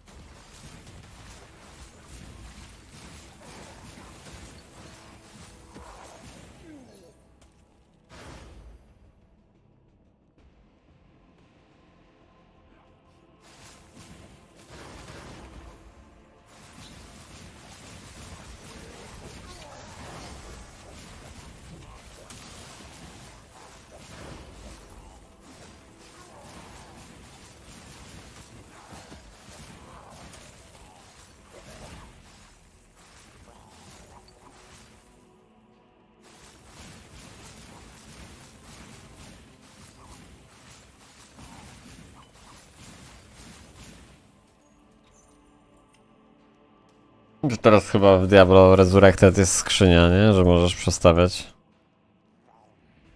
Uniwersalna.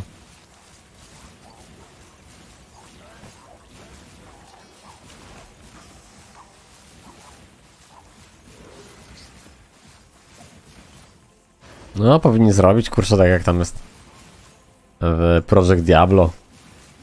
Masz tam miliard zakładek i keja. Po co tam jakieś ograniczenia? Mogli normalnie by wprowadzić parę modów do tego Diablo tam.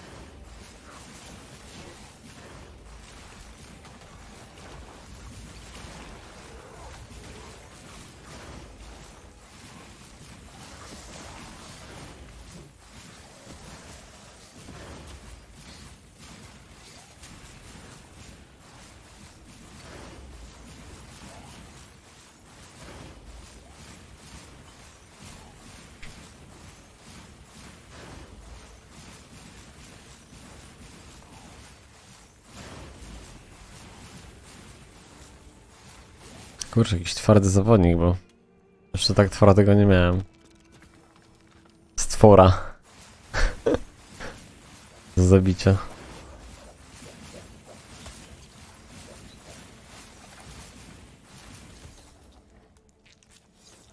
Ale by nie.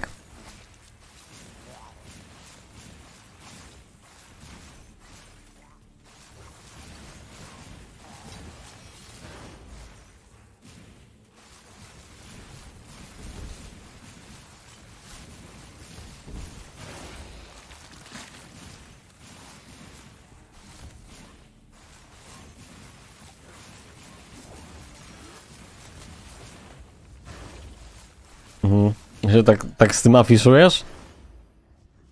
O.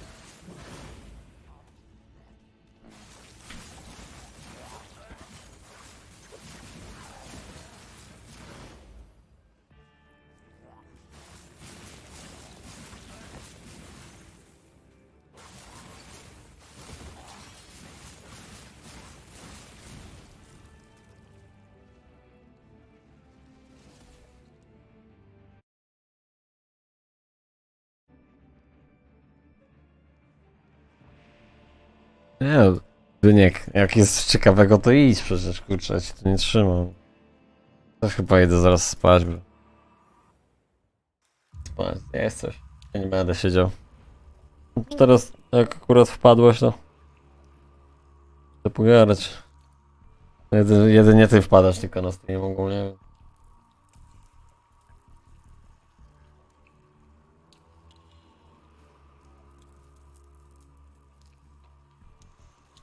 No, ale to też taki jest tylko z doskoku ten stream. To się szykuje na Diablo 4. O ja no. Diablo 4. 4.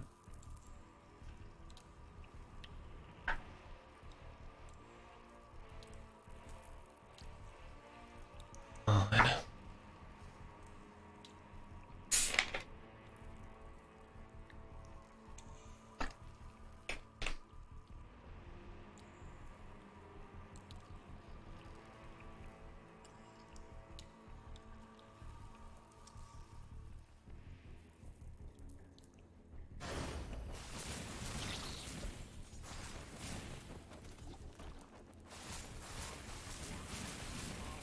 10 akt dalej, wiesz? Skończyły mi się żółte tasiemce. I nie mogę przerolować, bo teraz masz walkę z bossem, który atakuje chaosem i fizycznymi. I generalnie ja nie mam resów na chaos, no i muszę zrobić teraz tak, żeby po prostu wziąć obojętnie jakie tam buty, ramiona.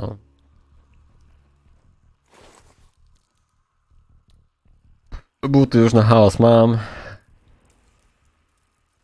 Hełm jest zbyt dobry, żeby go rolować na coś innego. Do życia dużo armoru. Ramiona na chaos mam.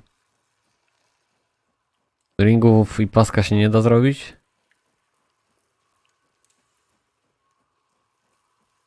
Tak naprawdę to już niczego nie potrzebuję rolować, bo armoru nie zmienię i rękawic nie zmienię, więc generalnie nie będę miał za dużo odporności na chaos. Mam 26, z butelki dostanę 20, to będę miał 46. Więc tak będę musiał go tam jakoś pokonać. Ale tak czy siak to nie dzisiaj już. Muszę zrobić jeszcze jeden poziom minimum, żeby mieć zwiększone obrażenia o 30%. Absolutne minimum. Tutaj jeszcze jeden poziom i tak trzeba zrobić.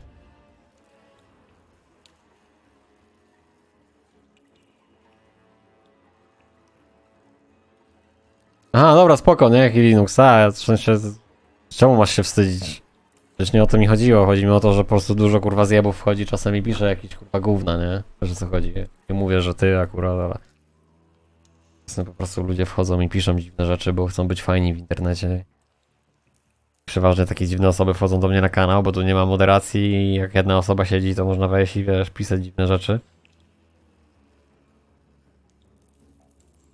No ale ja to tak z przymrużeniem oka wszystko już tam odbieram, bo... W sensie...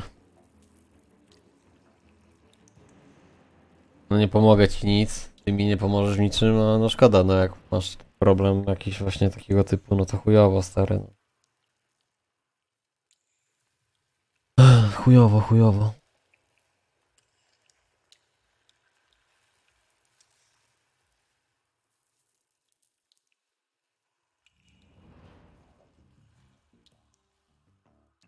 Tylko awatar jest, nie?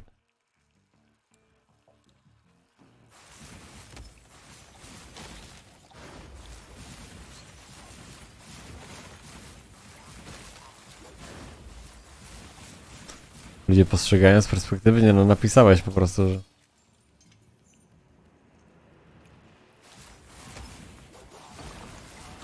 Pełnosprawny jesteś.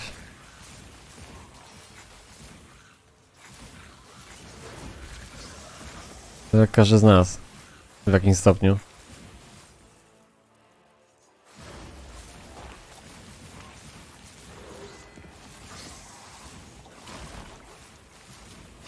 Każdy ma jakąś ułomność.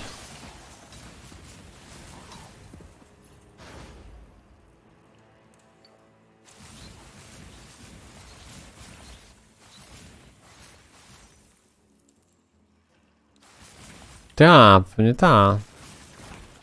Kupię preorderkę, no.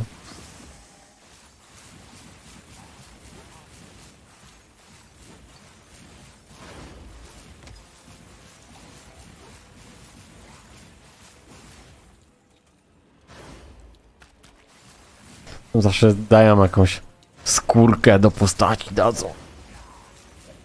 Kurczę, szkoda, że już nie ma wersji pudełkowej. Kupuj sobie jakąś pudełkową. Mogliby, kurczę, wydać jakąś wersję pudełkową.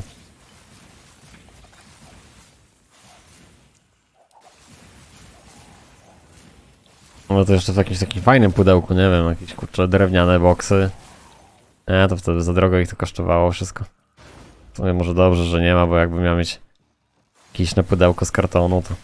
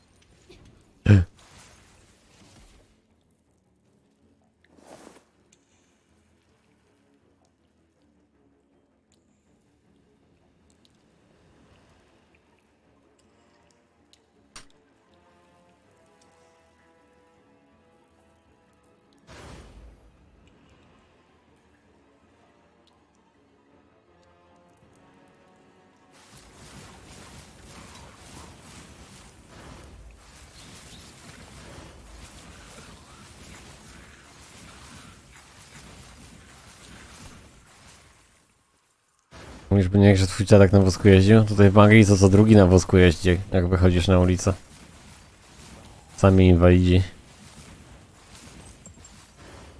W sensie mają takie wózki elektryczne, wiesz, bo im się nie chce dupy ruszyć na zakupy i wózkiem popierdalają.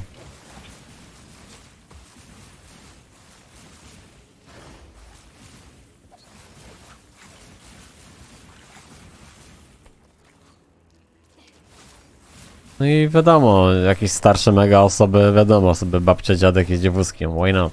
Bardzo dobrze, prawidłowo. Ale też są jakieś mega otyłe, wielkie osoby, po prostu takie, kurcze, monstra. W Anglii są, kurcze, takie mutanty. W Polsce się nie spotkałem nigdy, że tak człowiek może wyglądać. Wiesz, o co chodzi, cztery brzuchy. Kobiety wielkości jakichś dinozaurów, wiesz. Łupłaby cię z łapy, to byś padł. Agata Wróbel to jest mała tutaj przy niektórych osobach, co na ulicy widzisz. No może bez przesady, ale właśnie coś takiego typu. Tylko że ona to zbudowana pod takim kątem, a i mięśnie same, a tutaj to wiadomo, różne są zdarzenia życiowe, czy też choroby, ale no nie 99% kurczę populacji w Anglii nie jest chorych, chyba żeby na wózku jeździć. Proszę. To czasem, czy tam co drugi to jest jakiś po prostu leniwy grubas i popierdala tym wózkiem, bo widziałem już takie sytuacje, tam gdzieś przejechać nie może, wstaje normalnie z tego wózka, coś tam poprawiam, aha, nice.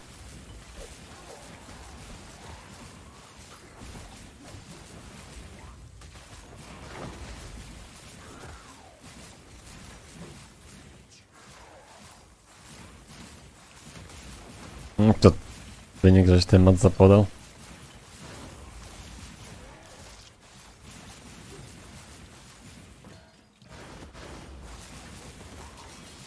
Bogu, że to nie jest familijny stream kameralny. Temat Diablo, mój dziadek miał nogi jeździ po Arko. Taka reklama ubezpieczeń w niedzielę powinna być, to co napisałeś. Werters nie oryginal. Pamiętam, jak mój dziadek.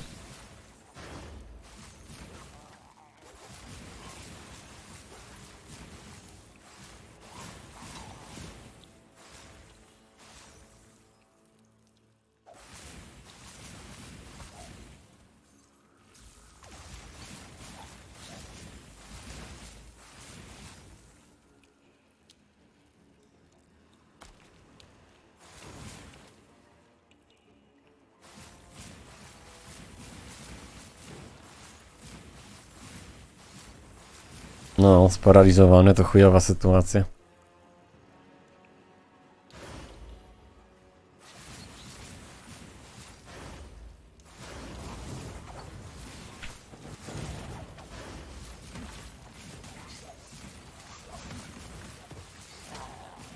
Nie, oni się z tym asymilują, to nie jest żadna niepełnosprawność, to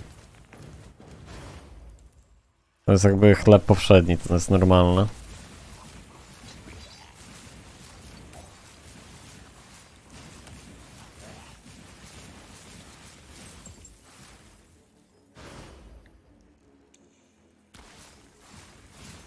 No wiesz, oni są u siebie, no taki jest ten naród, no kurczę, wiesz. No. Tak są wychowani, wiesz.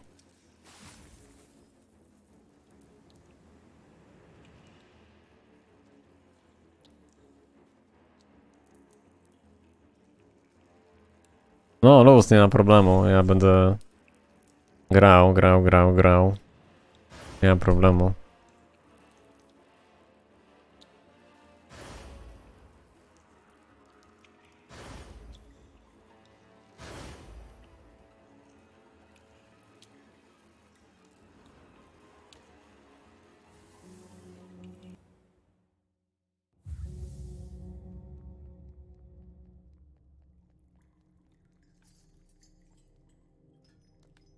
You're fucking lucky.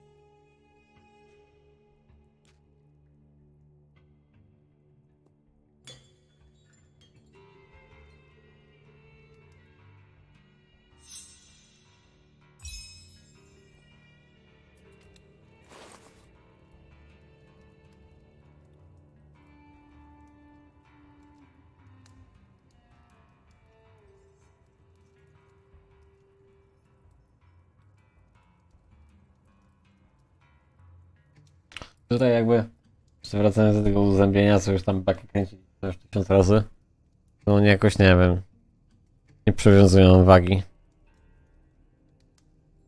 Po prostu wyrywają, wiesz. Jalo.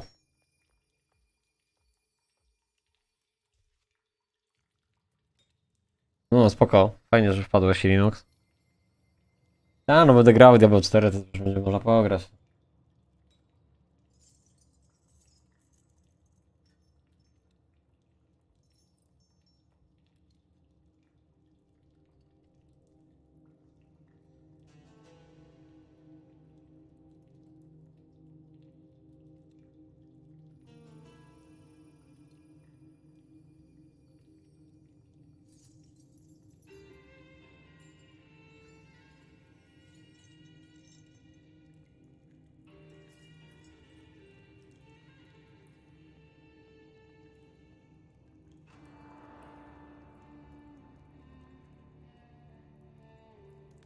Kroko will do best.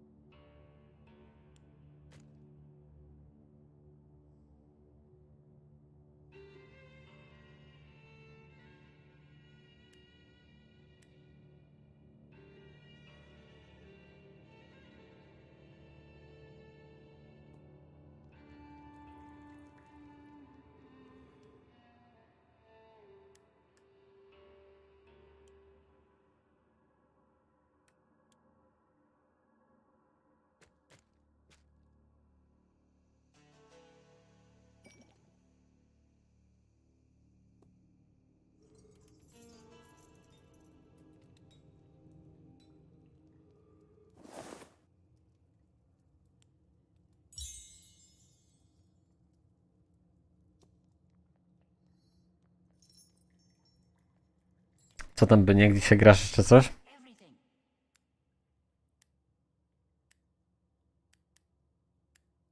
No to chyba zaraz uciekam, wiesz? Zaraz zobaczę.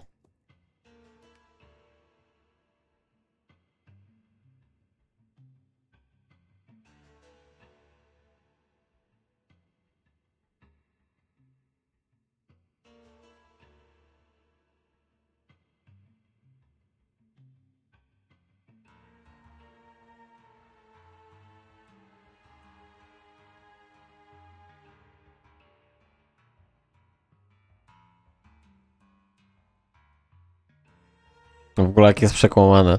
Na pierścieniach i na amulecie nie możesz mieć odporności i na pasku też, na chaos. To żebym rękawice zdjął. No nie mam zbyt dużo pancerza dają.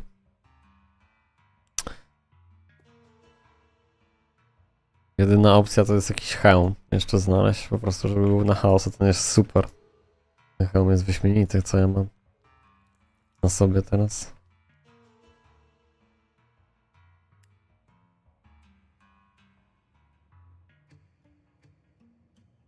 Dobra, spróbujmy z tym.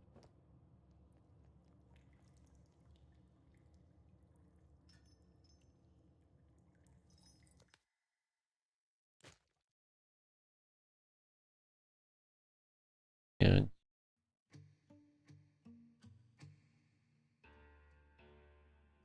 Panie, opierdoliłbym. Ja dzisiaj też paszczet sobie zjadłem. No w ogóle to idę sobie zjeść jeszcze kanapkę z paszczetem. Ktoś mi powiedział, to idę jeszcze kanapkę. Dzisiaj zjadłem kanapkę z paszczetem, dwie w sumie. Ostatnio paszczet Profit, ten taki wiesz, do pasztetu niepodobny, ale dzisiaj sobie kupiłem taki na bogato, francuski jakiś. I smakuje faktycznie. Tam grzyby.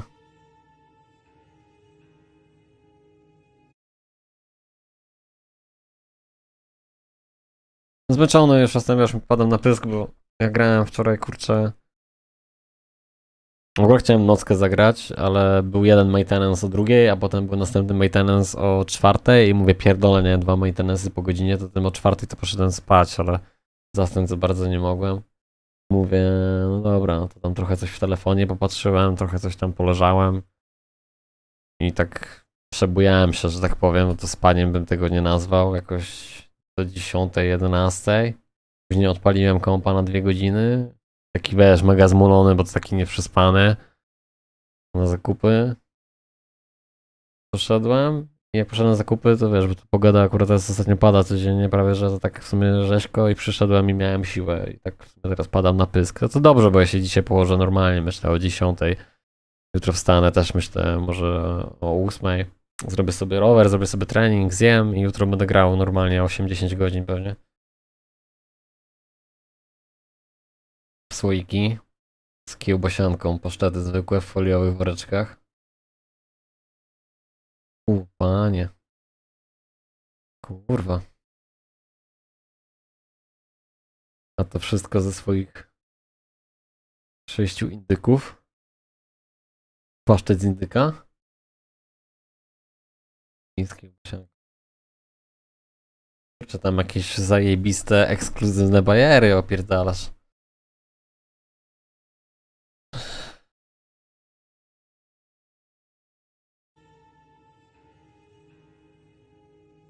Ja to ostatnio w menu to rap z dżemem i masem orzechowym. O Jezu.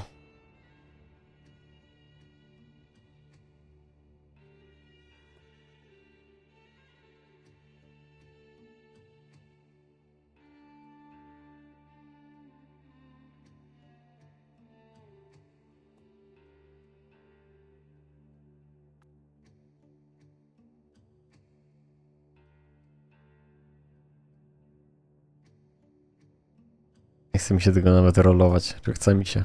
Chce ci się, czy nie chce ci się? Czy chce mi się rolować? Co ja tu mam robić w sumie? Dobra. Chociaż. Nie, dobra, zrobimy tak. Zrobimy tak. Tak szukamy tylko chaosu, tak? Chaos. Chaos. Chaos res. I armor.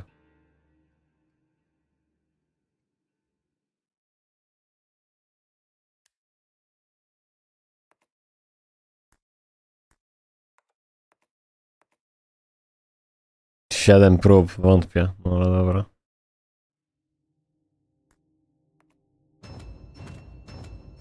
I? A? O! To był dość sam chaos, ale to też nie wiadomo, czy bym trafił.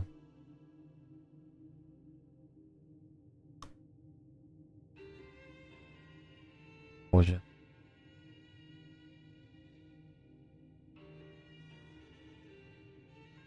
Dobra.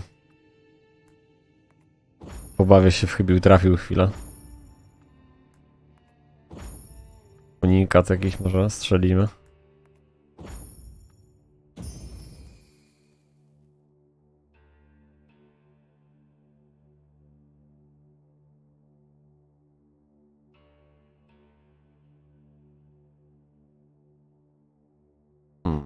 Ciekawego nie ma.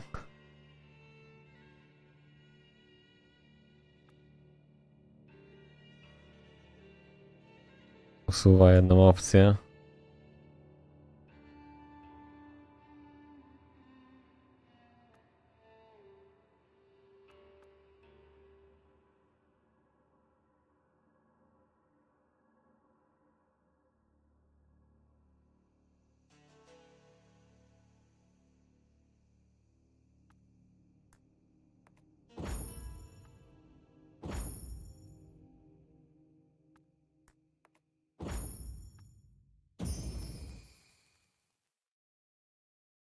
Poison Res.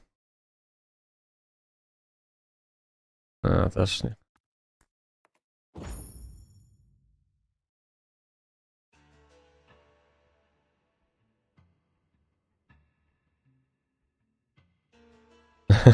No, to na bogato, no i dobrze, prawidłowo. Ja się nie dziwię, że gdzieś tam to, co masz na miejscu, wszystko zdrowe, świeże. Elegancko.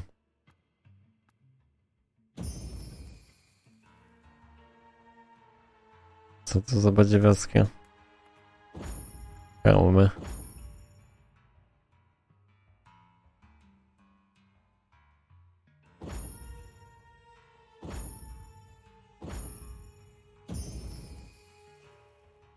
Hit rate, fire, lighting.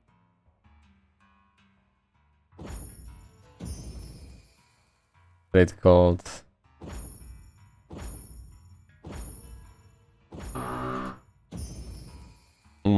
Elemental. Nie.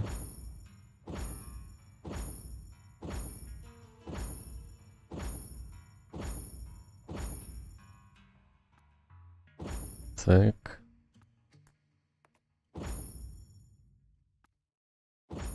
Cyk. Cyk.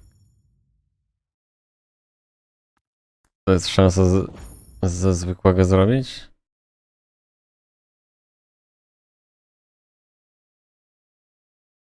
Tak, można. Bum, nie ma nic. Bum, nie ma nic. Bum, nie ma nic. Piątka. Old dress znowu. Cyk.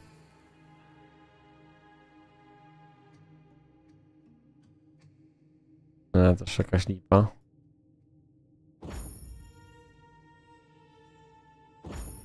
Lipa. Lipa.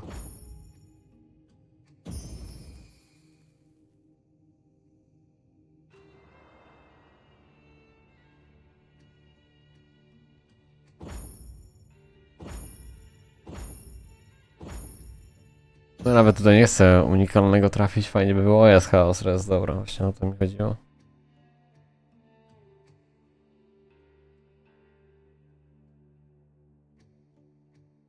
Ale słaby armor, no ale nic. Coś kosztem czegoś.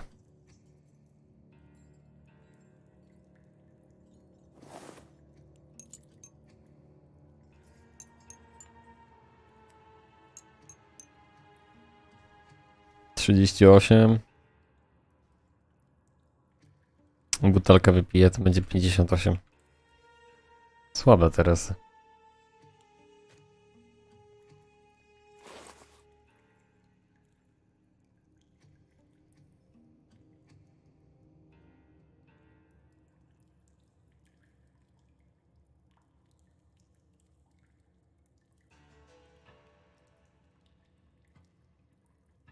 Ewentualnie jeszcze rękawice mógłbym zrobić na chaos.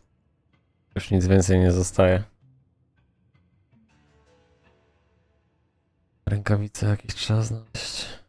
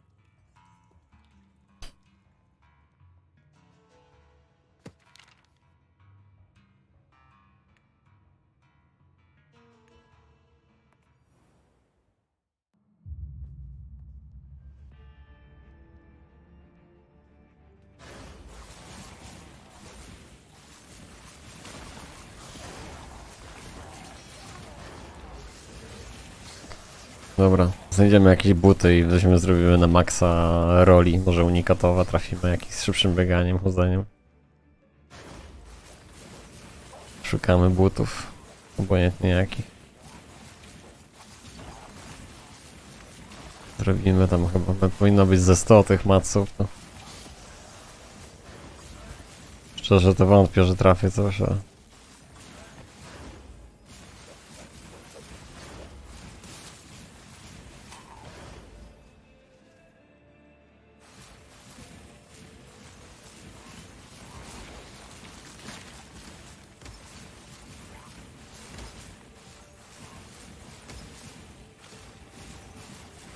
Ja to kurczę z 2 godziny, 3 godziny sobie gadałem, wkręciło mi się po angielsku, ale to nikt kurczę nie wiem.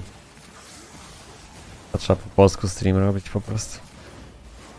Nie robić na YouTube w ogóle tam shorty też po polsku chyba. Tak myślałem, że kurczę wiesz jak ktoś szuka to po angielsku lepiej, nie? Tak po prostu. Tak mi się wydaje, że po angielsku chyba lepiej. Nie wiem.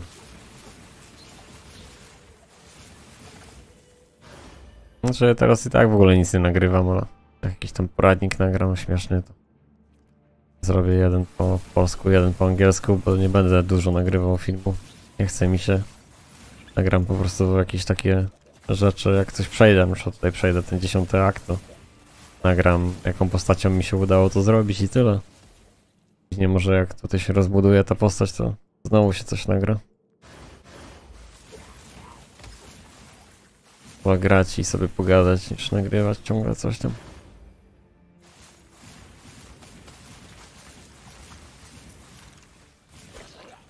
No Diablo 4 to co innego. Nie będę więcej nagrywał.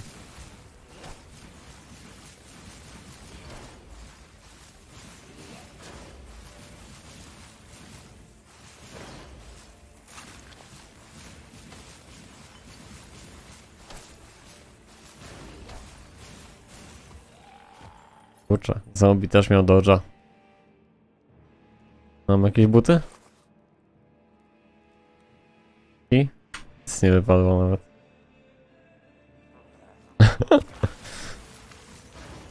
To dopiero kpina.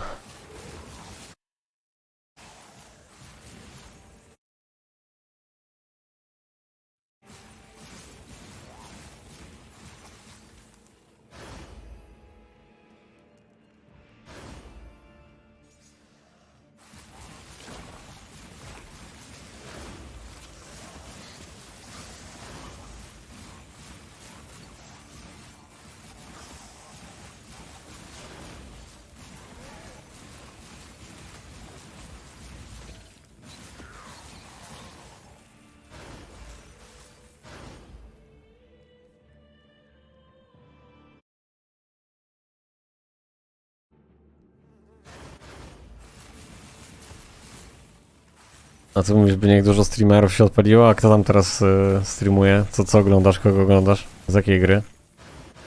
Ja pewnie nikogo znał nie będę i tak, bo... Ja to bardziej... Ja tam ostatnio to StarCrafta oglądałem. Tyle, tam jakichś... CS-ów, czegoś nie oglądam już.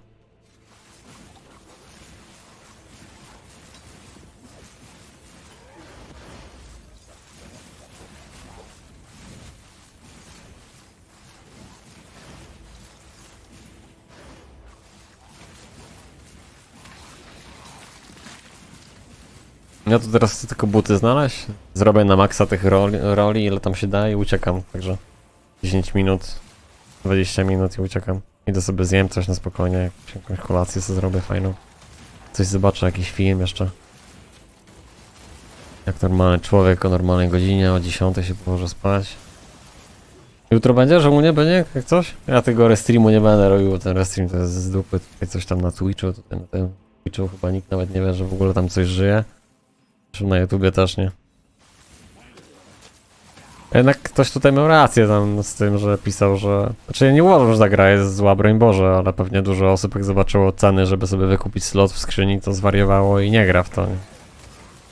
Więc pewnie może to jest ten mankament, ale ja uważam, że gra jest wyśmienita. No. A że ceny są w sklepie takie jakie są, no to są.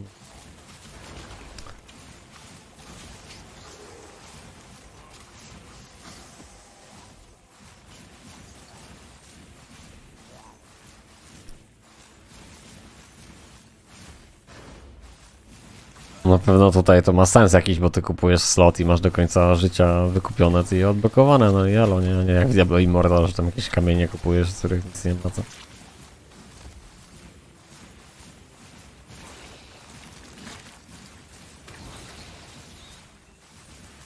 Tylko, że też, kurczę, jakby wziąć pod uwagę, wydać, nie wiem, ja tu mam w funtach 20 funtów na to, żeby odblokować jedną opcję w skrzyni, tych opcji tam jest chyba z 10 czy 12 czy więcej, to za taki hajs to można sobie po prostu kupić grę nową, nie? Więc raczej chyba wolę sobie kupić Dune, postreamować sobie z Dune, pograć, niż skrzynię odblokowywać, nie?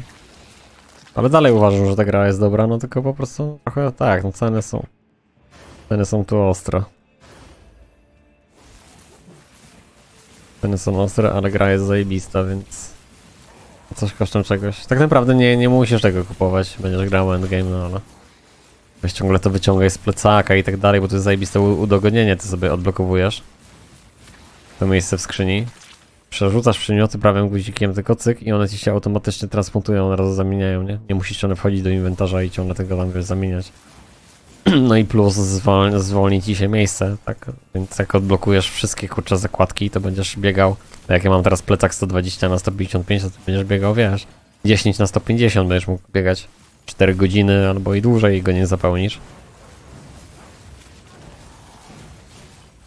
Poza tym gra ma tak zrobiony endgame, że ona jest no na... Wiesz, już jest zamiar na to, żeby grać z 5 lat i jeszcze nie zrobić postaci, albo lepiej, nie? Wiesz o co chodzi? Bo to widać w kodeksie. Musisz mieć na przykład, żeby odblokować cały kodeks, wszystkie runy legendarne wrzucone. To pozdro, nie? Wszystkie legendarne. Albo wszystkie runy muszą mieć 6 slotów odblokowane i wtedy wrzucasz w kodeks, nie? No to gdzie? Przecież po 80 godzinach jedną mi się udało odblokować, a gdzie wszystkie, nie? Także dobry design gry jest. Dobry. Jest endgame, nie? Jak jest taki endgame, że po prostu będziesz grał i może za 5 lat od teraz zrobisz tę postać, wiesz, tak konkretnie. Oj, są buty. Dobra. Właśnie buty były potrzebne. Zrobimy parę craftów, ja uciekam. Nie chce mi się już grać. Czy nie takie parę, 120. 143. 143 na buty wjadą. Jakieś w ogóle buty z dupy, nie? Poziom 21. W ogóle są jakieś 21? Compedium. Prawdę ci powie.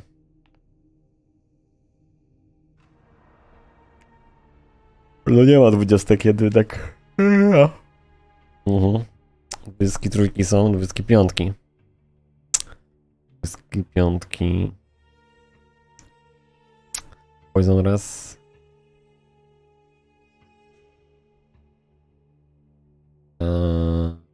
Zwiększone obrażenia 25-50. Element damage. 23.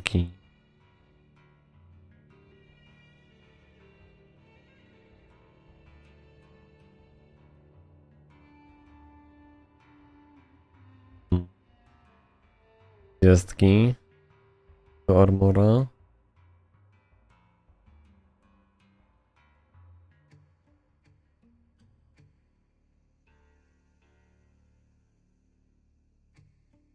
Kiedy stoimy, 15% podkręcony dos. O i chaos resist. Dobra, okej. To już wiem jakie. 26 poziom butów musiałbym mieć. 26 musiałbym znaleźć.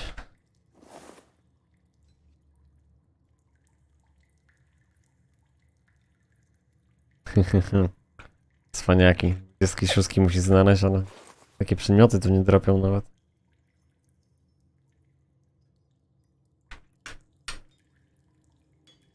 Dobra, także ten misterny plan odpada. Jeszcze zobaczę, może coś jest.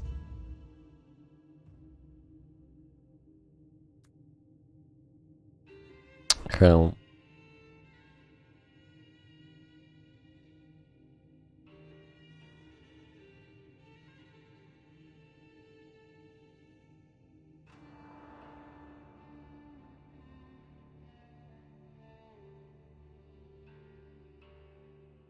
Jest hełm. Resyna chaos 8. 20 poziom hełmik trzeba znaleźć i rolujemy. Trumna innowacji się nazywa, kurwa. No ale nie, zajebisty. 30 element damage, siła int, życie i penetracja. 20. Dobra. W skrzyni jakiś jest 20-poziomowy hełm.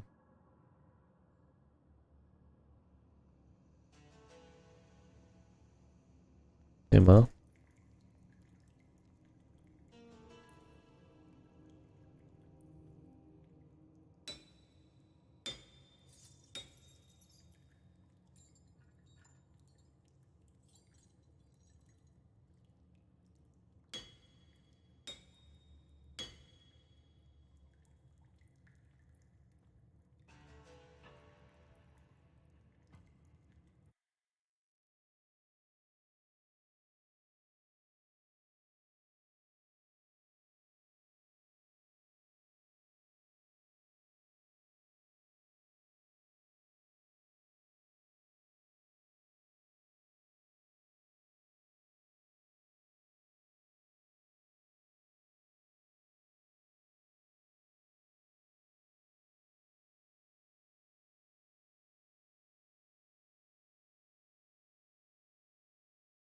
Już mi smaka zrobiłeś. Kolację trzeba iść dobrą zrobić zaraz.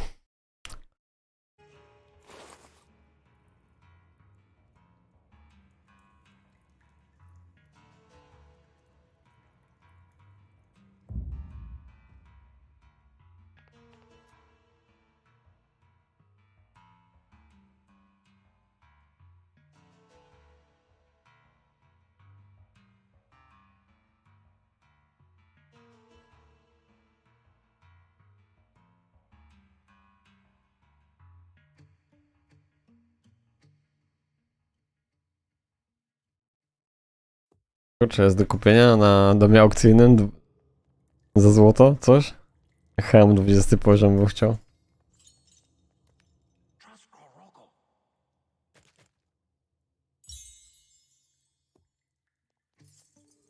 Hełm 20 poziom. Nawet nie wiem, gdzie jest auction house tutaj.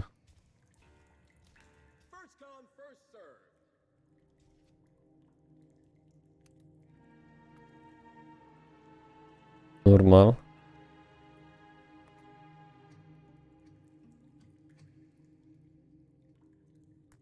Zwariowali normalne hełmy za... Nie ma ze złota nic?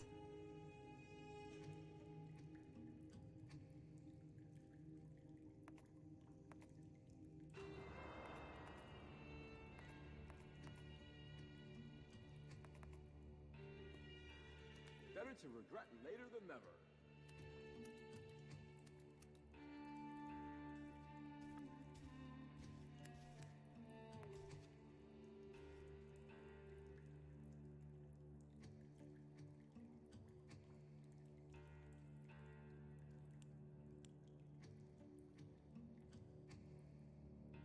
Nie wiem, w ogóle jakieś hełmy, które nie mają żadnej wartości, tu ktoś wystawia w ogóle.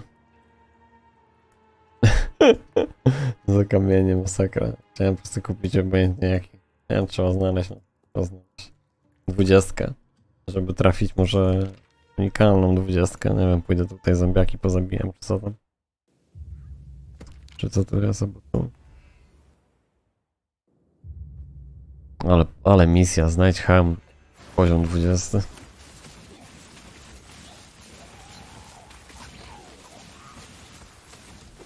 No to trzeba się cofnąć, kurczę. Do innego aktu po prostu, nie? Zobaczymy, co tutaj wypadnie. Wypadnie 21, 22, to idziemy niżej.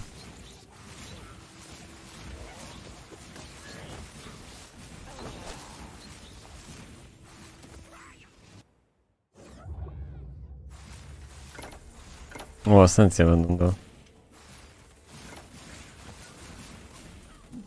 testowania. Czy ja potrzebuję? Już nie potrzebuję. Naprawdę. Chciałbym teraz spróbować zrobić ten hełm. Unikalny.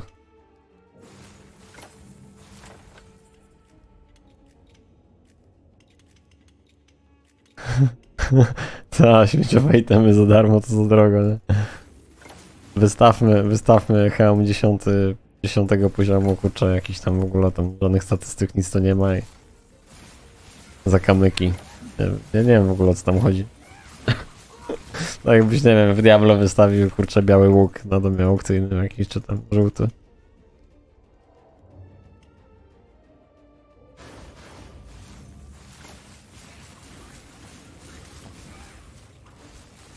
Runę tier mam. Co dajesz? Oferta. 2 bery. Jach. 2 bery i jach za tira.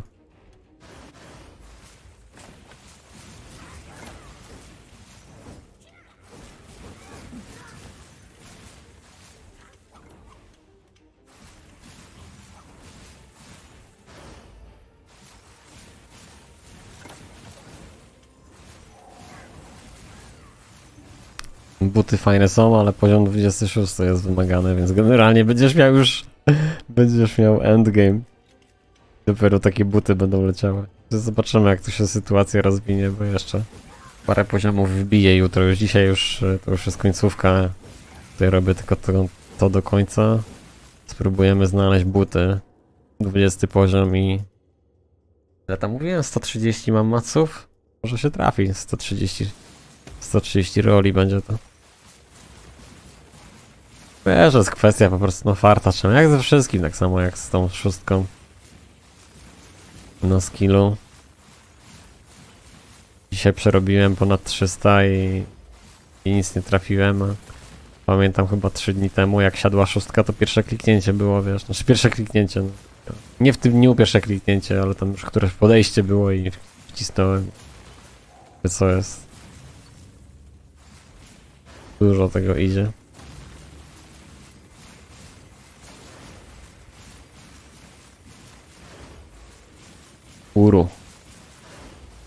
Uru, padaj. O Jezu, wcisnąłem. Prawym przyciskiem wcisnąłem w portal i muszę jeszcze raz iść, bo nie podniosłem, czy...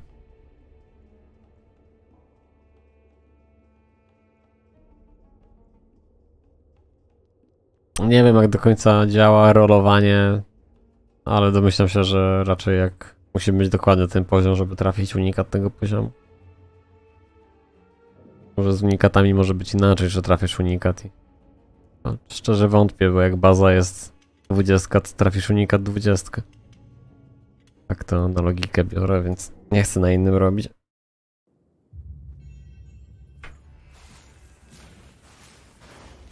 No w sumie baza przy rollowaniu się nie zmienia. Na inny poziom nigdy, więc... Jakby to było. Dobrze, sprawdźmy jakie tu przedmioty są, jakiego poziomu. Jeden niech wypadnie, niech coś wypadnie. Nie, nic. To jest, dobra. Coś tam... Coś poniosło? Nie. Wiesz, 3000 zombie, nic nie wypada. No, zabiję. Dobra, jest coś tam. Biały przedmiot. Poziom 21. A my musimy mieć 20, tak? 20 hełm.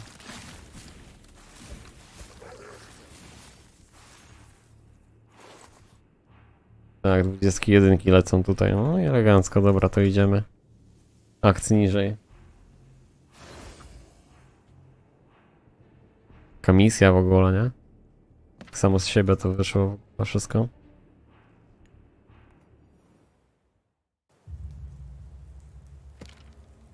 Dobra, tutaj gdzieś na środek.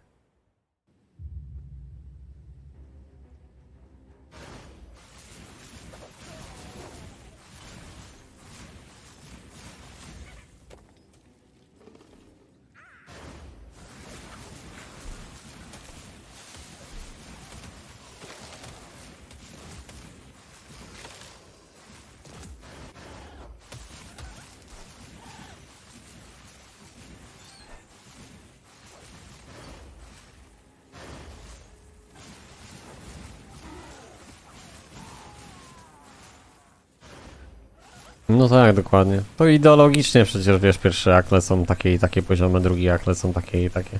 Jestem ciekaw, czy to też punktami, waypointami? Nie, chyba tylko aktami.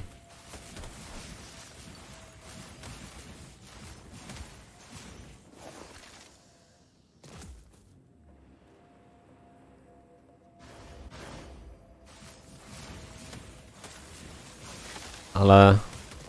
Może być tak, że się skaluje. Zresztą by było dziwne, bo wtedy na pierwszym akcie bym znajdował, kurczę, mega przedmioty.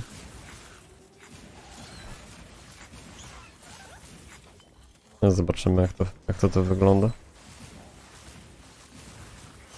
Może być tak, że kurczę, względem naszego poziomu padają nam przedmioty.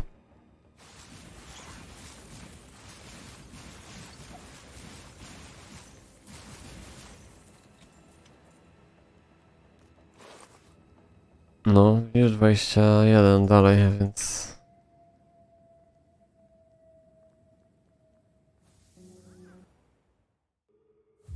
Więc chyba tak nie jest.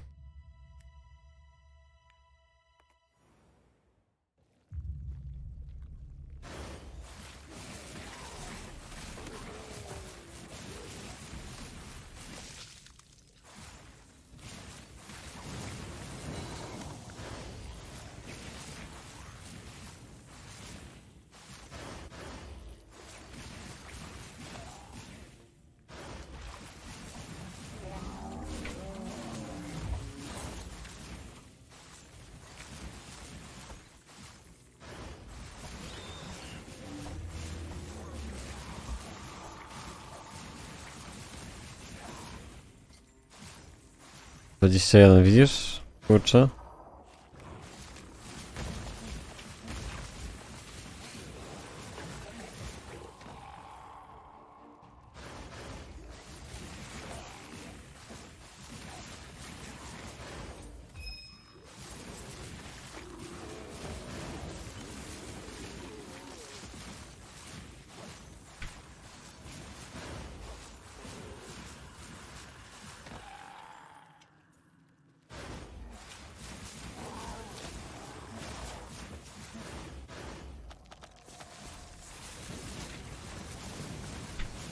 Idziemy na pierwszy akt zaraz.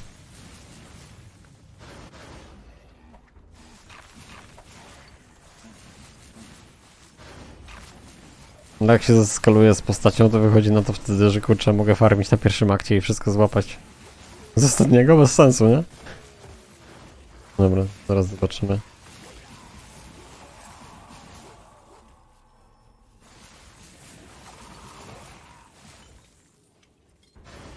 Tak, 21.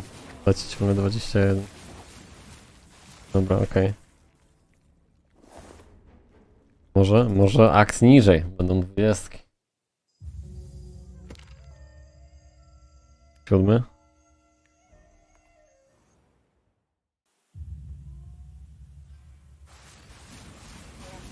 O proszę, 20.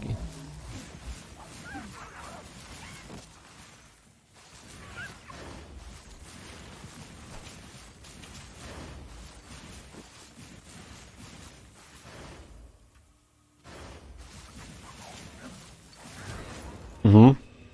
Dlatego kurczę jest tak, że to się skaluje z postacią. Przecież mnie to zabili teraz, więc... No, zaraz zobaczymy. Czy powinniśmy to zabić w ogóle? Też normalnie jakoś długo ich tutaj też zabiję. A nie, dobra, okej, 18. Okej, jesteśmy w domu. No i tak stwory się skalują. Akt 8. Akt 7 może gdzieś.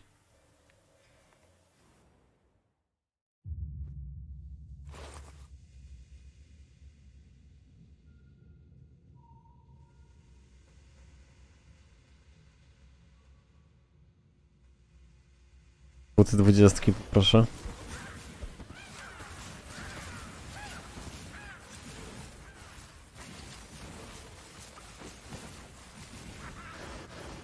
Nie, to nie buty, że hełmu szukam. Da. Buty, jakiś kosmos. Dobra, hełmu nie ma. Hełm 20.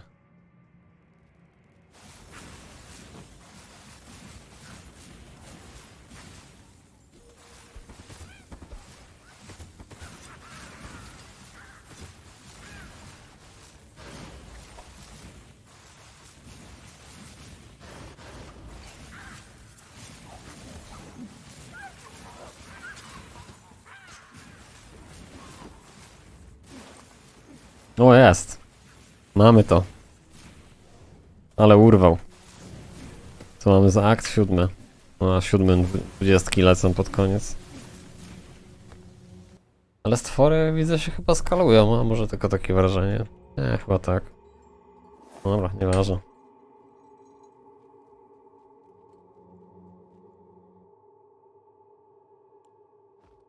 Lecimy. Nie chcę mi się bawić tam w robienie broni, tylko lecimy. Z hełmem.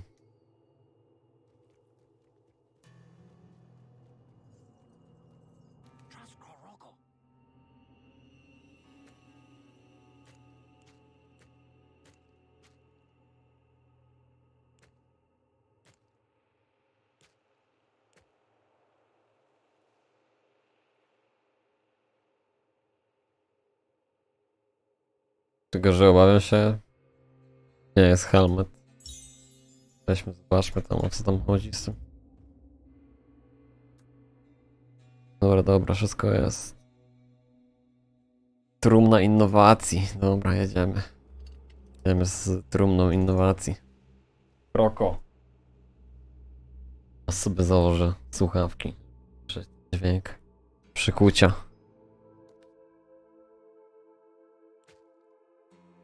Walk and Knot Mask. Przybudzony knot. Maska przybudzonego knotu. Dobra. A.k.a. trumna innowacji. 140 podejść. Boom. Bardzo.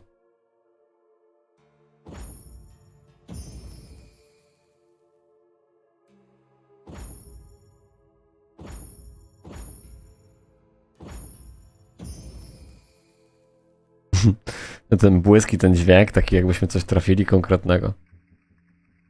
A to żółty przedmiot. Pum, taka łuna światła. O, znowu.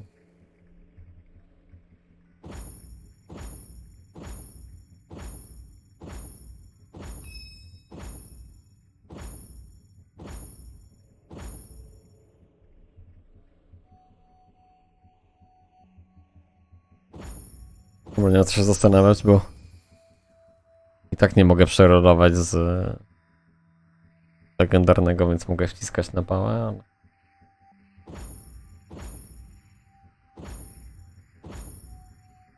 Można to ustawić?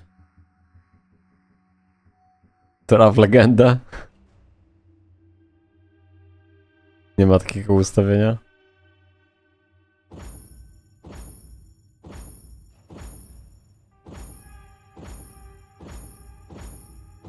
Dobra, lecimy.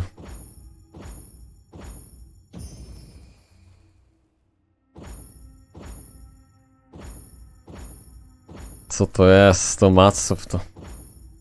1000 bym miał, to bym wyklikał.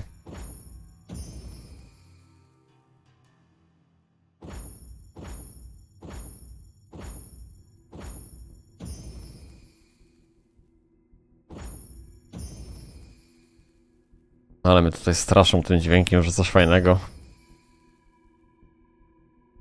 Nic.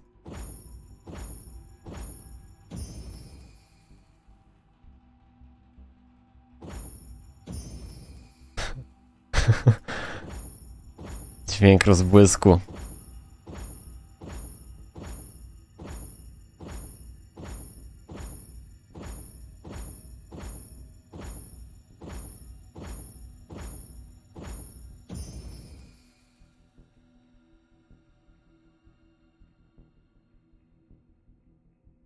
Ale lipa.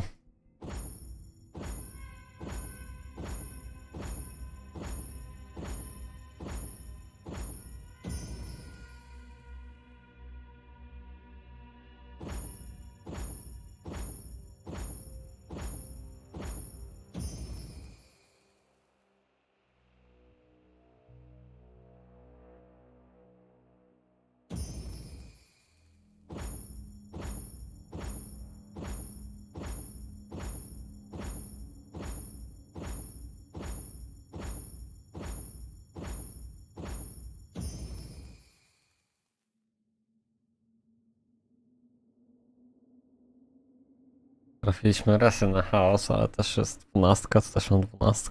A.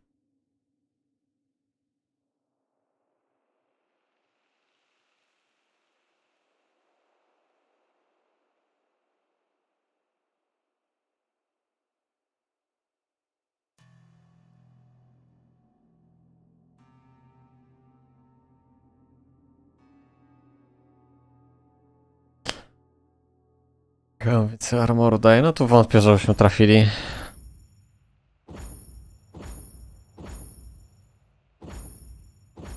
Dobra, styka 130 przerodowałem. Nic nie trafimy. Dobra. Już do końca.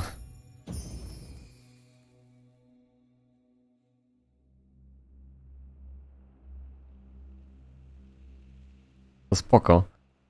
13 punktów życia za zabicie stwora.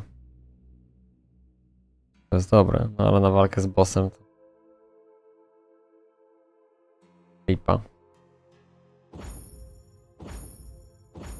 I nic. Dobra. Zostawimy tą 20. Tego będziemy szukać. Tego hełmu ogólnie chyba.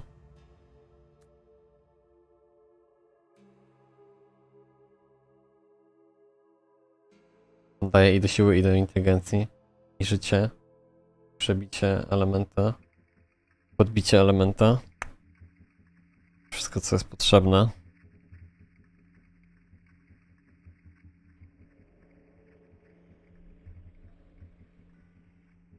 Spod centry, pod łucznika tutaj.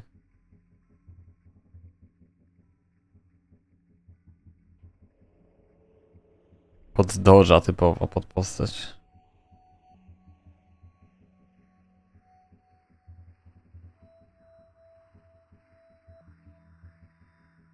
Ale hełm w ogóle 32, wszystkie resy. 33 do siły, 33 do dexa, 16% życia.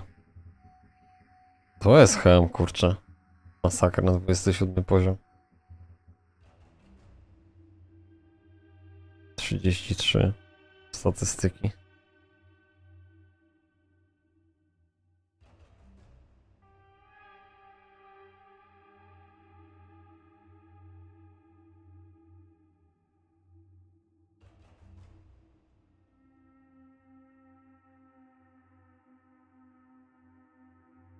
A.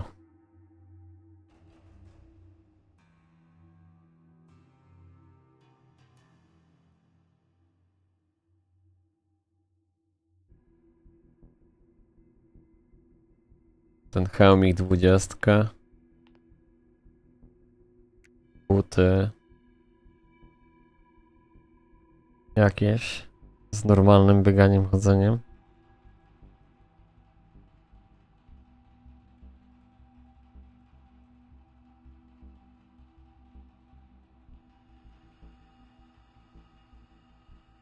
O, te 27 fajne.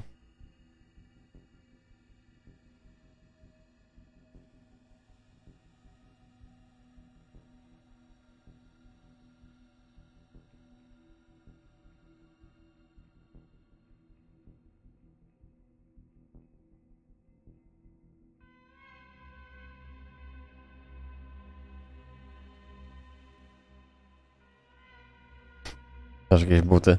Dziwne, wymagany poziom pierwszy. I co z tego, że wymagany poziom pierwszy, jak 203 siły trzeba mieć, żeby założyć?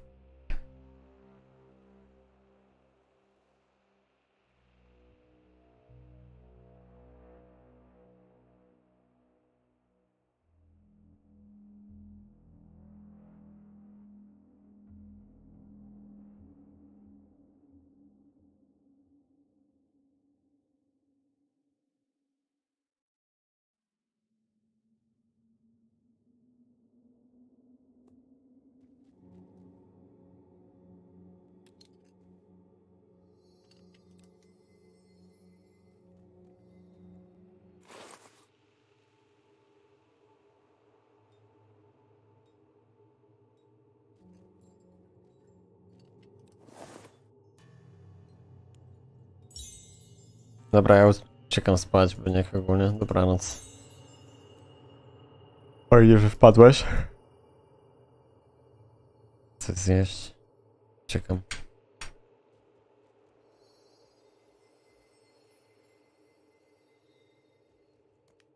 You're fucking lucky.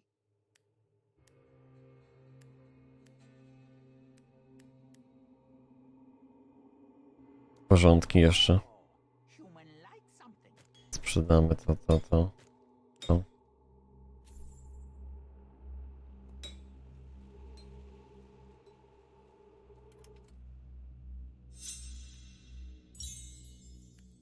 Coś skraftuję. A, to szybko robię.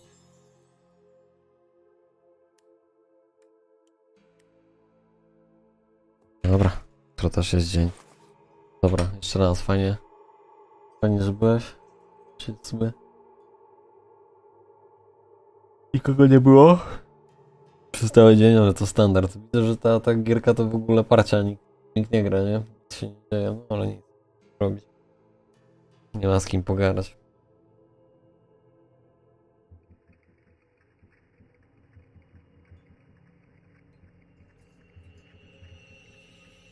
Jutro będziemy podbijać świat dalej.